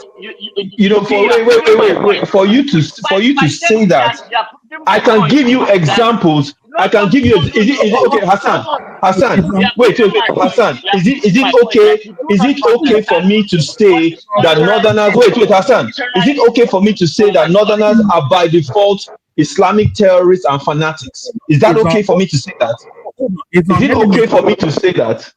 I'm going to mute you for a moment. So you mentioned the United States. So I've just changed from India to the United States. And the first landing page, this is from the Department of Justice, Nigerian national sentenced to 2 years in prison. What's the name of the Nigerian? Unwa David. So I name another country and we go there. Every single country is the same, but I carry One on. man, I'm looking at the list and I'm looking at let me ask Oluwaseun Kasim. I'm looking at Olalekan Jacob Pony. I'm looking at wait. You guys, this thing that you people do. I'm looking at Ridwan. Hassan is I'm one looking that at brought it Ridwan here. Adeleke Let me Adepoju. ask him after These are talk. all people You that guys just committed know that crimes, you cannot right? defend your point and then you shout out people. I Let am us I talk am giving about you. I what am we really putting a want to point to discuss. you You are that not your saying facts you are are not saying anything. incorrect. No, You it's understand You what are I'm the one saying? who That's is what I am putting to you. misunderstanding and Your facts are incorrect because you are. your I'm. sorry, hold on, Hassan. Everybody, hold on. Hold on, Hassan as well. It's on. Hassan doesn't very. And I noticed this about the Northerners as well. We get it with Ribadu, even Q when it turns up. They don't often function very well when the voices are cascading over each other. So you can't narrow it to particular city. So we're going to countries. We went to India and it was the Southeasterners. You said the United States and it's still the Southeasterners. So we have Unwa David here, and then we have a Yoruba name that comes up next. That's Olamide. I'm just showing the ones that pick up the name. If you go to the third one, it's Prince Okoye Ezema, and then if you go to the third one, to the fourth one, it's Omoyema Christopher Okoro. So this is the United States. So you can't narrow it to just one specific Yes, but city. woman, there are lists I can provide to you that has an overwhelming number of Yoruba names. You see what I'm saying? There are lists I can provide you with an overwhelming number of Yoruba names. There are lists I can provide. Look, the people sponsoring the people that were sponsoring. Sorry, I'm muting not to stifle your voice, but just to make it orderly somewhat. If we go to any country that is not ethnic specific, if you go to Saudi Arabia, the Southeasterners don't go there, so you get a false. If you go to any country that is open to all the ethnic that's a stuff in false Nigeria, positive. Woman, you guys are driving a false narrative, and you're well, muting me because you don't want me to interject and bring the other factual information that debunks your false narrative. This is not One man, how you You are if using your you are proving megaphone. incapable. You are yes, using because your it is a megaphone false for narrative, false right? narrative. You guys By the same argument Hassan is making, I can make the argument that Northerners are religious fanatics and terrorists. That's the same logic he's using, right? I yes, can make that same argument that by that same logic you are using, the names involved in terrorism in Nigeria are by but default that is not not what of works. Lokoja. Now, That is the same logic you are using, yes. right? Is that true? All right. all right, you Is made that that true? point. Let me So answer hold you on. now. No, This guy is now hold on, stop Hassan. Hold shouting. on, Hassan. Just Hold on, listen. Hassan. So it's on. You've made that point. So let Hassan just have the window to Hassan without interjection. Hassan, back to you. Oh my You God. always need paracetamol after coming on. One man went to vote. You need a painkiller. Now wow. And you can't imagine the kind of desert that I just came back from. Anyway, okay. Now I will not blame you if, for example, somebody is coming from Borno State and you become careful with him. Why? Because there is active terrorism there, especially in those times where it was really happening. Like that is just normal human sense. There is a reason why we developed the faculty to stay to have a cultural memory.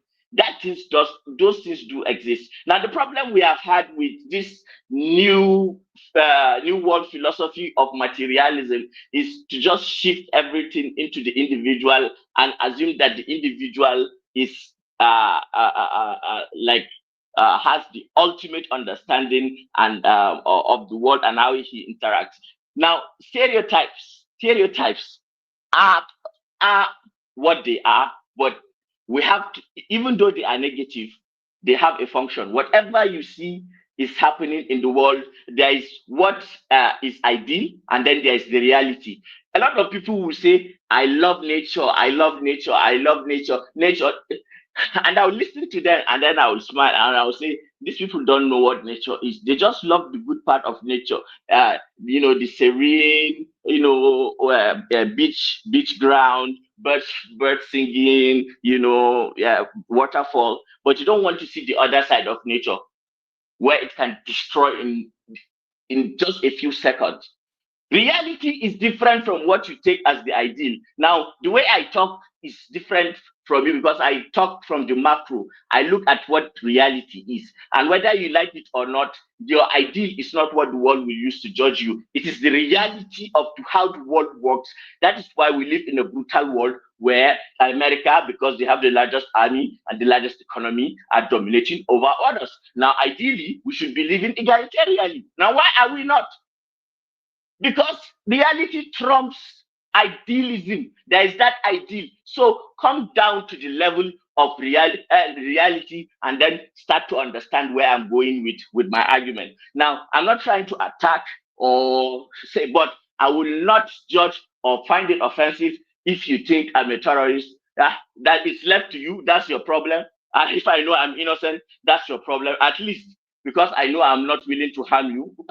I have no guilty conscience, and I know I'm okay wherever I go. But I am not okay with having a passport that I will have to be waiting, be extra search, removed from other people, giving extra attention just because I am from Nigeria. And the people who have caused this are people who generally at individual level have individual intelligence, very intelligent people, very nice people, but culturally have a long way to go.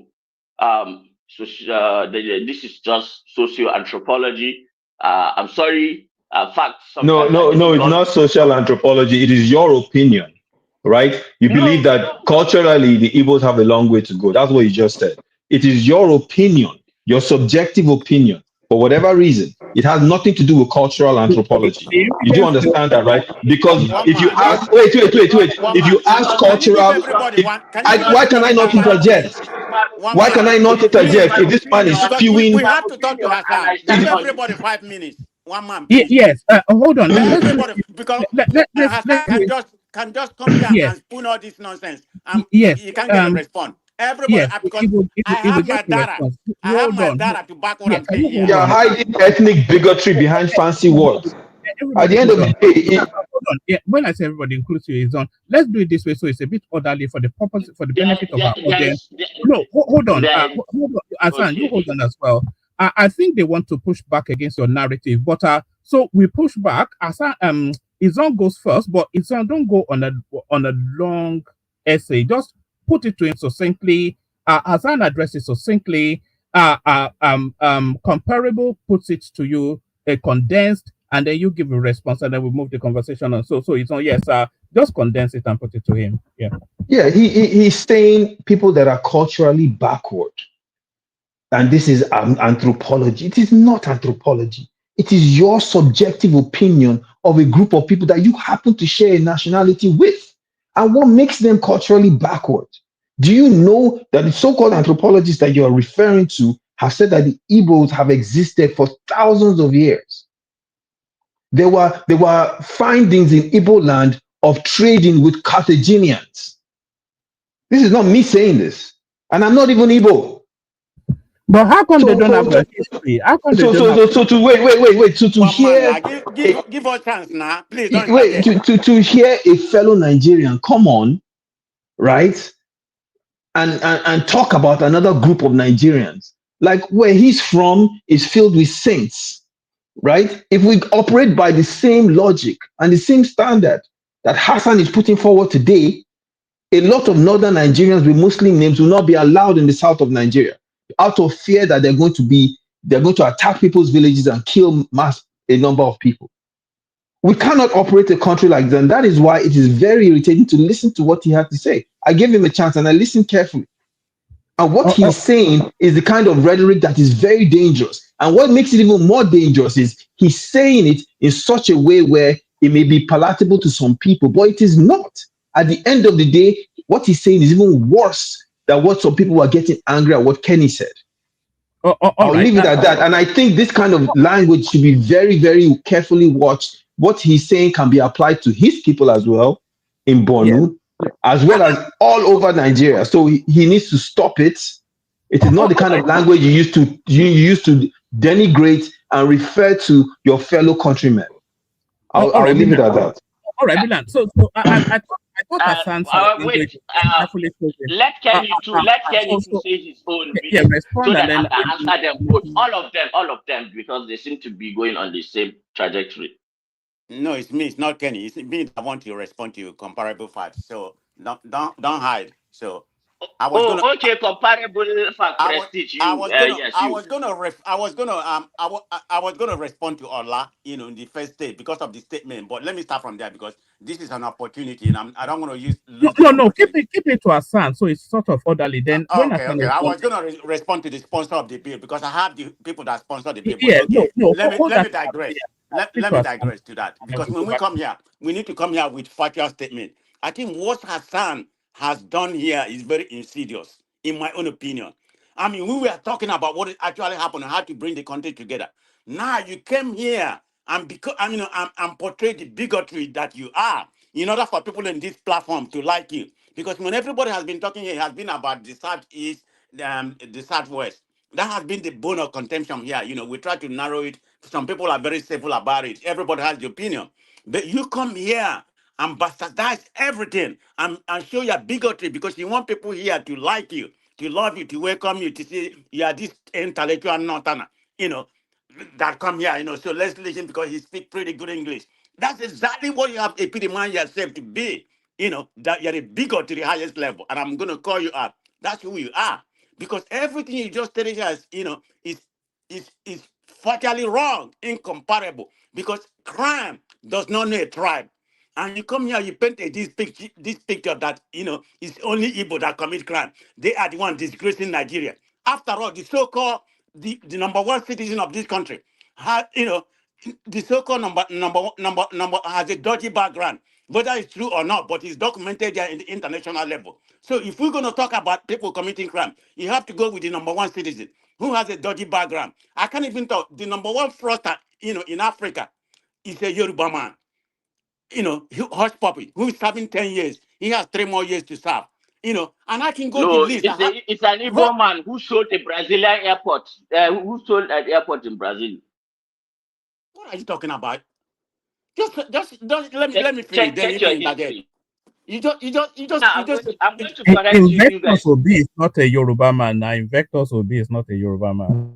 I said there's many. The biggest fraud, into the largest fraud amount that was ever done, a heist by a Nigerian man, was an Igbo man that sold a Brazilian bank the airport of Abuja. Just check it now. It was I think in the 90s or somewhere like that. Can I finish my statement before you respond? Now I'm just correcting you instantly. Because what you guys have done here. You just come here and break every time. I think what you are doing here is for people to like you and welcome you here. You are the biggest bigots, calling others bigots. Just the way you're a terrorist. I'd rather take a bigot than a terrorist. A terrorist like you. All right. The Northerners don't have nothing to offer. They're uneducated. They're illiterate. And that's what you are. Hold on. If you want to go that round, let's go that round. Okay. Yeah, you can't compare the Northern in terms of education. You can't compare the Northern in terms of education to the Southeast. Let's go on education. You can't compare them. You are a terrorist. That's what you are. I'd rather take a bigot than a terrorist. That's what you are. Control yourself, man. No, you control yourself. You're a terrorist. Hold on. Don't get emotional. I'm also muting you, Hassan, just for the purposes of a bit of order. But don't call Hassan. I want you to watch this. Watch this.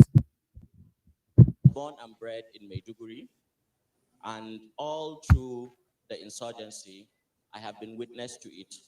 So early 2017, I felt very, very inspired to write a poem. It was originally just a written poem, but poet. So I was with some of the people. So Prestige, the person you are looking at there, of course, is Hassan, and the occasion was the Nigerian Independence Day, and it was the chosen voice to speak poetry to the Nigerian national. So what? Okay. Who Oh, no, cares? hold on. So don't this idea of trying to dismiss him as Hassan is one of the leading emerging young voices in Nigeria. That's your problem. That's his We're problem. lucky to have him I here. don't give We're F lucky to on what he is. so carry All on. I know, Yeah. he's a terrorist. One, Who one, one cares? one man, He there is is not no a, need to is a even poet put now, that. as you can see. Let's just engage. He's an Let's just epitome of a engage on a terrorist. Who gives a personal damn level. what he is? Look at him. Eh, yeah. You see why you guys always fail wherever you go. This approach. You see, I can be And you're calm now you're a and terrorist. I calculate, don't Okay, care. let and me then I'm be respond I'm now. I'm Let me I'm I'm respond. wait I'm I I'm way to agree. you. I I don't agree. give I don't You give F about you. You're a what is Comparable. worse terrorist. than Let's a not make it terrorist? I loud will You can now. never say that. mingle with a No, terrorist like you. Let hold me A on. just talk. terrorist like you. Comparable. Let, You've yes. What? alleged. Let me respond. Let me just talk. Let me just talk. I would rather not argue with children who cry every little time, but okay, that's the reality of life, and that is what I want to still bring back the minds of Izon and and the last childish, emotional, I think old man that I just finished talking with. You see, people think of the ideal that civilization and these things like that. But yes, why do you still have policemen? Where is it that there is so much, murder, homicides? It is in the West where it is claimed that it is so civilized. And places like our place, we have the lower, homicide rates because we still have stereotypes. Now, just compare these two things. Morally, which is more, repulsive, stereotyping or homicide? Just the daily amount of school shooting in the USA, and then the daily amount of stereotyping. Which would you take if they are giving you A and B? Just logic, simple logic. Now, you have to understand. Oh my God. Okay, uh, let me come at it through this angle. Maybe it will make more sense to the other people that are listening. And these ones, their minds are already set up. You can look at me as a terrorist all you want. You can curse everything you know about me. Everything you can think of, but that will hurt you more than it will hurt me. You know why? Because I'm immune to that.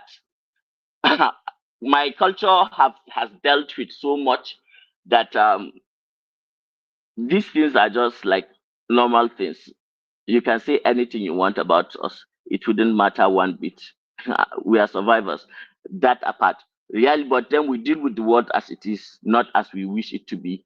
And it is true. What culturally inherited and is passed down becomes cultural heritage. And before there was anything like mass media and mass communication, human beings were here.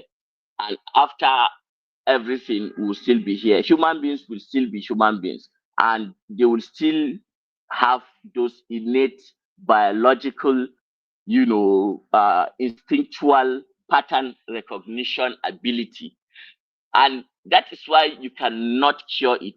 Since when has laws been made against stereotypes in the West? In fact, there is no group of people that have been stereotyped in recent memory like the Jews, like the Jews. But right now, as we are speaking to now, who are the great people still facing the stereotype?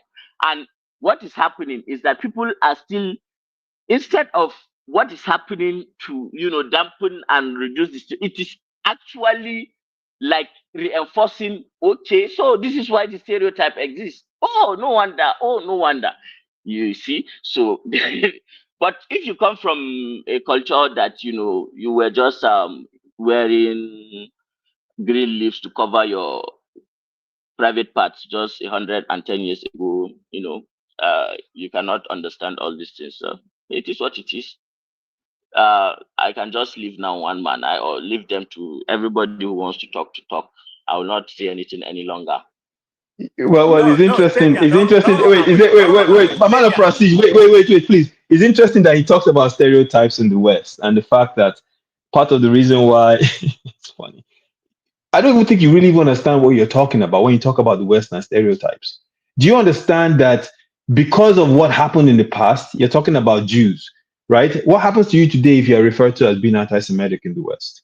Right? You know that is a stereotype. Or if you make comments about money and Jews and say they have big noses, right? This is even minuscule compared to the kind of things you said today on this platform, right? You said, you just said it right now. I'm referring to people that maybe not too long ago they were wearing fig leaves as form of clothing. What is that supposed to mean? Right? And by the no, no, Whatever you take it to be. no. One man. I've listened to him very carefully, and in some cases, one man, I listen to you, and I'm like, God damn, one man, some things you say are bigoted. But what you said is nothing compared to what I just listened to, right? And I have to give it to you, Hassan. The way you do it is you do it in such a way where if someone is not listening, right, it doesn't come off as being offensive, which is interesting, right? That's a unique skill that you have, and I want to commend you on that skill because what you just did, right? Commend me by I will insulting me, commend you please. because you That's not exhibit. good. That's I will dangerous. That's commend you. dangerous. I will commend you because you just exhibited. I will wait. No, don't interrupt me. I will commend you. Don't interrupt me, please. No, I I'm will commend interrupting you. you because I there's will no more commend you because disrespect. you exhibited extreme There's no bigotry. more You disrespect. exhibited extreme bigotry using fancy words and very, very serene demeanor, right? That is the worst thing. Bigotry in Extreme your bigotry. head And is I not just listened what to you. is in reality. I just listened to you carefully, and everything you said, you even justified it by making a comparison to the Western society and saying that, oh, this is why they have school shootings because they don't like stereotyping. And by the way, who told you they don't like stereotyping? They stereotype every day in the Western society. Come and live here. They stereotype every day, and so no, it's not the reality. Let me explain to you. Let me explain to you why it is dangerous. I will explain to you why it's dangerous because Hassan, because if someone like you tomorrow becomes governor or even vice president of Nigeria, these beliefs you have will guide your policies, and the policies you will make as it concerns the Southeast will be dangerous and deadly because in your mind you believe that Yeah, one, they are culturally, yes, but because I you am a believe, wait, journalist. You understand? in your mind you believe that one, they are culturally backward. You believe they are culturally backward. In two, you believe that they are criminals. So how will you treat them? You will pass policies, No, I nothing never that is said going to that. be I never different. said that. Yes, you did. You guys Yes, just you did. I promoted listened to me. you Oh no, carefully. You no, said no, no, everywhere no, you no. go, You and you Hassan, gave why you India. why you lying? You are a Yeah, oh liar. my God, you I said it. separated You said individuals. you go to India. You Individually use kept India them as as an cultural example of intelligence. No, criminals no, that no, commit no. crimes in India, and you said if you look at the names by default, you tried to hide behind it. Oh I my called you out. You said no. if you look at the names by default, the names will come from a specific region, and I knew what you were talking about, and that's why I called you out. And I called you out specifically Kind because of I knew argument you are were you referring to people from the southeast. shouting? I am not shouting, I am calling you out for what you are. And if you don't change your mindset, you will carry this behavior into something, and God forbid, you have a position You of can power tomorrow never in change Nigeria. my mindset because I'm a realist. You can There never you change my go. So you mindset. accept. Listen, I would prefer it if you come out straight and Just accept because your you bigotry misunderstand and me, say that you just are a because bigot. you misunderstand me. Accept it. Listen, I will accept it if you Yes, come out openly and you say you are a bigot. All right, it's not. Openly. I would Come out accept openly it and if you come accept out it. openly It's not and tell me You that will you not. live in a You will different not. And by reality. the way, And then I'm you even let me explain something to you. I am drawing the line as I'm responding to you. I am drawing the line because I don't want to. I know a lot of people in the north, and that's why I'm drawing the line. I don't want to start saying things that would please castigate people go that live ahead, in that go region. ahead. But people like you that come out and make these comments, you started off by saying that, oh, let's use India as an example. And if you look at the criminals in India, they by default come from a certain region. And that statement is not different from the statement Abike Dabiri made, which was ignorant and ridiculous. All right. And people like you, and by the way, and I pointed out to you that that is not true, because if I look at crimes committed in a place like Chicago and in the US, for God's sake, last month they released names of almost 20 Nigerians in the United States that committed crimes. Almost all of them were Yoruba names. Well, the data doesn't tell us that, but it's not. Right? But even if that was the case, even if that was the case, I will not say that Yorubas are criminals. That is the point I am making. All right. So that is the point I am making. Explicitly that Igbos are criminals. No, you didn't have to say it. You just implied it, which is even worse. Hold on, Sam. Let Hassan say. Don't run away, please. Everybody, hold on. Including you, Let me Hassan. just So it's on finish you. my bit. Yes, hold on, Hassan. It's on. You've made your point, so you have to give him the window to respond. But before you respond, Hassan, it's on. You called him. You said you called him out. You drew the analogy of terrorism. I'm not asking you to respond because he needs the chance to also bat back as well. So the window was already open and the conversation was in that space. But Hassan, you respond to that, and then we move it round. Hassan, not muted already.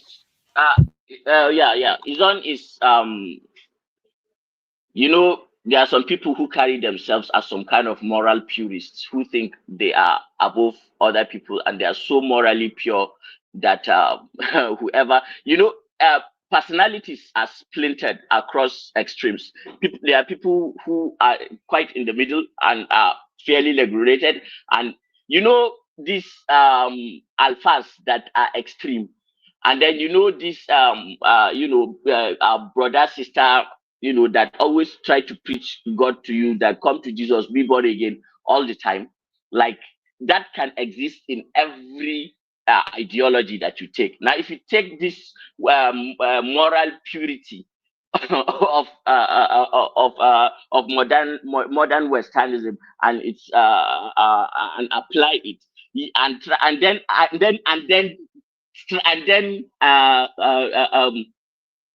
imply or assume that just because you carry that belief that the world works that way, I think it's a foolish, because I have had to deal with reality and not moral purity and conjecture, and deal with threats as they arise and anticipate them.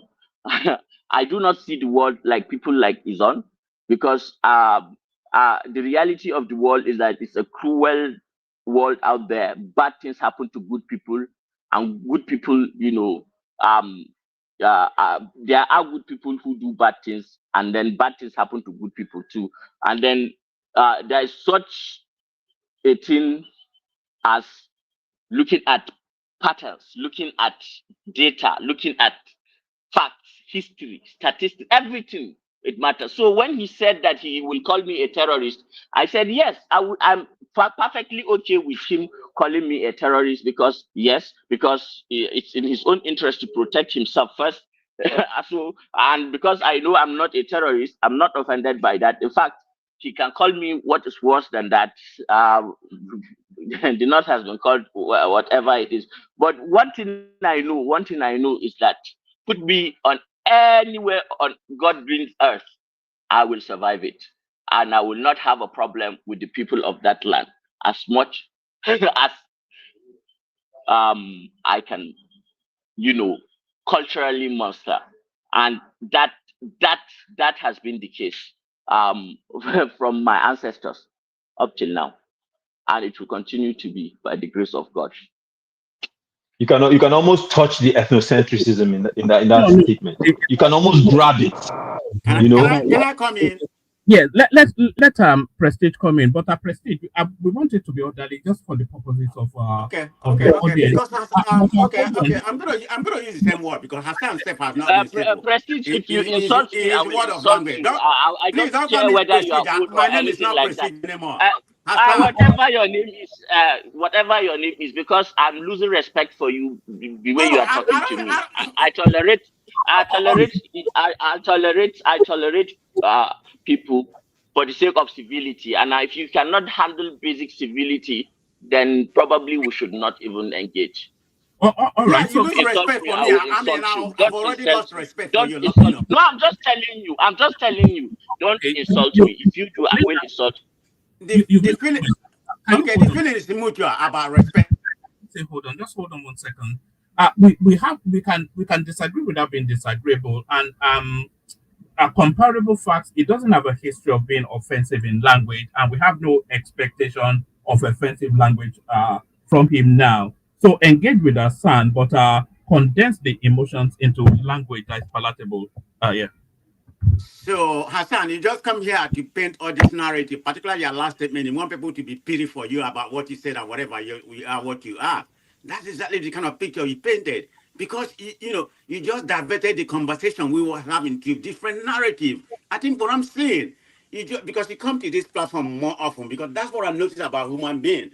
They just come here and perpetuate some narrative, that some of the people here, some of the disciples we eat is like a red meat. That's what you just throw out here. Whether you believe what he's saying or you don't believe what he's saying. But that's what you epitomize yourself to be, for people to like you or whatever. That's exactly what he just did. And you just come here and call the whole Satan, the whole ethnic group all criminal. That's what he just said. He may say it in a cold word. Everybody understand what he said. So that's why, I got mad, because I've never used that word and called the whole Northern terrorists and the whole Fulani or whatever tribe you are. I think you're from Fulani. I never used that word. I said the Fulani henchmen, some Fulani henchmen or whatever. That's the only He's word I call Kanuri. you. He's Kanuri. But He's not right Fulani. now, He's Kanuri. okay, now that you have used that, of course, okay, can you even watch? Like your vice president, is he not the sponsor of terrorism in Borno State? So, I mean, that's an epidemic of what you are. So that's why I call you a terrorist. That's where you're from. Because he called the whole South Indian a criminal. So, I should return the same favor to you. That's what he did. What he just did here is very disservice. So I'm not going to go in detail and start pulling out, because this quarrel is not about it's not about me or one man which is from the southwest. So my comparable will be with you. I rather deal with somebody bigotry or somebody than a terrorist, and that's what I call the northerners. Yeah, because I'm doing the same thing you did. You are all terrorists. I mean, you're a key human being, because the only person that's going to be alive, is gonna be able to breed or do or commit crime. But terrorism is the worst crime, you can commit in human life. You are killing somebody. So you can't compare that. I know all crime is crime, but there's some crime, that's insurmountable. And that's what you in the north are committing. So don't come here and be your political righteousness. I want people to listen to your nonsense. it amazes me how nonsensical you are, to just are you especially, and then others who just think somehow that they are just like Oyibo. We are not Teutonic Anglo-Saxons. We cannot think like they are. It is unfortunate how degrading and how a Because lot he of people's started this worldview. nonsense, and the northern are the Wait, more backward people. No, no, he You are the listens more I to you backward now, tribe in Prestige. Nigeria. let me Prestige, he listens to you. He finish listens my to point. you. Yeah. Oh God. Now, if I were a security operative, say for example, and and I am an immigration official, and I'm looking at facts and statistics, and I'm looking at countries where I should, put a more restrictive, control of, granting visas, maybe at a policy level, at a higher level. What countries should I consider? Countries that, have a lot of people who engage in drug dealing, countries who have a lot of people who engage in human trafficking, countries who have a lot of people who engage in cult violence. I will anticipate that. If you like, call it stereotype. If you like, call it whatever. Don't leave Now, out terrorism. Don't leave out terrorism. yes, Hold on. I'm going to yeah, respond to that. yes, and even terrorism, whatever it is, whatever type of crime, especially terrorism. Now, should I not put a restrictive and more stringent approach towards those countries, or should I not? Just Okay, rationally okay, speaking. okay. Thank you. The list, all what you listed. Let's assume it's true. You may narrow it No, to no, no, any no, no, tribe you no. want. Stop at the But you know the assumption. No, one, stop. No, the there's number no room one for restriction. assumption here. if I'm a There is no foreign room for country assumption or here. I America, want to take this to a logical conclusion. right, Let's not give I'm room for responding to assumption. you. I'm responding to you because you No, just I'm just enumerated leaving this all those. thing. There is one man. Can we talk, or we should just be Ye- But arguing you with asked Yes. me each a other? question. Yeah, Let me answer sorry. you now. Prestige. What Hassan is inviting is inviting the coldness of an academic conversation rather than the. Who is not academic here? No, So yeah, no, no. I don't know. He's What saying, are you talking? no, What are no, you hold on. insinuating, Now. one It's man? not you see exactly what he's saying is what you're doing now. He's saying leave the emotions out. Let's look at the data. Let's look at the pattern, and then let's form conclusions, however uncomfortable they are. So Okay, it's asking you to jettison the emotions and go with the facts. okay. Let me go because I'm not going to put I'm not going to put any other region in this conversation. It's going to be the southeast region, and and the whatever you come from. And the terrorists, I just northeast. call you north, whether you're from the northeast or south No, northwest. So I just call you I just terrorists, call you north. Let me northeast. learn now. You don't let me talk. You pose a question and let Okay, me. are you ready? Are you? Okay, go ahead. Answer. I mean, I have not even responded because you just enumerated about 4 points or whatever about restriction from a foreign countries. The number one on that list is terrorism. It's a scenario Number that I one. pointed out. Number one, and that is what you are in the north commit. You are like the perpetrator of terrorism in the world in Nigeria. So if you want to put I'm everything the in southeast as well. one man, why you backing him? It doesn't even make sense. No, no. Let's have this We are begin saying and that answer. I'm laughing because Why are you laughing? because of the terrorism charge.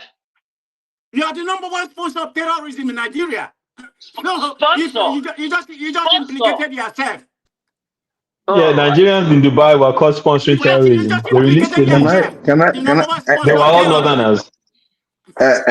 Comparable facts. Please, can I ask Mr. Hassan a question, Yeah, if you don't mind? go ahead, man. Mr. Hassan, if you don't mind, Mr. Well, Hassan. you have brought both. Guys, Hold on, Mr. Hassan. No, you come here. Let me just let me just set parameters. I hope this is not a gang up against the sun. Azan is inviting a nuanced conversation devoid of emotion or ethnic jingle. So let's have it within those parameters because it seems to be everybody's launching against the sun. All right. One man. If you can I say something? Thank you. If you smell like poop, you attract flies. So on this show, we do not say because someone came from anywhere. We are all Nigerians, so we have to, talk and talk with each other the way we are talking right now. We know where or we know how each other or people are thinking of us or how we're thinking of the others. So it's just a conversation. And Mr. Hassan, if you don't mind, what state do you come from? Borno State. Okay, Borno State. All right. The last time I checked, I understand that they were wearing free clothes. And the last time I checked, can you tell me where you are in education? Why does that even matter? No. I want to tell you. No. I just asked you a question. I keep my educational No, I mean your I state. don't Your want state. I mean your state. I mean your state. Oh, my state. We are so Yeah. lacking, like so lacking. We've been left behind, and the thing has been made worse by 15-year insurgency. Oh, sorry. Okay. So I think that's where we are headed, right? That brings you to my point. You see, whenever you want to make, let me talk, please. Whenever we want to make statements, right, and there's a problem before us, we should try to treat it dispassionately. The idea of you trying to refer, backward to 200, 300 years back, in order to make it look like, these people are trying to look down on the Igbos, it's not right. The world will always remember the past, but they will always appreciate the present and look forward to the future. When we look at where we are today, presently, you cannot tell me your state or even your region is better than the Southeast in terms of education, in terms of health. Hold on, please. Hold on. Until you get there, do you have the potentials to do that? You do have the potentials to do that. But until hold on, let me finish, please. Let me finish. Until then, you are not. And when we even talk about, is it a Boma Capital Index? And you are not better than the Southeasterner. And going by what you're saying, if you were wearing clothes when these people were wearing free clothes, I should expect you to be like, your fellow Muslims, like Abu Dhabi, Dubai, where are they? Bahrain, because sometimes when we look at these things, sometimes we have to start asking ourselves questions. You Okay, are let me stop Muslim. you from Hold on, there. please. Let me stop you from Hold on, there. No, please. you Hold interjected, on. man. You took my time. So I've been claiming my time. No, because no, it's too much to talk about. No.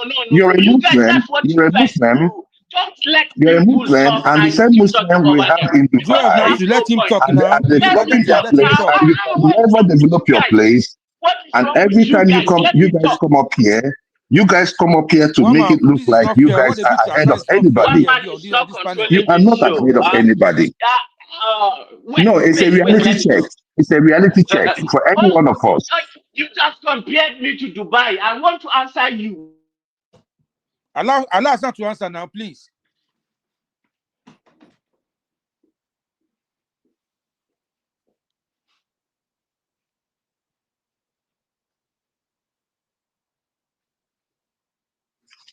Hassan, answer. What's going on? They don't take Joel, can life you for hear me? Borno. They don't take life for Borno. Sorry, I was The speaking. advanced technology there has failed. All right, even if you look at the comment section, even Wait. One man, let me answer him, please. yes, One man, yes, please, you, let me you just will answer. let me But answer this. let me open the window for you to answer. Even the comment section are now pushing that let this guy speak. And if you look at the image on your screen, they say opinions are opinions, but facts are sacred. These are the images. If you look at that's from the that's actually the Bono cost. Those gentlemen to your right, and the ones to your left, of course, you know where they are. So I think that's what Asad is speaking to. But Hassan, you have the floor. I'll just respond to that, and then we'll move the conversation around. Yeah. It is only if you understand how ecosystems work, how geographic and topographic and communal and sociological and cultural and historical context all combined into one before you can make sense of your present reality.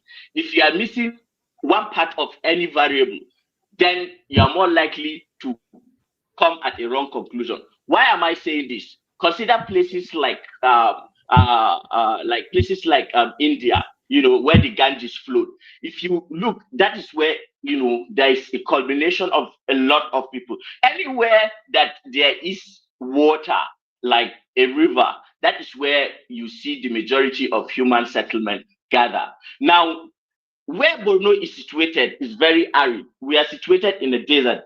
And I will tell you that the reason why I am not like Abu Dhabi is because, well, while the desert of Abu Dhabi has had and discovered and, got a lot of oil out of theirs, like decades, seven decades back, uh, here in Borno, we had only relied on our own traditional methods of farming and fishing.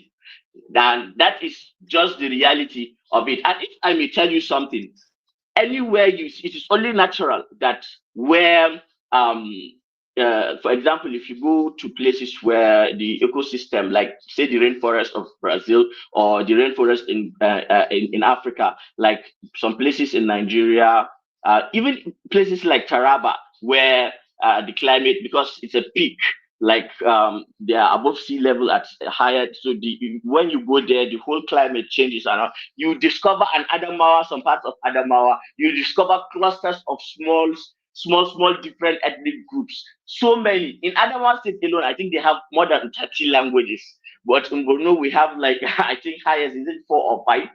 You can imagine, because, and we have the larger state.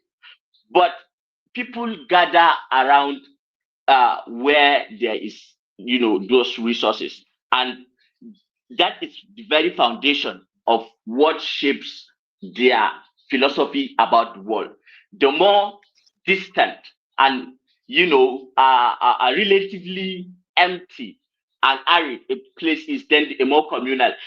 Me and the people in Abu Dhabi were not so much different. They are Bedouins. They didn't even, they walk with slippers and you see the Fulanis that you curse every day.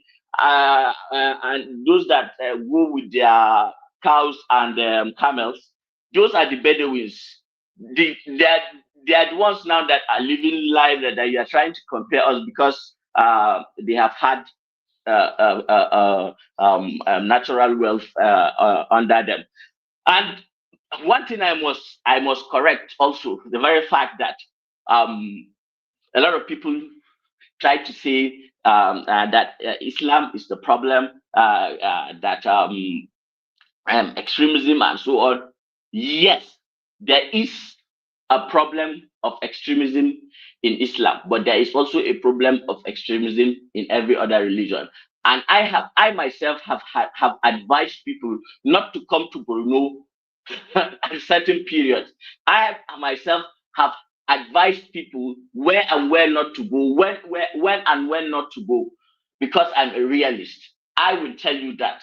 And I also tell people the kind of characteristics to look at when dealing with certain people from this area of Nigeria, because I am a realist.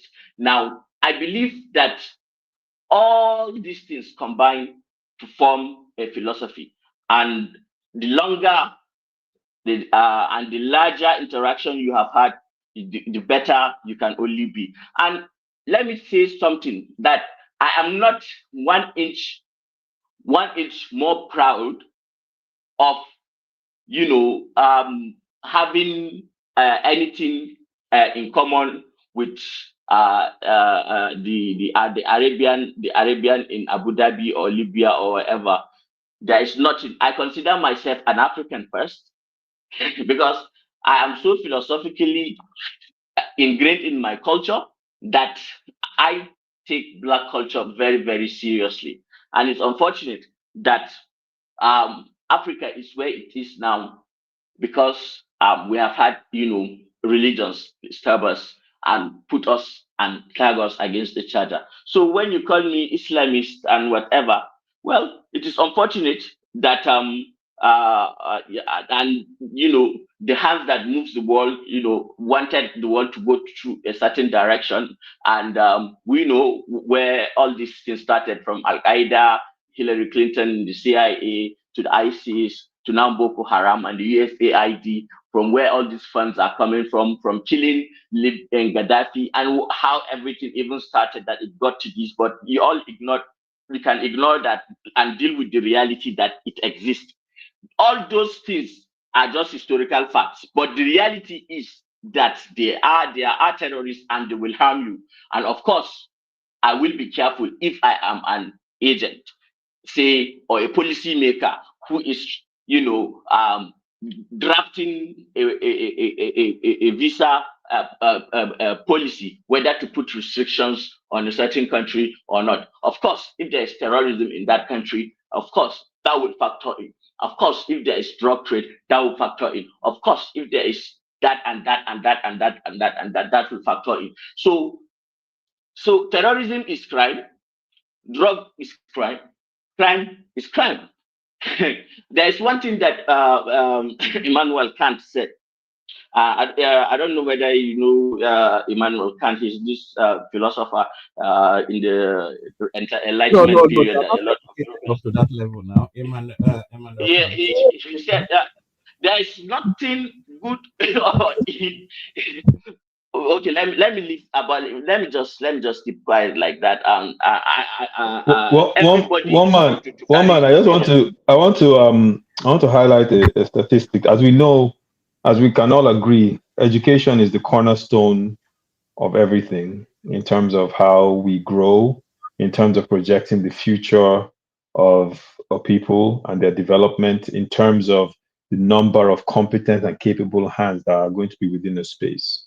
So, according to the UNICEF report on education in Nigeria, the states with the lowest level of out of school children in Nigeria are Ebonyi and Imo states. The states with the highest level of out of school children in Nigeria are Bauchi, Jigawa, and Borno. I have nothing else to say. And one man, and if I may Can add, I add to because my because in situations like this, right, Hassan, it's not like it's a knock. It's not a knock. But as young Nigerians, we should start asking questions differently. In everything you said, you did not condemn leadership and corruption within your state or your region.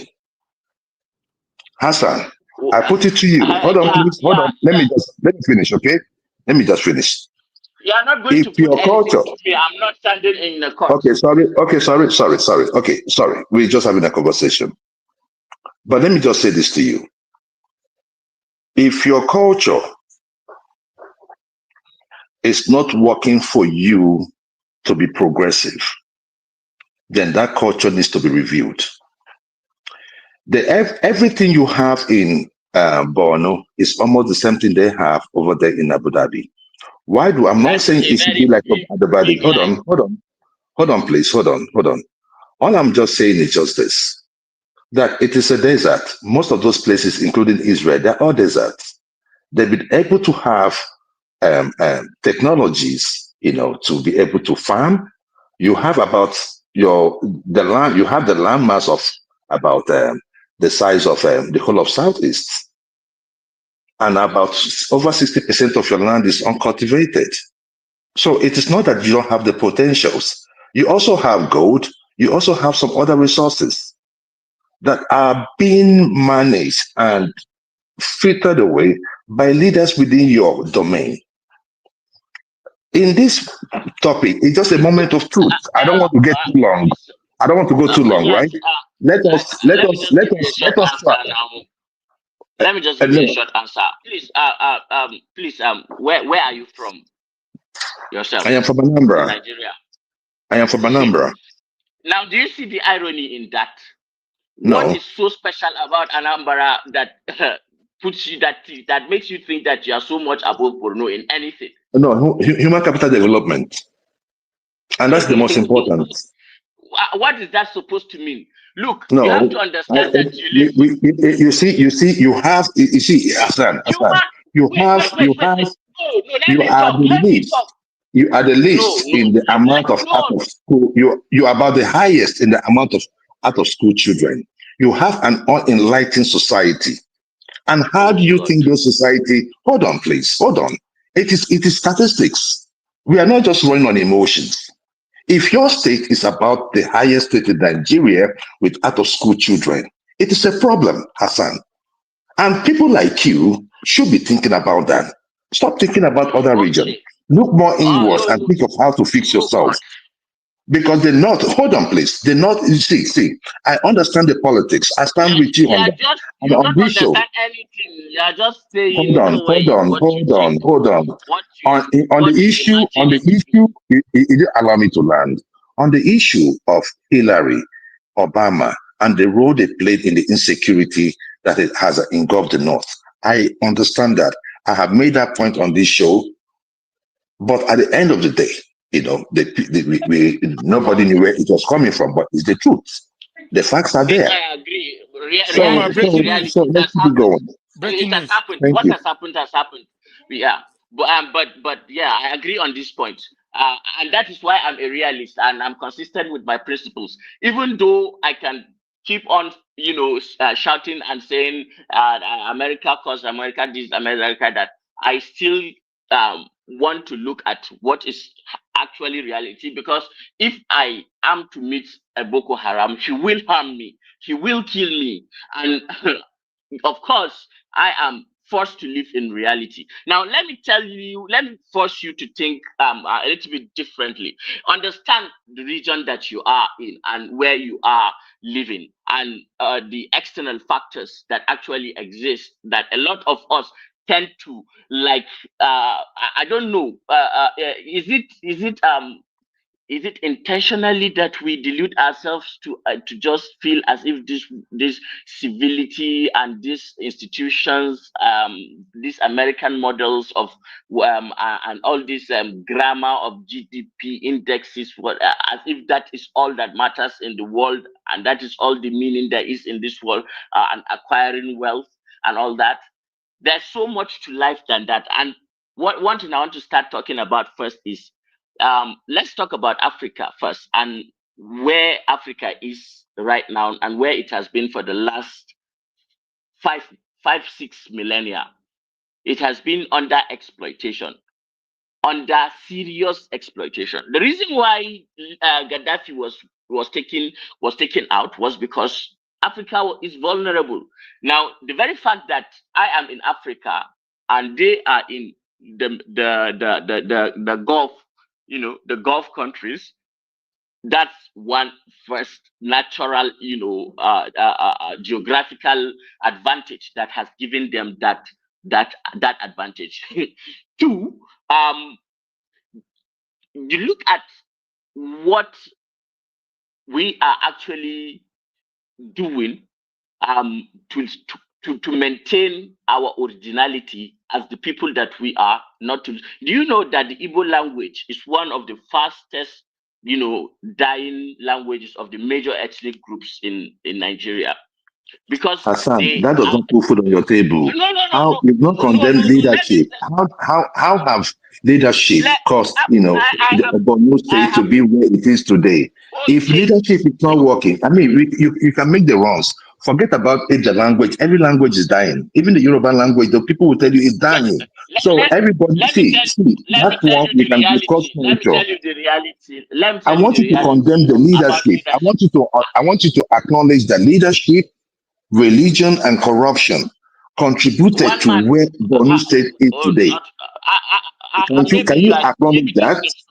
Maybe this is the first time that you are hearing me talk on this show, but I have condemned corruption, leadership. In fact, the feudal system that we have had in the north for a long time, where there's an aristocratic elite and then there's a commoner, but then there is justice, there is fairness, there is some level of accountability, where even if it were to be a war, the king had to be on his horseback and lead the charge himself. All these things actually really mattered, that we have real history to back this up. Now, what I'm trying to say is, when you talk about condemning corruption and whatever, do you know that because of the nature that Africa has been raped so much, to the point that right now, as we exist as a country, we are trying to build an organic identity to become a nation. I believe in Nigeria, but I believe in a better Nigeria that is coming in the future.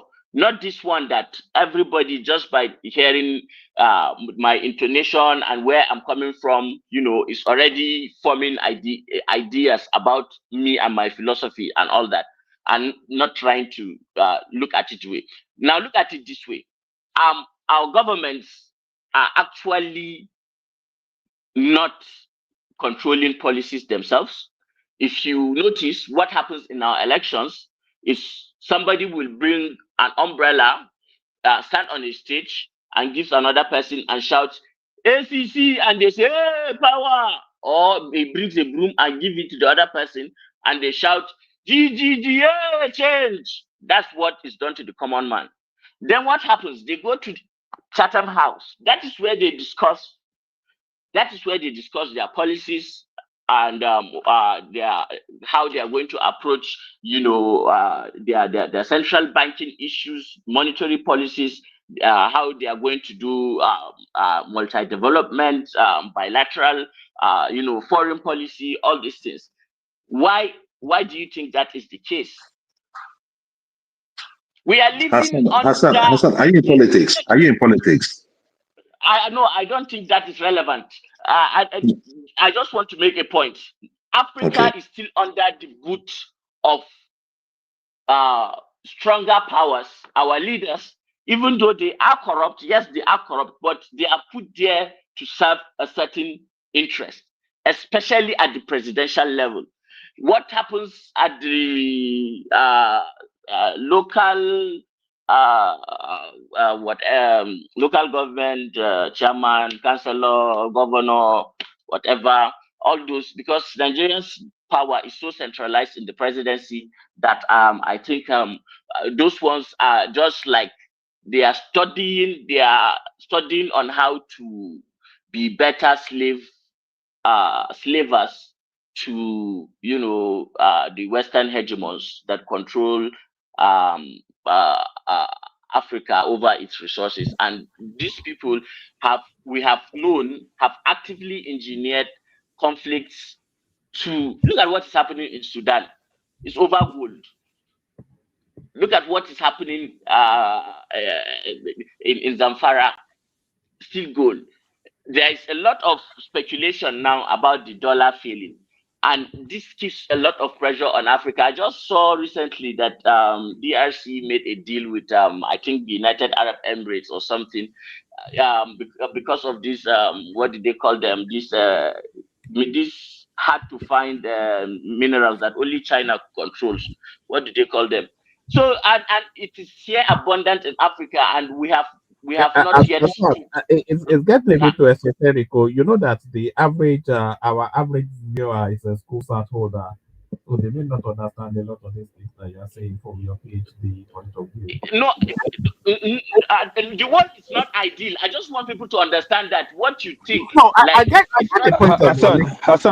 Hassan, what I would say, well, let me say something, one man. Hassan, what I'll say is everything you said about the fact that we're not governing ourselves, the neo-colonialism, as Nkrumah coined it, is what we're currently under. The neoliberals around the world want to know our policies and influence our government. It's essentially the indirect chief doctrine that we're still living under. I agree with you.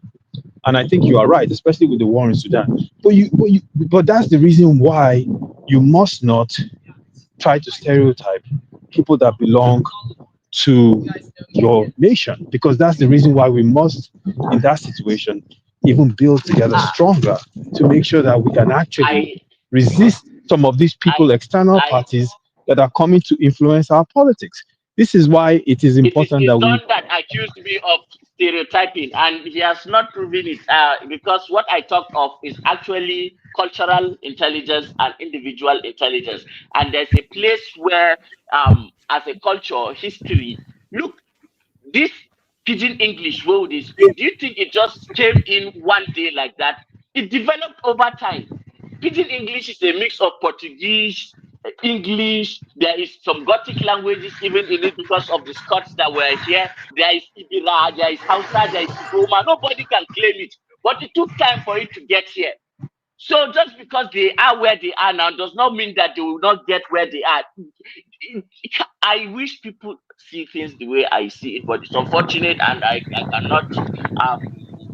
cannot go further No, than this. I'll just have to leave it here. Hassan, I I need to go see the and way pray. you see it. It's time for Maghrib. I want to go and pray. So guys, I may come back later and continue, but I need to go and pray. Yeah, Assalamu Hold alaikum. on, Hassan. Hassan, no, let before me you go go, now. there's No, no, nothing realistic. Hold on. There's nothing realistic about you. Okay, let's call it what it is. Okay, it's gone anyway. you're a typical, farcical, unrealistic person here, and you're very disingenuous. Where is he? He ran away. Terrorists like you. It didn't run away. He had to go and pray, like he said. But Prestige, what Asani was actually saying, I think people lost it in the emotions of it all. But what Hassan actually said is that there are cultural memories not too dissimilar to muscle memories.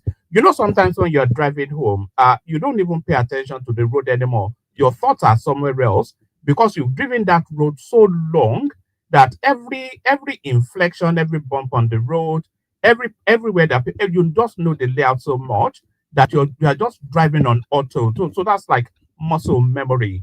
And what Hassan was saying is that cultural memory is also akin to muscle memory. And then he took us through the Borno kingdom. Everybody knows the Borno kingdom and the histories of the Shehu and the interrelationship between other ethnic stock. And he was saying then that that's so embedded into a cultural understanding that how somebody from that region manifests in other region, it carries that cultural memory in terms of behavior. And he's saying then that people that are at a different phase of their evolutionary journey, they might not necessarily have that cultural memory of conduct, and that is what manifests in how they behave in other people's What, spaces. and one man, that is a fancy way of saying that your fellow Nigerians that belong to another culture are culturally inferior. Which is what you're saying. You might as well just say this. Listen, one man, and I give it to him. Yeah, it's funny because he might as well have just said, "Listen, Igbos are culturally inferior." That's what he should have just said. The whole dancing and fancy words. Oh, I come from Kanem Bornu, and we have a long history of blah blah blah blah, and because of our adaptability. Okay, let me ask you this. According to what Joel was just saying, with all their history of Kanem Bornu and the Shehu and everything, they have 75% of their children out of school today. Where has that history and long lineage, where has it taken them? If they were so much more culturally advanced, how come they have not culturally and economically advanced their space? Come on Okay, now, Aizon, woman. let me And wait, woman, this is the thing. This is the thing, yeah. let me come in. I would never even bring this up, but I'm bringing it up because of what he said. You know, you can't come in Yeah, here and then talk down to a group of people and think it's okay. hold on, me first. Let me just say this, and then we hear from you. What you actually said may well be factually wrong, is on because I think you're looking at it from the prism of formalized school and children not being in that space. But in terms of general learning, that Borno space scholastically is one of the referenced and revered spaces in Islam and Arabic, sort of cultural, religious, intellectual space. So it's a hotbed of intellectualism, but of an instant sort of No, inflection. woman. Almajiri school children, you can't Yeah. consider Almajiri children as Uh, anything contributing to society. Imagine actually means student, if you want to know. Yeah, but look at the context of Almajiri in Nigeria. What does that mean? Really? Let's be honest here. Let's not try to sweet coat anything. Almajiri One kids, man, why they are you are embellishing? highly Why are you uneducated. embellishing the fact? Aizon, That's exactly what he I, just did. I Make want I to I stop. want to Aizon, wait.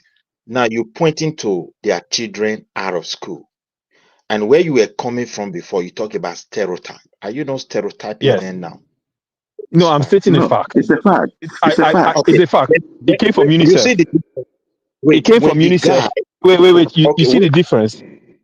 If I said, listen, wait, let me tell you what would have been stereotyping. No. Let me explain to you what would have been stereotyping.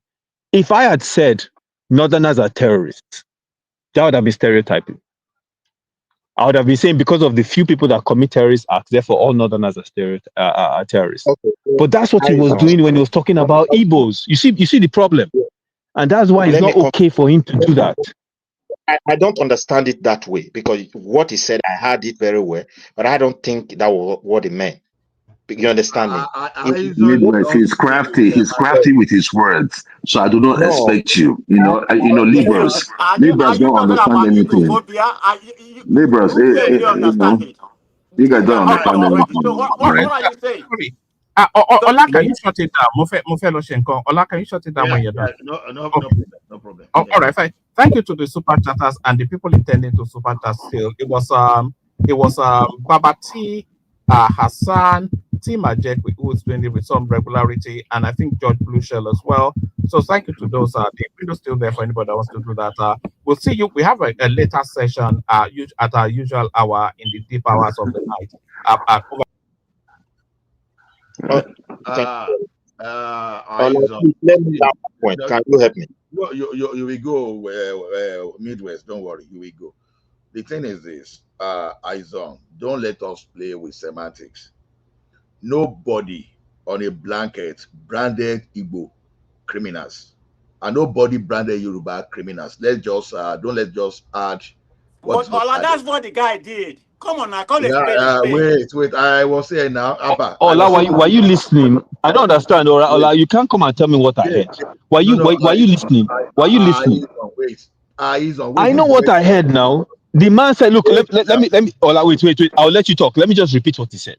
He said, let's pick a country like India. India has a very diverse population. If you look at India and you look at the recent people that were arrested in India for major crimes, they all come from a particular region. That's what he said, right? And I knew where he was going. And that's why I interjected and I said, Hassan, stop dancing around it. I know what you are trying to say. exactly. Just come That's out why and I'm say. saying that. Oh, let me tell you what. No. Wait, Let's not. We're Nigerians. We know ourselves because Abike Dabiri let had already done it. You let understand? us move So, forward. Let us move forward. I will repeat what I said in the past. I said when we talk of criminality in Nigeria, when we are talking of graduate those days of even I see Yao this day, you can't take Yoruba away from that. We know that people, the majority of people that do that graduate of 419, they are from Yoruba up to Edo. In those days, it's a well-known fact. It doesn't mean that Olao as someone coming from Yoruba that I'm 419. No, you understand? As a matter of fact, when someone even made an example of a one textbook of 419 and was trying to use that thing to, he said I should go and read it. I turned that in on that person here. Now, to the extent that I let him know that America and the UK enabled that because they were not doing enough to protect. So I know where you are going to. So when we are talking of banditry today, we know where to go to. You understand? That was why you see me shouting Buhari, Buhari. We knew because that time Buhari, instead of solving that problem, he started looking for grazing route. No, we know that when we talk of S-men, all those kind of things, all those S-men terrorism, we know that it's from a Fulani S-men, nomadic Fulani S-men, this thing. Now we know when we are talking of Malaysia, you understand, Indonesia, and people taking substances there. We know people from there are mostly from the southeast. So it's not so all those are factual things, but it's not as if there is a particular tribe in Nigeria that is crime free. No, we know the patterns. We know the crime we can trace to a particular group of people. So it's a known fact. So that's why I'm saying that you didn't let him land because we said this thing over and over. So there's no need. You can't say Yahoo boys are coming from a Yoruba and you see me flying everywhere, start defending. I will never do that because we know. So Ola, it is different. Ola, it is different if I say, okay, there are Yoruba boys that do yahoo. That's different. For me to say that only a Yorubas, stupid person wait, Ola, is it different for me to say that than to say Yorubas are culturally backward? He used that word specifically, and I'm quoting. He said, and one man was even saying it just now. One man was saying, we all know that the Bornu people have a long lineage and history. We know the history of the Shehus, but if you come from another culture that maybe doesn't have that history, you won't be as culturally advanced. That is a fancy way of saying that you understand. So you can't. No. My brother, no be yesterday. No be yesterday. I enter planet now. I know I don't like semantics. We are talking of criminality now. There's no way you can brand a whole ethnic nationality a criminal. But if you are saying Exactly. Hold on. But if you are saying a particular ethnicity is still backward, maybe at the education level or woman development index, it's a fact. Okay, when you call Nigeria No. Culturally, okay. Let me explain something, Ola. Wait. Let me explain something. When you say someone is culturally backward, right? What you're saying is their culture is inferior to your culture, right? But the problem with that is some people, if you belong to an external culture, it means you don't even understand the culture you're criticizing. So how can you say that culture is backward over your own? You see what I'm saying? So it's just a form of superiority complex where you feel that somehow culturally you are better than the next man. but you're not. But Nothing totally makes you better than the next man. That is the point I'm making. That's totally different from criminality now. You understand? Yeah, no, yes, it is different. Well, Yes, Allah, it's he used different from both criminality. words. He used both criminal Whether and you like culture. it or not, I believe that my culture is better than the Western culture. Till tomorrow, I will Yes, tell everybody. as you I will should, tell as you Oyibo should. that I'm That's superior. subjective, though. But it's Exactly. subjective, right? As you should. I will Yes. tell Yeah. Oyibo from now to tomorrow that I'm better than you culturally. Then I will Yes, start there's nothing citing my wrong with reasons. that. There's nothing you feeling that way. But for you to Yeah. condemn other culture and say they are No. very backwards, Of and you course, go, no. See, I can tell Oyibo that their culture is backward because I will cite my reasons. You understand? But if I now call Oyibo now they are criminal, it's another. In fact, it's another but thing that's what he entirely. just did. That's what I don't know what you don't understand. That guy came here try to use English to to deceive people, talking about he's very realistic. That guy is very impractical. Let's call it what it is. He just come here, No. to make all this nonsense excuse for. See. He's a I didn't bigotry see. to the highest level. Let's call it what it is. I didn't Didn't see see it, but I see anything. it because he's talking to me. He's I talking to me didn't that I'm a see. criminal. He may No. not see it. That's a problem. No, he won't But call you a I see criminal. it. He didn't call you a criminal. I was He there. did. He didn't call you a criminal. Okay. You understand? This is You just want to hear what you want to hear, Ola, because no. Okay, what did I Ola, benefit? Ola, they waka, man. I go follow and talk later. Okay. Ola, I don't know why you're I don't know why you're defending this guy. That may be one response. You understand me? I say they go so sharp because what I want to tell Aizon is this. You see what is playing out today in Nigeria, particularly in Lagos. You say you grew up there.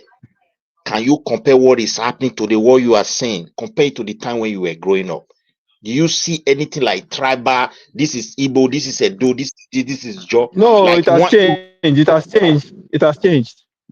Okay. Now, why do you think it is changing now when we are more educated, more connected, we come marrying fluently with one another, and things are changing in a negative direction? I think that is something we have to really think about. What exactly is wrong here?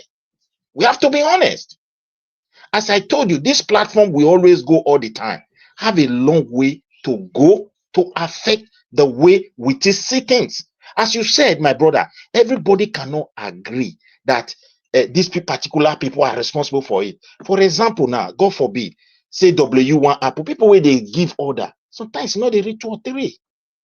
You go see everywhere scatter. The words of mouth has power. The truth of the matter is that let us start cherishing one another up. I don't see anybody that is inferior in Nigeria. But when you open your mouth and call other people that they are inferior, they are going to respond.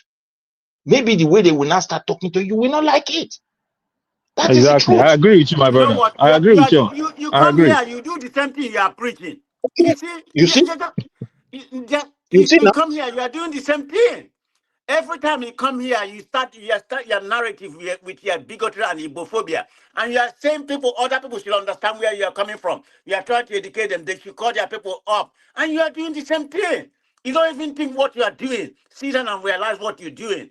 That that you may not be right, but you claim to be right when you come here and post your narrative. It's just like Ola come here and saying we're talking about the sponsor of the bill, which I have the people that sponsor it. There's about 2 or 3 people from the north and some from Yoruba in Lagos, and people are doubting what is fat. The fat is there.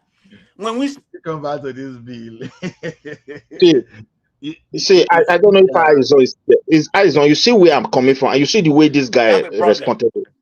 And he is trying to present himself as someone that is free from, the recent, who believe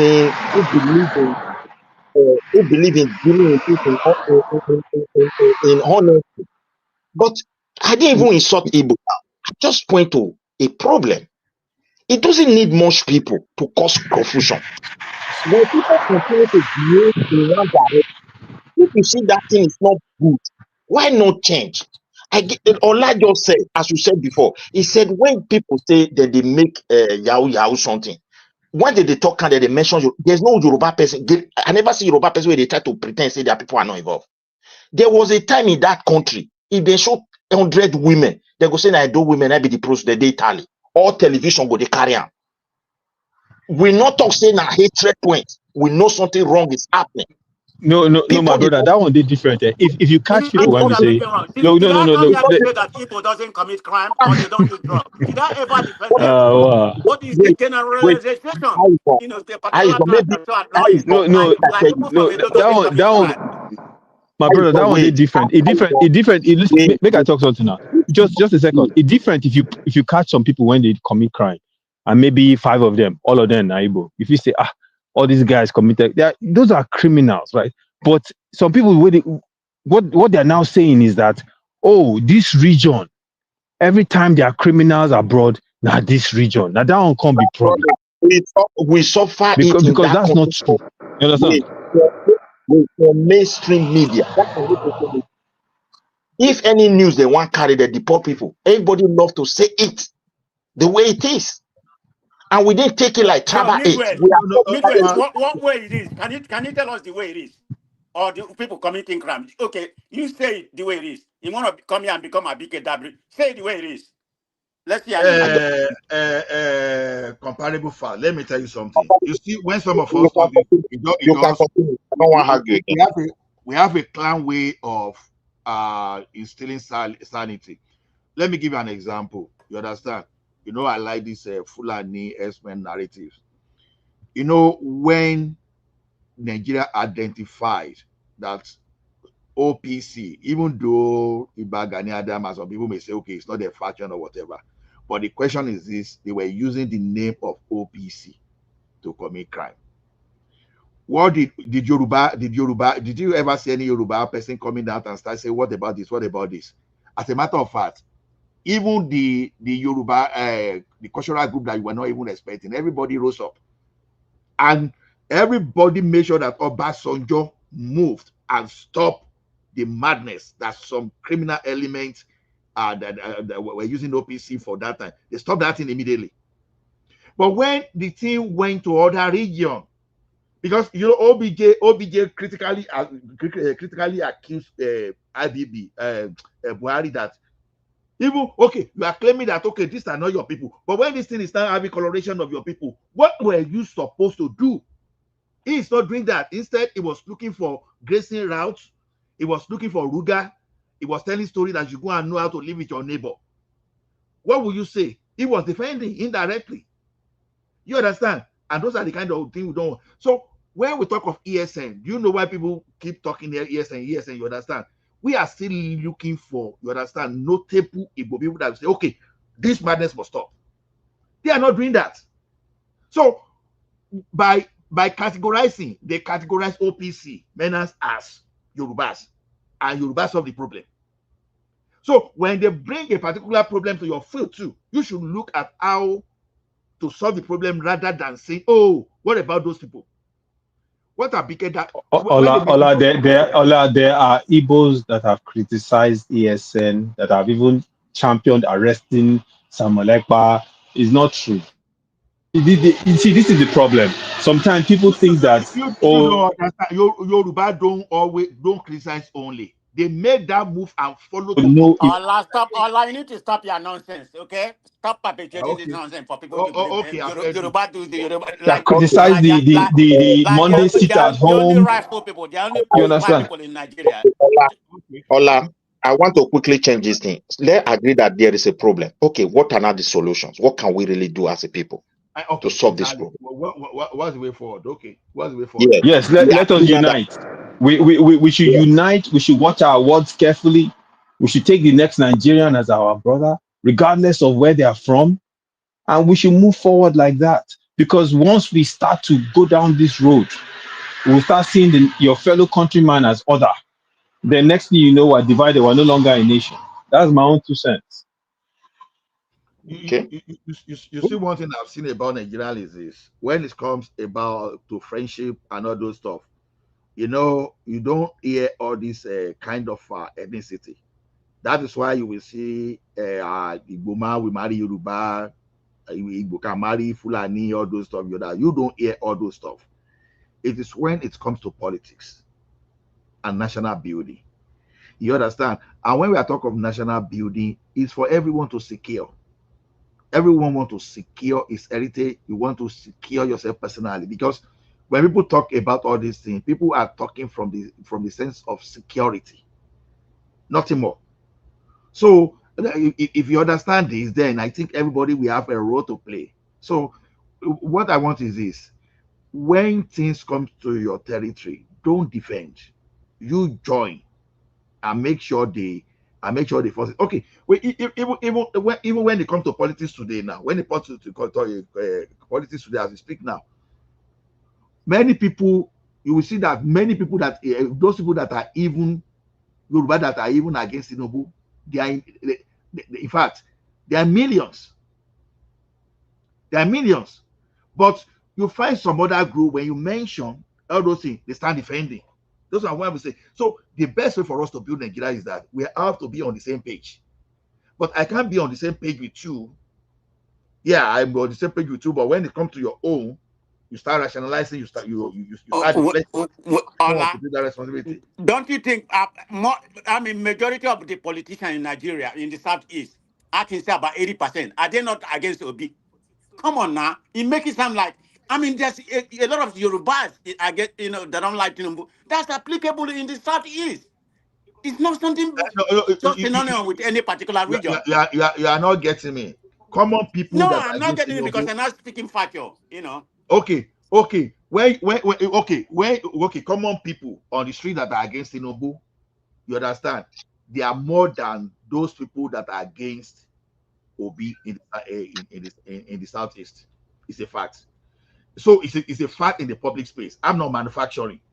Now, if you ask me to give an example, I will quickly refer to 2023 elections. You understand? Tinubu lost Lagos, and Lagos is predominantly Yoruba. Tinubu had issue in was in Osun State? Yeah, Osun State. And Osun State, predominantly Yoruba. Then when you go to the southeast, what happened? You understand? Obi cleared You're the place missing the point. up That's to politics because they fancy Obi in that particular region. So what does it that doesn't mean? matter. They are not even making No, enough. that's what I'm saying. It doesn't matter because for you to have your person and you boldly went into the poll and vote against your person, you understand? You are displaying Didn't that. that happen in the north? In the northwest? Didn't See, Buhari have about 12 million? What are you talking about? You're That's not even making exactly a nice that. narrative. No, that is I don't exactly what remember that thing, whether it's rational something, I don't know, rational truth. See, I just asked that question because if I look at my country, every region, people, race, and ethnicity that make up Nigeria, they all have one problem or the other. But trying to use that federal mind to solve it, I think is worsening everything. And that's why we talk to ourselves like this. We see ourselves like, and it's going to get worse because we're not like this before. As I said, I grew up in Benin. And the one of the unique thing about Benin when I was growing up, it's a place where you grow up fellow Nigerians, almost like Lagos, irrespective of tribe. And no one talked down on anybody. That's why I asked Aizon just now. He said the same thing because that's not an issue. Nobody cares. But suddenly now we are on it. What is affecting us is Nigeria. The Northerners you said that I have a Majiri, they should have power to really mine their resources and solve their problem. Contribute to the federal. The Igbos, no matter whatever we see as problem, they should manage it with their resources and also contribute some percentage to Nigeria. The Yoruba should do the same thing. The Benin and people within that area should also take responsibility. And I think that is the only way that can help us as a country. Because, for example, we elected someone from Niger Delta those days. What is his name? Former President Goodluck Jonathan. We know how much it took to northern part of Nigeria to solve this problem of so-called Amajiri. Why the people who want Amajiri were not happy? You can recall. Why was he doing that? Cultural differences. What you see as a problem in your place may not be a problem to other people. But if they see others progressing, I think strongly they will buckle up. Even from the north, like this former CBN governor, he mentioned it. That is a problem. I saw some governor waking up to it and trying to see it and say, look, this thing is a menace. We must solve it. That's how nation is built because I don't believe anybody from one particular region, with the way they centralize everything, they can solve any problem for us. We are just different people. Can we work together? I agree. But we must build that foundation for it to happen. That foundation is not in existence. We are just talking from our mind, particularly these South people like Aizon, me, and others. Oh, Nigeria will work, we will bear the flag. I don't see Igbo, Yoruba, and Hausa. When I mean Hausa, I mean Northerners. When I see Igbo, I mean the Southeast, and I mean the whole Yoruba side. They will never allow it to happen. The distrust among these people is so strong, and there's no way we can break it except people take responsibility of their respective region. We're talking about Marjorie Good, but at the time, ESN was committing havoc in the Southeast. In Edo, I'm a black, I'm a house, I'm this one. They were buying themselves in the street. You go to Yoruba land, you also have some problem. You go to Niger Delta, people are not busting pipe, destroying the environment. You will see other things happening. And I feel it is our time we should agree that this foundation of one Mr. President will solve it. We are just joking. It's not going to work. That is just my submission tonight. So let me speak before I leave. Let me speak. Let me I'm speak about to leave, now. please. Me, I'm not Give saying me a minute. anything now. I'm about to leave, please, if you don't mind. I'm only going to take a minute. So, Why will you for leave? me, Why will I've you leave? never come to this platform and said the Southeast are pure or whatever. They never commit crime. I mean, to be more specific, in terms of if you want to be more sectional, when it comes to drug conviction, and yeah, this is more prevalent. From the Southeast commit when it comes to drug, but crime does not know any tribe. There's a lot of tribes that commit crime in Nigeria. So let's talk about the North. The reason why we don't hear about the North because they don't travel out of the country. So if you want to talk about, it's between the Southwest and the Southeast. They commit because of their population. You can't stay here in the zone already, the people from the South side. But because of their minority based on tribe, that's why you don't hear much about them. That's why it's predominant the Southwest and the Southwest and the Southeast. So I can't come here and say the South, like I said, the Southeast doesn't commit crime. Yes, I mean they commit a lot of crime, like any other tribe do. So let's call a spade, and just come here every day. We playing a tribal card or whatever just to justify our narrative. I mean, it's not gonna help where we are going. But anyway, I have to go. Thank you, everybody. Thank you. Niger man. Yeah, it's not that come out. Guys, since I'm back. No, it's not that come out. Eyes on, I was gonna leave, but my nemesis is back, since so we're I'm gonna talking stay. solutions, I hope I get my turn. Yeah, okay. I want more, but when I get go ahead. Since we're talking solutions, go ahead. Azan, are you there? Azan network is not working. Azan, your line is not going on. Can you guys hear me now? Okay, we can hear you now. Good. I'm back. I came back because I heard you guys talking about solutions, and that seems like a place where we'll probably tolerate each other's point of view. I hope so. Anyway, the way I see it is probably different from the way you see it, but it's an important point of reflection that we talk about how we can solve our problems.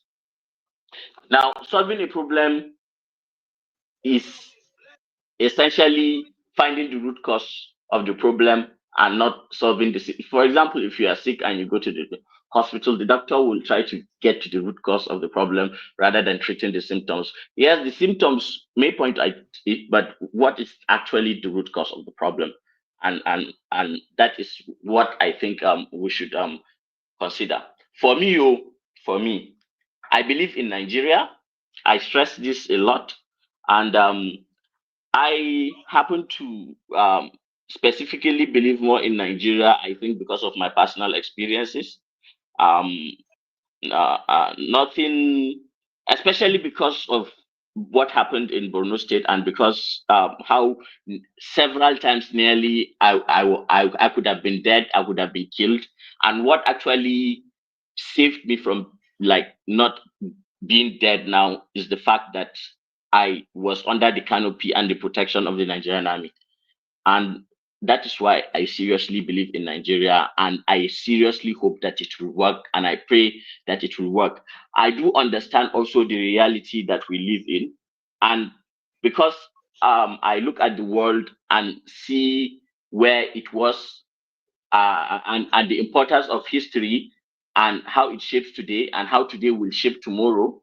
I think it's important for all of us to understand where we are coming from, know where we are now, and how we get to where we are going. This point I'm making is because I want us to, all of us, to understand that we have a crisis of identity. The crisis of identity that we have.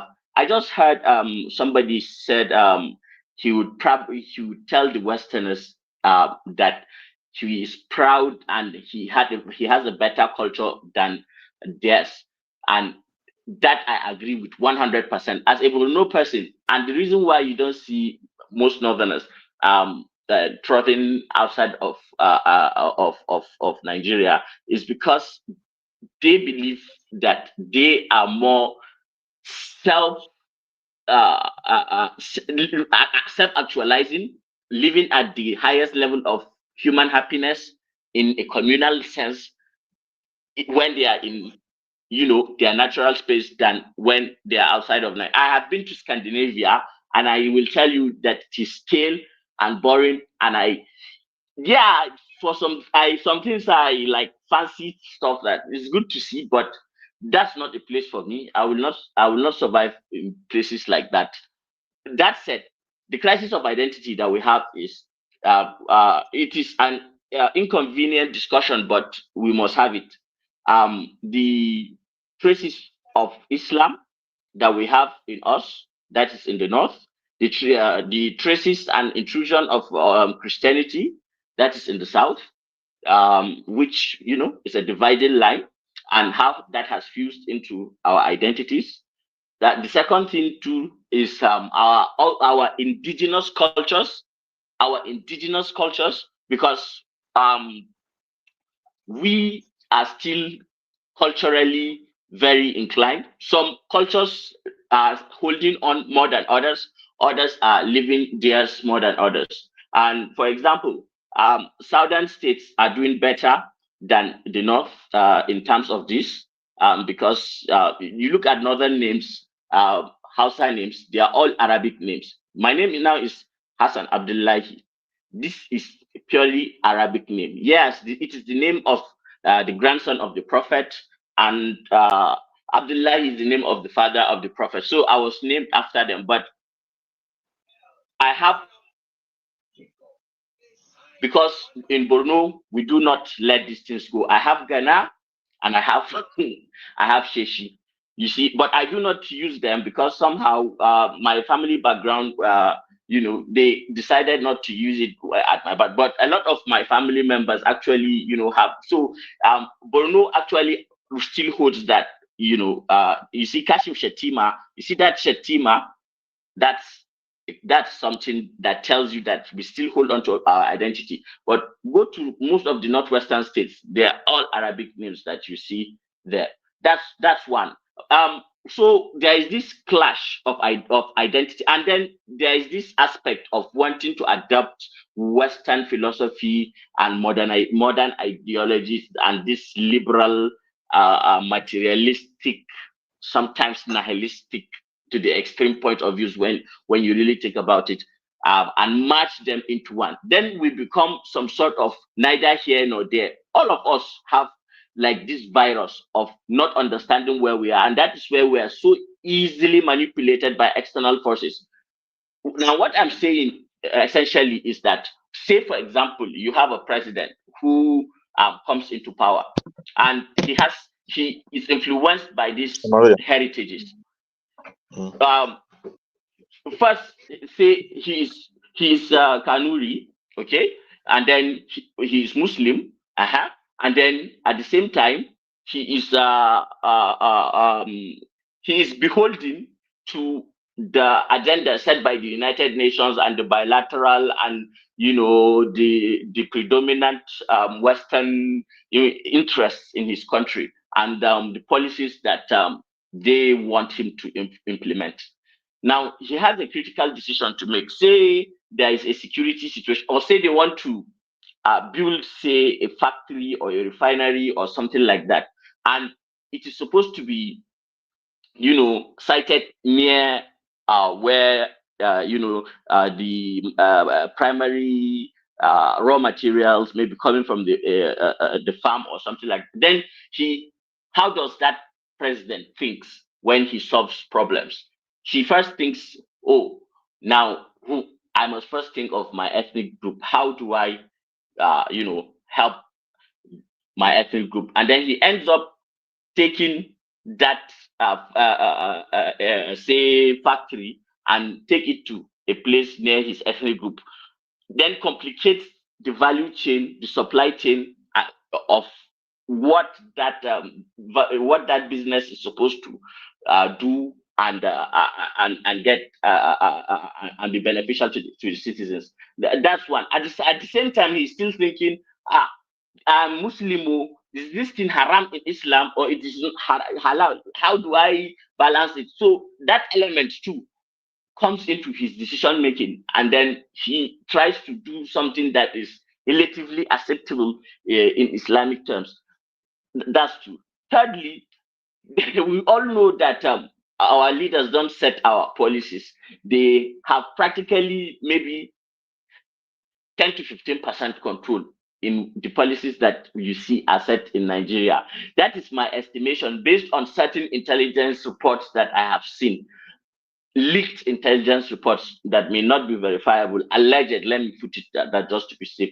What is actually happening is that they end up taking decisions that are neither here nor there and don't solve any problem. Why? Why? Why? Because there is a crisis of identity. It is a person like me, like the guy with the like Ison, like Jewel, or what's the other guy, comparable facts. It is one of us that grows up and then gets into a position of leadership. They don't come. It is not the rain that drops leaders for us. And then year after year, leader after leader, it is still the same thing. Then the problem is not actually outside. The problem is internal. Now, how do we coalesce and become a nation or a culture that exists and have common aspirations, goals, and values to the point that we see ourselves so beholden to our identity as Nigerians over anything else? I'll take you to an example of the Tutsis and Hutus in Rwanda. If you go to Rwanda today and try to identify yourself with your ethnic group, the penalty for that is so steep. And what that has done is, really changed their society. Now, for a moral purist, a Western moral purist who thinks Western systems of government are the best, he will criticize and say Kagame is a dictator, he's been in power, blah, blah, blah, blah. But for somebody like me, who's an African, I would rather Kagame still be there and they keep progressing than say adapt a democracy and then some useless freak just comes and destroys everything. So this really is, and now in Rwanda there is this nationalistic identity that the generation that came after the genocide are so much, they have so much share a common bond together that they are now inseparable. Now this is a first, this is one way, but it is a tragic and a first way that things happen, because there was a reconciliation commission and all that, and however, for a country like Nigeria, my vision of what will happen to Nigeria to become a nation is that at the end of, and that is how the big nations that you have seen have actually formed. It will take time, but we will reach a stage where, and the world around us is changing. Don't forget, as human beings, we are adaptable creatures. our environment actually dictates our behavior. Now, a lot of us are still behaving, and our leaders are still behaving as if we are in the 19th century because of the neo-colonial order that the world is still running on. But something is happening within within Nigeria that is exclusively Nigerian. Let me give you an example. The things that you would associate with a culture is usually their philosophy, that is the way they think, their moral codes, their language, music, and a lot of other things too that maybe have sentimental value. All of that, it is coalescing. This pidgin English that we all take as if it's nothing, as if it's something that is useless and backward. This pidgin English, believe you me, if Nigeria continues to exist, if nothing happens, and this world continues to exist with what is happening and the revolution that is happening in technology and all that, if there is enough peace to bring quality education, I mean, not brainwashing, because a lot of us have been brainwashed to think that Western systems are superior just because they make you rich. Now, this idea that because you are stupendously rich, somehow that just makes you live a better life is not essentially true. Because for me, me as my culture, as the where I grew up, it is not the measure of your wealth that gives you happiness. It is how socially connected you are in a communal way, and how impactful you are to the lives of the people around you and your community. And that should be the goal. Now, the typical Nigerian way of thinking and culture that is now being born, or it has already been born, but it's still at an early age, is the pidgin English. Now, whenever you are speaking in pidgin English, you tend to, there is a switch that happens when you think in most of us Nigerians, we speak different languages. On average, most Nigerians speak 3 languages. So when you're speaking in different languages, your thought process actually changes. So if you are speaking the typical Nigerian philosophy, psychology, and approach towards life is the pidgin English approach towards life. And if you look at what pidgin is, it's essentially a, a, a, it has a culture of get doing, get going, go and get it. And then it also has a culture of slavish, um slavish, forgiveness. It has a culture of slavish forgiveness, and it has roots too, because of what the country has experienced in the past.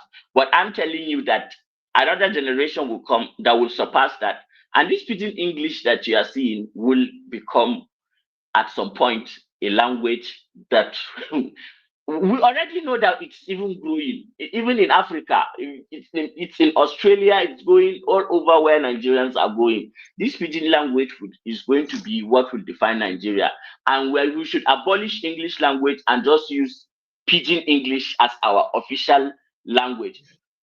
Indirectly, it's just like putting a middle finger to the colonialists too. Hassan, And Hassan, let me also counter you. See, I've listened to you. You said a lot of points that is really good. But one thing is this. no, let me finish one thing before you counter me. I'm not talking Okay. about this in the timelines of say 10, 20 years old. I'm talking about this, how it naturally happens. It takes 50, 100, 150 years. These are usually how these things happen. Now, I believe Nigeria will survive to reach that stage, and when it does, Nigeria will be better for it. We may not be there to see it, but I am hopeful that Nigeria will succeed. And all of us have a part to play. as we are right now, from the way we conduct ourselves and what we teach our children, because children are imitators. They learn from imitation. It's not what you tell them, it's what you do that they learn from. Let me just say that and not keep quiet. Okay, thank you. Yeah, thank you very much. You said, well, when you look at the pigeon you just referred to, I agree with you, but it will only help us in a way or space where culture, religion, and identities are similar. Take Benin, for example. Even the pidgin English originated from Benin, not other place in Nigeria, just that we don't keep record. But as it is spreading today within the Bende area, that's where it started. Because of these ethnic people, because most of the language we were having within that space, and there was no central one. Within they brought Igbo from east, Yoruba Yes, from, but there are so many iterations of it right now. Even Cameroonian one, where Senegalese yeah. one, so many Everywhere you have iterations now. the British, where Ghanaian British one, colonized. yes. Ghanaians are coming out with their own now before they don't even have self. Once they don't speak English, they speak their local language because they use their local language so much That's than that's to tell even you how culturally powerful we can become if we do become a yeah. nation. Nigeria is But not a joke. yeah, If we really Asan, let become me. a I want nation, to land the we point must be before you. listened to. What like in this area, they have similarity culture because traditions and so many things. So I feel not that we don't have a concern, but before nobody cares. As you said, if people in the north have different culture entirely, even when we still speak this language, we're still going to be finding boundaries. I'm just telling the truth. And I feel Nigeria can work very well. Even this external dimension you are talking about, if we speak the same language, we are still divided culturally, we don't understand ourselves based on religion, people will still exploit it. You see, if I listen to all our past leaders, when I listen to Sir Ahmadu Bello of blessed memory, I always learn from that man. Few of his video, few of his statement. Like we have differences, we must sit down. Let's know it. We should know so that we can know how to deal with it. The differences in our culture and our understanding is what is draining the country. Because what make you to feel you are better than others may not necessarily mean anything to the other person. They see it as rubbish.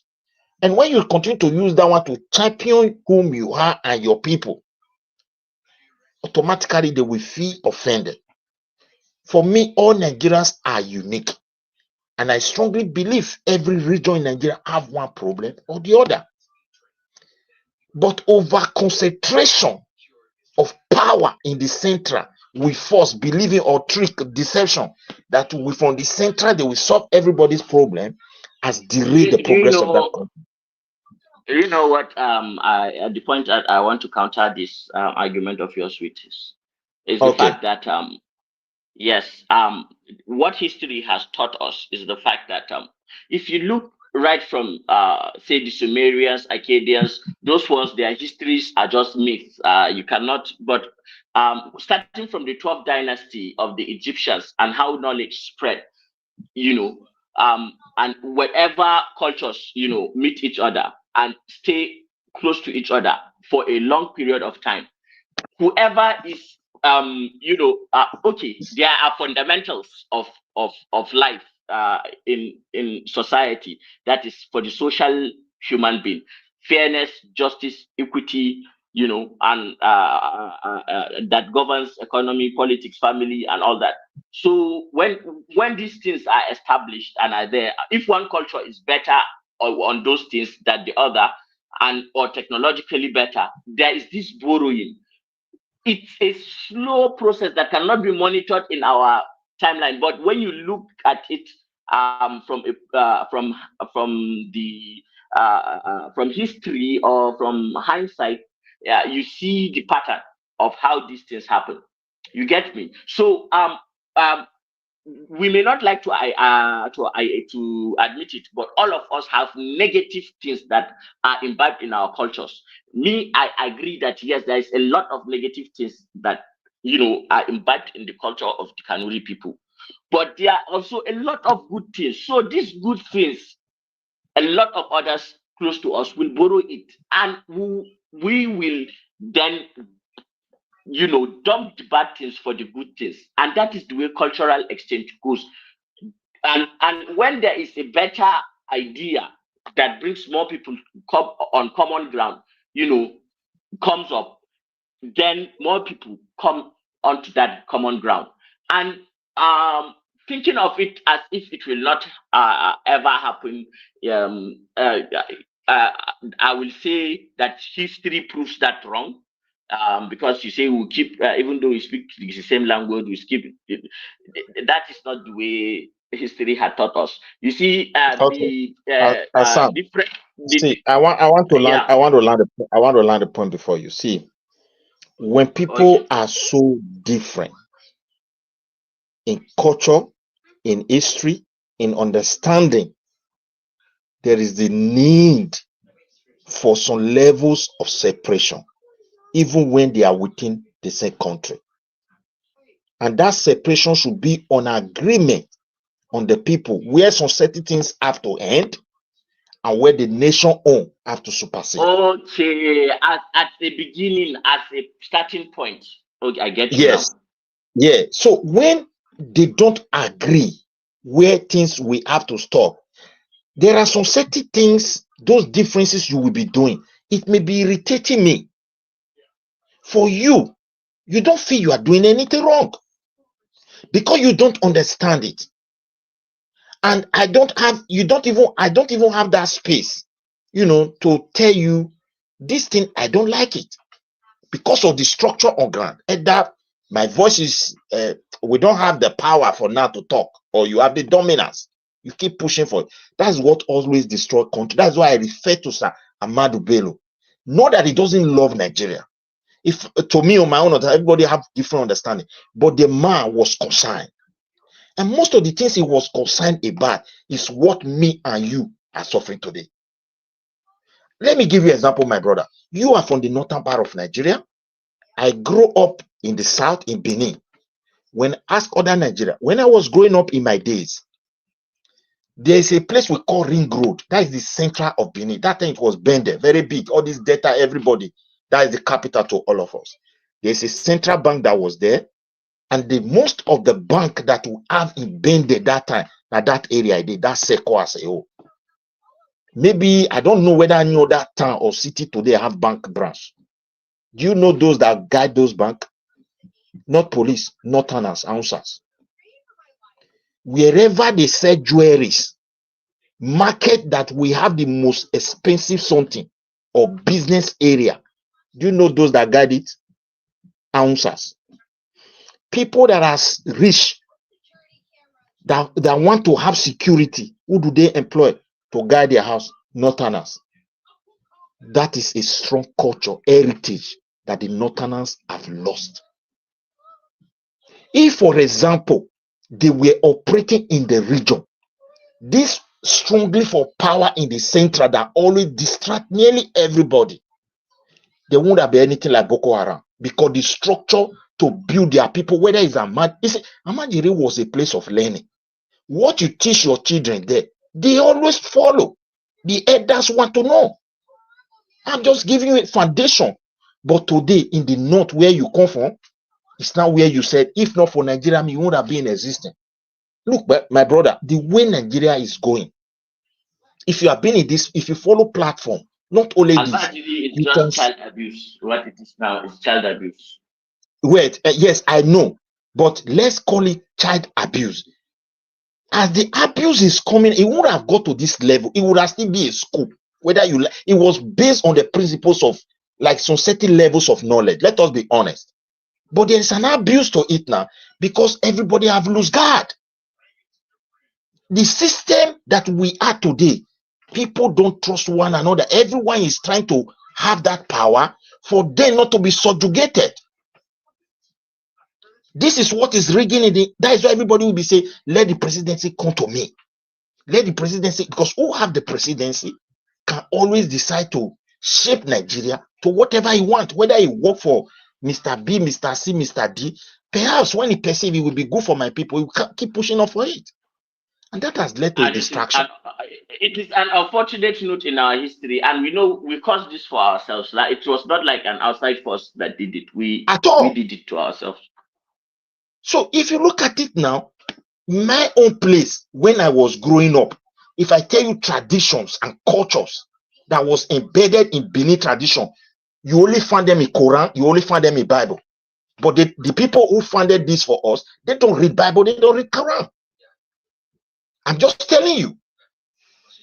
But today, we growing up, have had every series from the Shehu of Borno and the Oba of Benin, like hundreds of years ago, like 300, 400 years ago. Okay.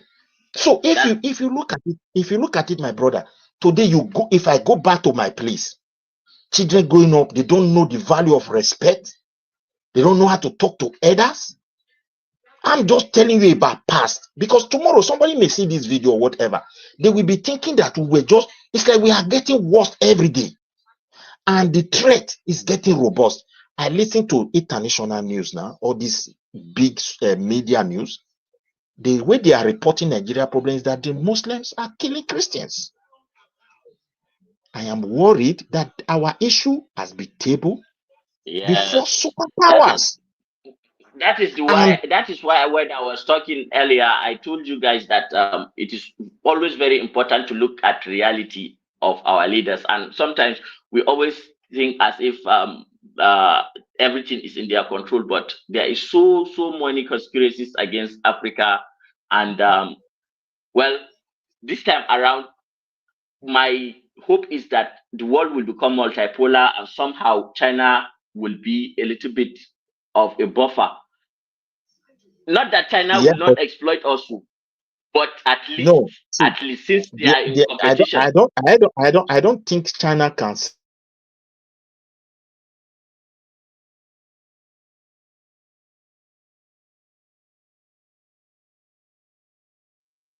Are you still there? I can't hear you. What happened to Hello? Yeah, you guys hear me? Okay, sorry, I open it now. I don't know why it goes off. My brother, if you look at it very well, the danger that these things carry, the way these people are talking, there are chances for them to exploit any group in our country. Whether they are small enough, it doesn't matter. Once it starts, they will go to the other start, they will amplify everything, and everybody will be confused. Our leaders should settle down. Nobody is satisfied with what is going on in the country. But over concentration of power in the hands of Mr. President is not going to save anybody. Let me tell you.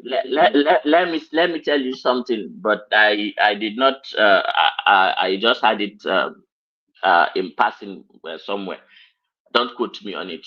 There is a race now to Ghana. What's the name of this natural that they used to make chips, and not just chips, the one that China actually controls more, that the United States needs for its weapons. I don't know whether both sides they call those things. I don't know. I can't remember. Rare earth minerals. Rare earth minerals. Well, that's one. Then two, there is another gold rush because of how fragile the dollar is, because how the United States Federal Reserve has trillions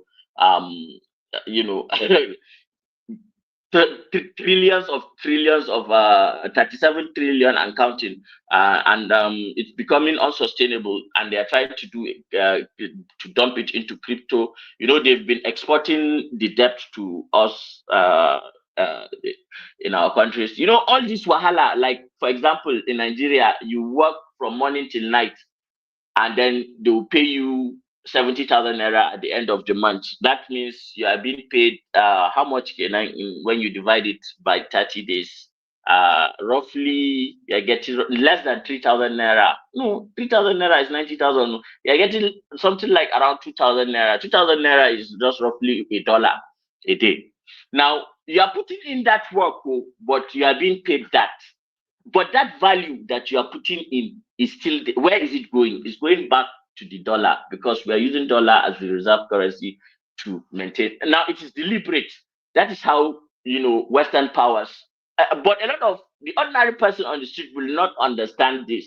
But he sees the and how the IMF and the World Bank and how they work and the manner in which if you see the terms of references when these documents are signed for all these loan deals, oh my God, you just know that this is something that is born from the pit of hell. But our leaders know that they cannot, they do not have the economic, the military, and even the moral rectitude and the moral integrity, to draw a line and say no.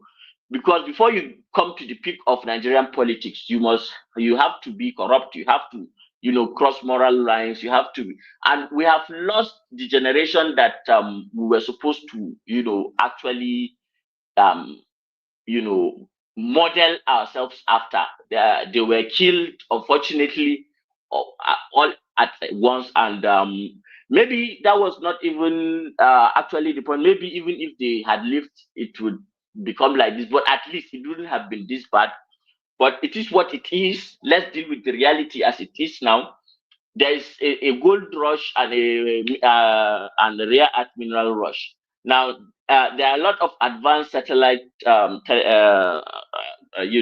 devices that are beaming lasers down into the core of the earth and are, gauging what is happening at the even the plasma level and the magnetic resonance and that the core of the earth is emitting and how everything they account. So they have already mapped out all our places that we are living in and have seen where these things are. Now they can't just come and say they want to come and start exploring these things like that. The modus operandi will not favor them because of course the government will want to bargain. But when they create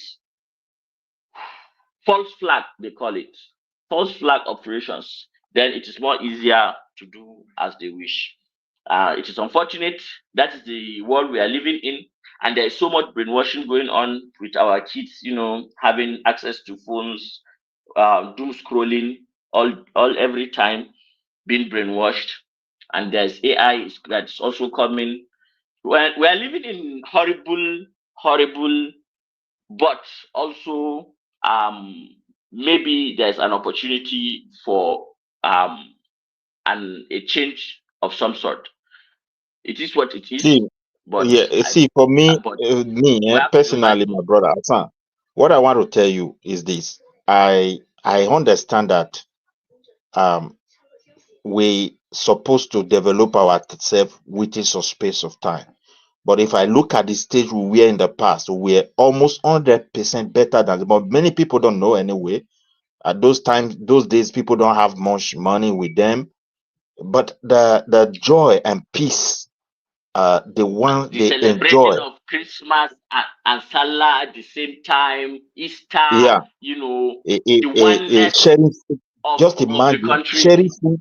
People will be bringing food Oh to my your God. house. You will be giving food to other people, and nobody poison one another. You don't even know where the person is from. Whether it's from north, he will bring his Salah food. You carry.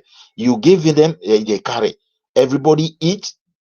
My brother, look at where we are today. Everybody is now becoming Where, suspicious what, no, of one another. where do you think that philosophy of individualism and everybody is it's because you have to pay for everything. It's a Western idea of even the air you breathe. There's this brutal Western capitalism wants you to pay for everything. They have monetized everything. That is where this moral decay is coming from. But because the human being has to survive, if you force him, there's this functional theory of crime that Emily Durkheim argued, and what he said was that actually crime is functional. That people will survive wherever way they can because that is the nature of life. If you put pressure on people too much, that is why there is always a positive correlation between where there is poverty and crime, because obviously man must chop, man must work. Like, so this brutal Western capitalism is a system that will have to collapse at some point. And the reason why at that point we had but that there's no was because it system. was a military government that was, a blend of the communist, socialist, I would say communist, more socialist in nature, and then elements of capitalism. Now, right since they killed Abacha, they took over, I think, and the rest is history. But the way I see it is our problem is not even capitalism or social. In fact, socialism may even be worse in a space like Nigeria, except Ola, you we can't go give. ahead. Ola, hold on Not now. socialism. No, no, no, no. Ola, It's not Ola. socialism I'm talking about. So Hassan, hold on now. it's a Hassan, blend. Hassan, hold on. Before we even continue, so let me do this because I did this offline. I have to do this online. So let me apologize to the people of Ekiti State and Ola in particular for the report I brought about the bill that was passed or that was proposed. So the rep was not from Ekiti, it was from Lagos, and they got the reports wrong. And the rep also denied that allegation. So apologies to Allah and everybody from Ekiti. So go ahead. I don't know. Apology accepted. That's a good thing to do that when someone means something. I've apologized on several occasions there. So I will encourage my brother when he comes back, comparable fat, to know how to apologize. You may be hearing me wherever you are, but at least because as I was saying, Azan, like you see, our problem is leadership. So we lost leadership quality immediately. Immediately we aborted the first republic. I think that's where the problem is now, because we have leadership these days that they are not concerned about developing human, but instead they use some kind of fringe benefit that can keep them perpetually incapacitated, so that they won't be able to rise up and challenge the status quo. So that's what we have. Because look at it this way. It has always been my argument when people talk here that, oh, some states cannot stand. I've never believed that, because people look at resources to develop a country through the natural resources. We can't be more. In fact, that's the worst assumption, because when you look at country like United Even Kingdom, even at you that, understand? even at that, even at natural resources, I would send you a site. Just go and see what they have discovered, what the Chinese actually published from one of their satellites that was leaked. It was a leaked intelligence. Chief There's practically no place. Chief Hassan, we know that the issue Yeah, is not the resources, it's harnessing and yeah, maximizing the opportunities of the resources. yes, Everywhere in Nigeria yeah. is filled up with all these things, but how do we bring it out, and how do we use the gains from those resources to then grow the economy to benefit in other sectors? That's always been the issue. We know what we have, The but first thing, the how do first we thing benefit from what we have? is to No, no, become a military power.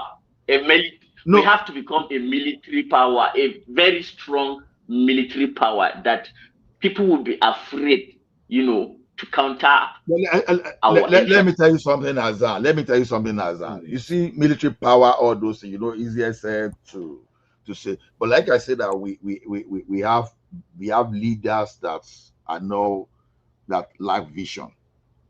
All of them. Okay, you and I were in this space when some people among our leaders were trying to get judgment against our foreign reserve just because of personal gain. You are here. You and I, we are here when some people are sponsoring people to bust pipeline just for personal gain.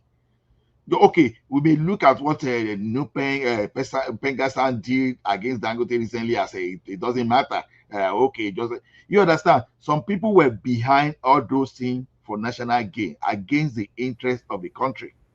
So personally, when you have people that start thinking that way, that means that we have a shortage of human capacity. When I say human capacity, it does not necessarily mean that to be able to be a carpenter only, but the way we think about the present and the future.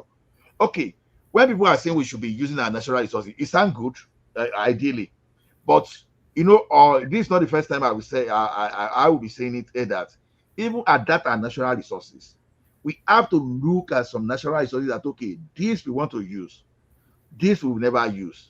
Why so? Because when you Because look some at the of them are population from cursed. Nigeria, They are curses. They are curses. no, Like the goat no, in that's not the Zamfara problem. has That's become not a even my curse. problem. It's a curse. That's not It's a that's not curse even for my them. problem. That's not even my problem. Look at the entire land area of Nigeria. We are not that big, but look at our population. We are tending towards American population, and we don't have big land. Now look at Southwest now, for example. I'm afraid that in the Southwest we will sell all land and we just build small bungalow around and with time we have nowhere to farm. And You understand? Those are the kind of Ola, I'm also worried as from Benin. I also believe very soon we'll not even have land to farm. yeah, no, exactly. You understand?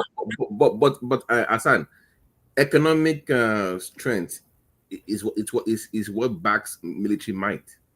So No, the no, stronger you are, I don't, no, I believe the military comes first before the economic. no, Actually, but you must No, fund. you cannot have a military mind without economy. No way. Yes, you must have the money no, to buy the weapons to fund it now. there are two sides of the same coin. Like, okay, yes, research and development has to go into it, but we have seen like countries who have been under. Look at North Korea. What does North Korea has? Not that I'm not saying that it's a dystopian country. It's dystopian, but that country is protected. Now imagine, say, they have a leader who has their interest at heart. North Korea could easily become like China. What is so wrong with the Chinese? I don't see anything bad in the philosophy of the Chinese, that bad compared to what the Westerners are offering. I mean, culturally, the Chinese are more similar to me than the West. At least, Hassan, even I want to counter morally. you. See, what we are suffering in Nigeria is not a matter of all the content of black race. Naturally, black man is very, very greedy and is also naturally very wicked. And because of that greediness, that's what the Westerners are exploiting. This is one of the things that I have been struggling with myself personally. Like, I try to reject it, but the reality keeps hitting me over and over and over and over and over. At some point, I just had to accept it, that there is something in us black people So that so I so don't so know. the IQ argument being made by some people from a few years ago on this platform is true. Then not. I don't That think we can't it's govern. IQ. I don't think it's an IQ problem, because No. I'm what is quoting. even No. IQ? I'm quoting. There was a late recording of Reagan in the 80s when he was talking about Africans and our inability to govern ourselves. He called them, yes, he Yes. called them baboons with shoes. Yeah. So it's like we are proving him right because we cannot even govern ourselves. We have what it takes. That's so it gets to the point. So, but sorry, can I ask you a question? Midwest, in your Edo area, has there been attacks recently, or this rumors of them attacking you anytime soon? Because I've never heard of them attacking Edo or anything like that. It's happening, my brother. The way the thing happens, it's happening in my place, and if it happen, it will also go down. Already. No, we have been on it for very long, just like every other Nigerian. Sometimes I didn't know now. it I will didn't know. I do have a problem. it will subside and the news will be quiet. Suddenly it will appear again. But currently the governor is doing something. Is really, mobilizing the people, working with the locals, working with the army, working with the police, going deep into the forest, busting the camps of these people. I think that one is yielding results. But recently now, many of them are also in our city. They are now before you wake up, they can remove your gate. If you travel, the area is quiet. area where people are building houses and all those. Although this is just a crime, but we should take that one away. These are crimes that I feel they can deal with. But that one that they take people's life because they are in their farm, all those kind of things. I think for next Oh a little yes, bit yes. quiet, but that does You not mean we are safe at all. you border Kogi State, so you are close. Then you are next. So if they overrun Kogi, then you are next in Edo. Then yeah, I So see. I so see. as we say, you understand, our focus should go away from our natural resources, because the natural resources we've not been able to use it, to be honest. The only natural resources we'll be able to use so far is our limestone. You understand? That's the limestone, as far as I'm concerned. The Ajakuta, the steel we have, we've not been able to use it. The oil we have, probably they are stealing like more than 50% of it. Until recently, that Dangote is just trying to push sanity. I see the like of Nupe Pengasan that's trying to create problem. So my point is this: when you look at South Korean, I don't know this particular figure. These guys, I believe they are making more than what we are making in oil. They are making it in the automobile industry.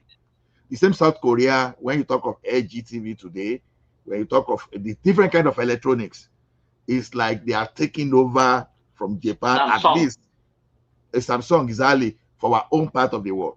So if we concentrate on such kind of manufacturing values, you understand, we are going to have less tools that all these crook that call themselves leaders, because some of these people that call themselves leaders, they are not really leaders just because they've been able to hijack the resources and use that one to mobilize people that they See, pulverize Ola, and they make poor. Ola, if we want to go to that line, we still need superpower. Where That is I'm why coming I from? believe that Nigeria should build a very strong military. You guys don't understand the kind of threats we No, are facing. see, if you give Nigeria Like, a strong military, wait, my brother, I have to be honest here. If it goes to the hands of the yeah. Muslim, all they will want to do is to turn everybody to Muslims. Don't take that away. No, If you Yeah, if creating you problem. wait now, no. wait, I have to be Do honest you here. If you do give you, it, wait, let me do you land my let point me just ask, a moment. have you Wait, heard, no, oh, let me just one, ask you one question. I I can't hate it wait, when wait, people I'm like going the Nigerian somewhere. army. I'm Have going you somewhere. ever had a Wait, relative join the army? wait now a little bit. If you give it to a certain person that have even Christian background, his next motive is how will I let these Muslim people know that we are also strong. I This is know. natural. I'm just telling you the truth now. That is And very wrong. No, it's if you wrong. look at It's propaganda. what It's a most lie. of the And So Midwest. okay, if you don't let agree, me let tell leave you. that aspect. Do you know Let why leave that it is aspect. a big it is an on truth? It's the very reality that Nigeria, of all the institutions in Nigeria, the only one that still remains Nigerian first is the military. No matter No, what you you lie. say of them. You lie. You are joking. Wait, I want to counter you. The military themselves, the What Northerners do you were know about the opportune. military that well? Wait now, let See, me talk about from the no, Natural Midwest. resources is the military. Let me even contribute to this strong defense that Azan is talking about. I don't have problem with strong defense. Let's get that right. I don't have problem with it. But we have to deal with the mentality of our leaders first of all. Okay, this is an example now. Today, if we have Sam Bello, I don't have problem. If you have Ulo, I don't have problem.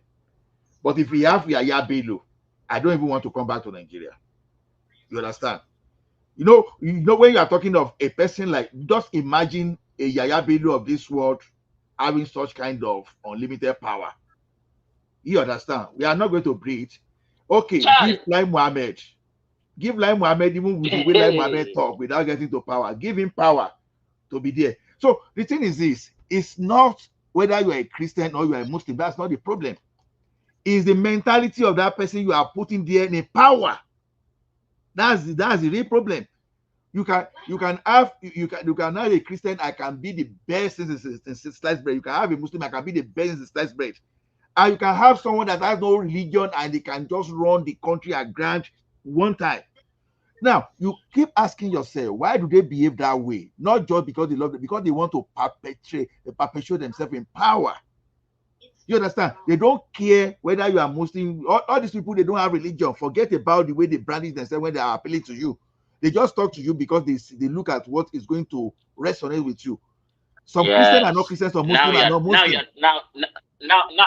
now you're talking about a particular class, of course. Now what where you are getting to is the revolution space, because you are now talking about a subset of Nigerians, that is the elites, who have a different culture than the average me and you Nigerians. These people who rule us, they intermarry within themselves, they organize, they are very lovey-dovey. No matter the arguments they have on Yeah, politics, but no, they understand that I said, hold on their now. interests are aligned. They no, but they control the narrative. They shape Hey, the make I no, hold no. on. You follow, you'd be one of them. No, but that is no, but that is true to in any society. They shape the narrative, they control people's opinions and shape narratives. That is in America, in the UK, in Asia. You always have influential families behind the curtains. So it's nothing new.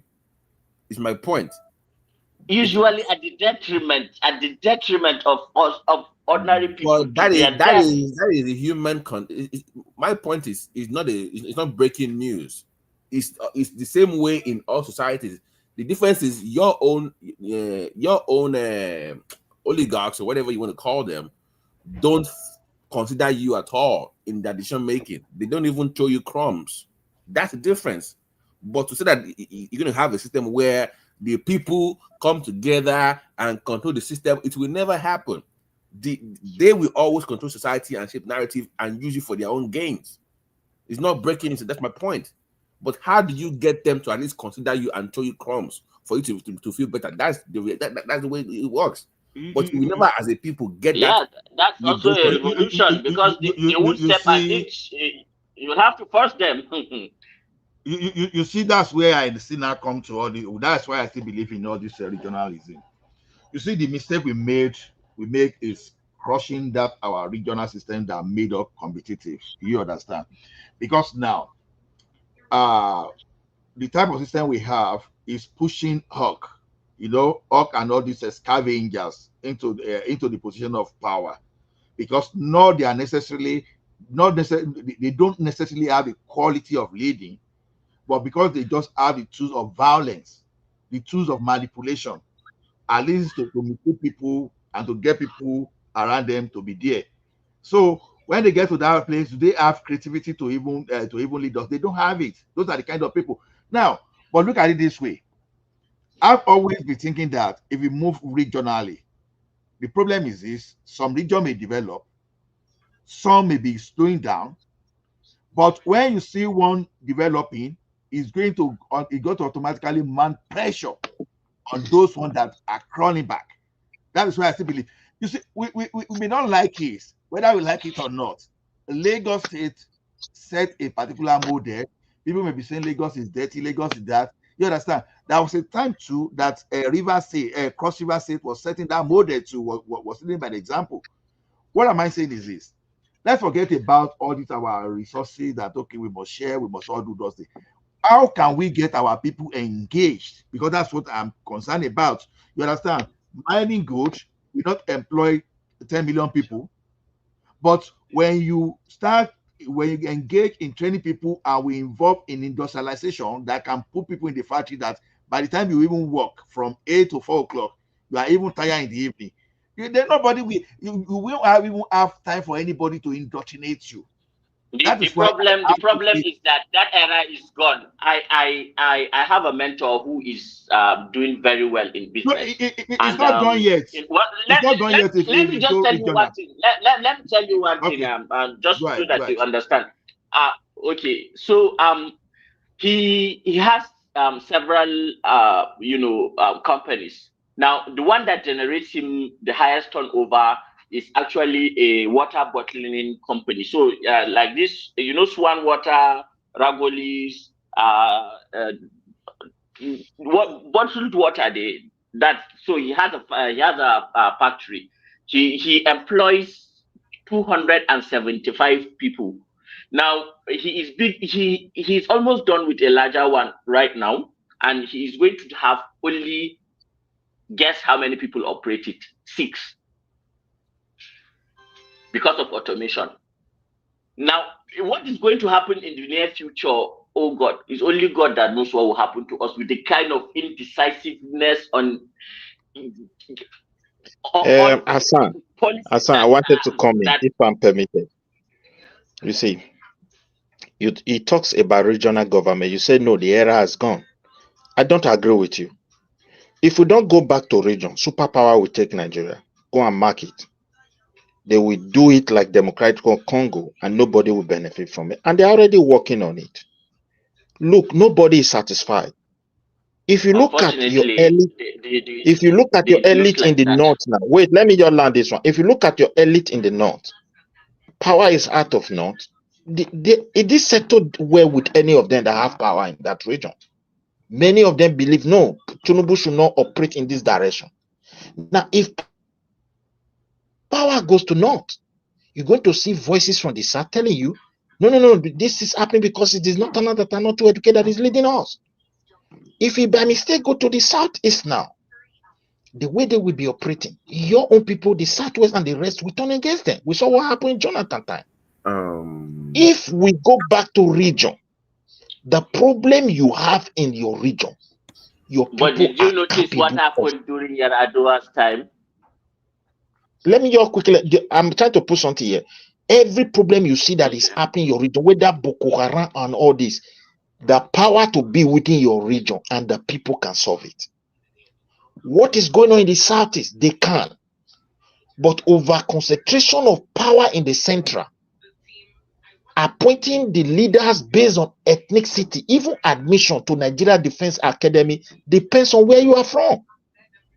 And any president that comes in will retire many generals, go home, no matter the money the previous general, the previous administration invested on it, doesn't care. Because if he will not feel secured, having those kind of people in their various positions. Let us be honest. If we don't reduce the power in the central, that's why I say black man is very well, not that they don't know, and start giving chances for people, whether it's a state that want to exist on their own, if they are powerful enough to take care of their populations, develop what they have, and give the percentage that the federal need from them for whatever they produce, because some place will be poor and the federal will be moving some resources in order for them to grow. That is the only way out. This one that we are struggling, we are almost on a crossroad. Those who thought they have the power, I feel with what is happening globally, our issue, they are already discussing it. I'm just telling you the truth. No, This is my they are conviction, discussing but I our pray it issue. doesn't. No, they are discussing our issue just like Bati. Go ahead. So the Berlin conference. The Berlin conference. You just picture the Berlin conference Hold on, Azan. of 1859. It's still happening. Hold on, Azan. Hold on, Azan. 1933 in America, the New Deal of Franklin D. Roosevelt. That was not done because they cared about poor people, but because they knew. So if you look at what they gave poor people, that package posted the stuff of the market, the stock market. They got Medicare, Medicaid, Social Security Act, welfare package. What they gave the poor people was not because they cared about poor people, but because they knew that if you don't give these people anything at this point, they were scared of revolution. That because imagine, they taxed they taxed people back then. Almost all their wealth was taxed, and they still made money. Go look it up. Almost all their wealth was taxed, and they still made money. They were enjoying that kind of freedom. Yeah, I know of the Great Depression. Exactly. Yes. But my point is to you is this, sir.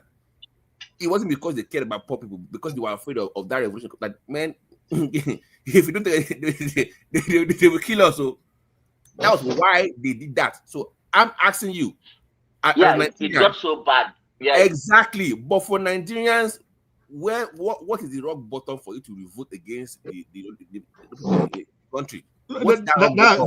That's why we are saying that. See, let me tell you one thing.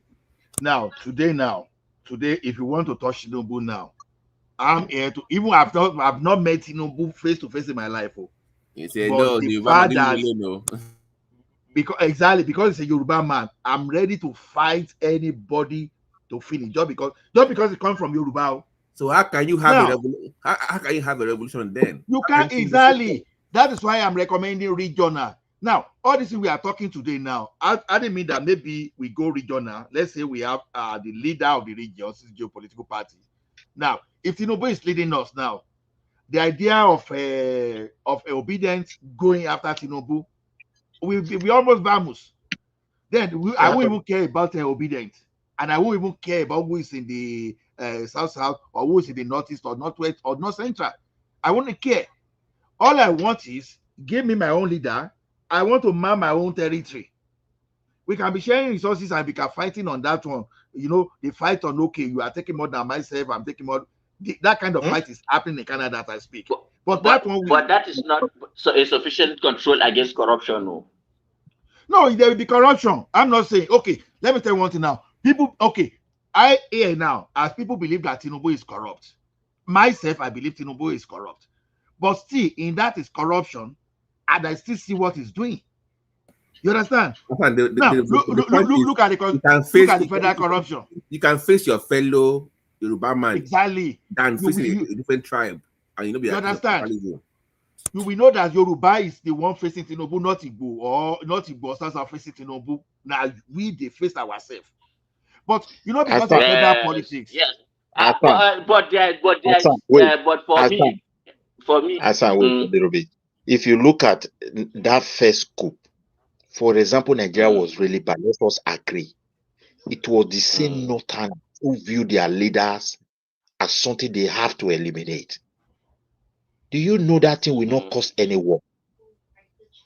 The mistake of the Southeasterner, they don't understand that tossing people from different regions is a no at all. They went ahead and made that mistake. Even to a point, a pregnant woman of a chief, a king, a leader, a premier. It's so horrific. See, this kind state they created for us, and whereby the state people want to ask, the governor will say, ask president. The president directly will be saying, I've given much to the state. Everybody is confused. That's why there's no revolution. What is going on in the northern part? If the northerners are convinced that it is the responsibility of our northern leader to stop this thing, the kind of revolution you will see, they will be forced to put an end to all this nonsense. Are they ready though? Are they ready? No.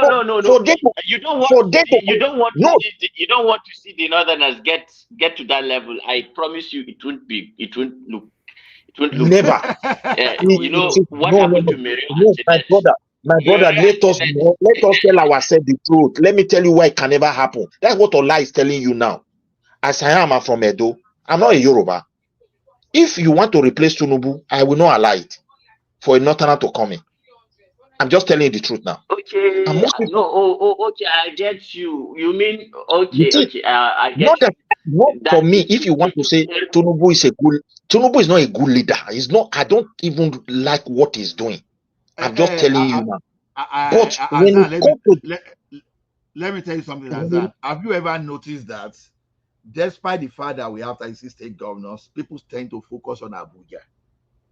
Why is it? Because they focus on Abuja because this guy from the north, the governors get the pass. The governors get the pass. Exactly. The governors are just doing whatever. Look at what Edo State governor is trying to do. Forming some kind of fake foreign investment. That there's a guy now that is exposing him there. 250 million euros. You understand? And do you see all this Edo this in talking? Katsina State governor actually bought 2 houses in the United States recently.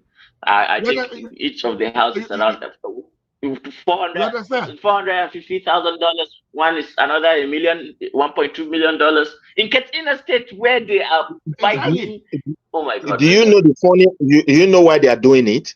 All of them, they are suspicious that something bigger than them will happen to that country. I have to be honest to you. And two, They all have escape plans. All of them have escape plans. Their children are already not living here. They are semi-living here. What we are saying is this. What we are saying is this. So now people are not channeling their energy on their own corrupt leaders. They are interested in who occupies Abuja. That's just everything we fight for in that country. We don't even know. Okay, see, when there was a time I live in Canada when they replaced my prime minister. I was people thought I was joking there when I said I didn't even know. Do you know that there are some places in the north where up till now they do not know that Buhari is dead? You understand? No. So why is it that I didn't even know they changed my prime minister? Because all my problem, as far as I'm concerned, is it's your my area mayor, now. It's your own area. my Nobody mayor. cares about. And now this thing, if I want to, I have student loan. I have student loan close to 100,000, for example. Now I don't have any business with the federal. It's the state. Even when I'm ready, the only reason I have business with the federal is my citizenship, and because my business is federally incorporated. I have federal incorporated business. That's the only thing. They changed my minister. I didn't know. Prime Minister, I didn't know. They might just say, congratulations. I say, what happened? On this forum, I say, what happened? He said, you got a new prime minister now.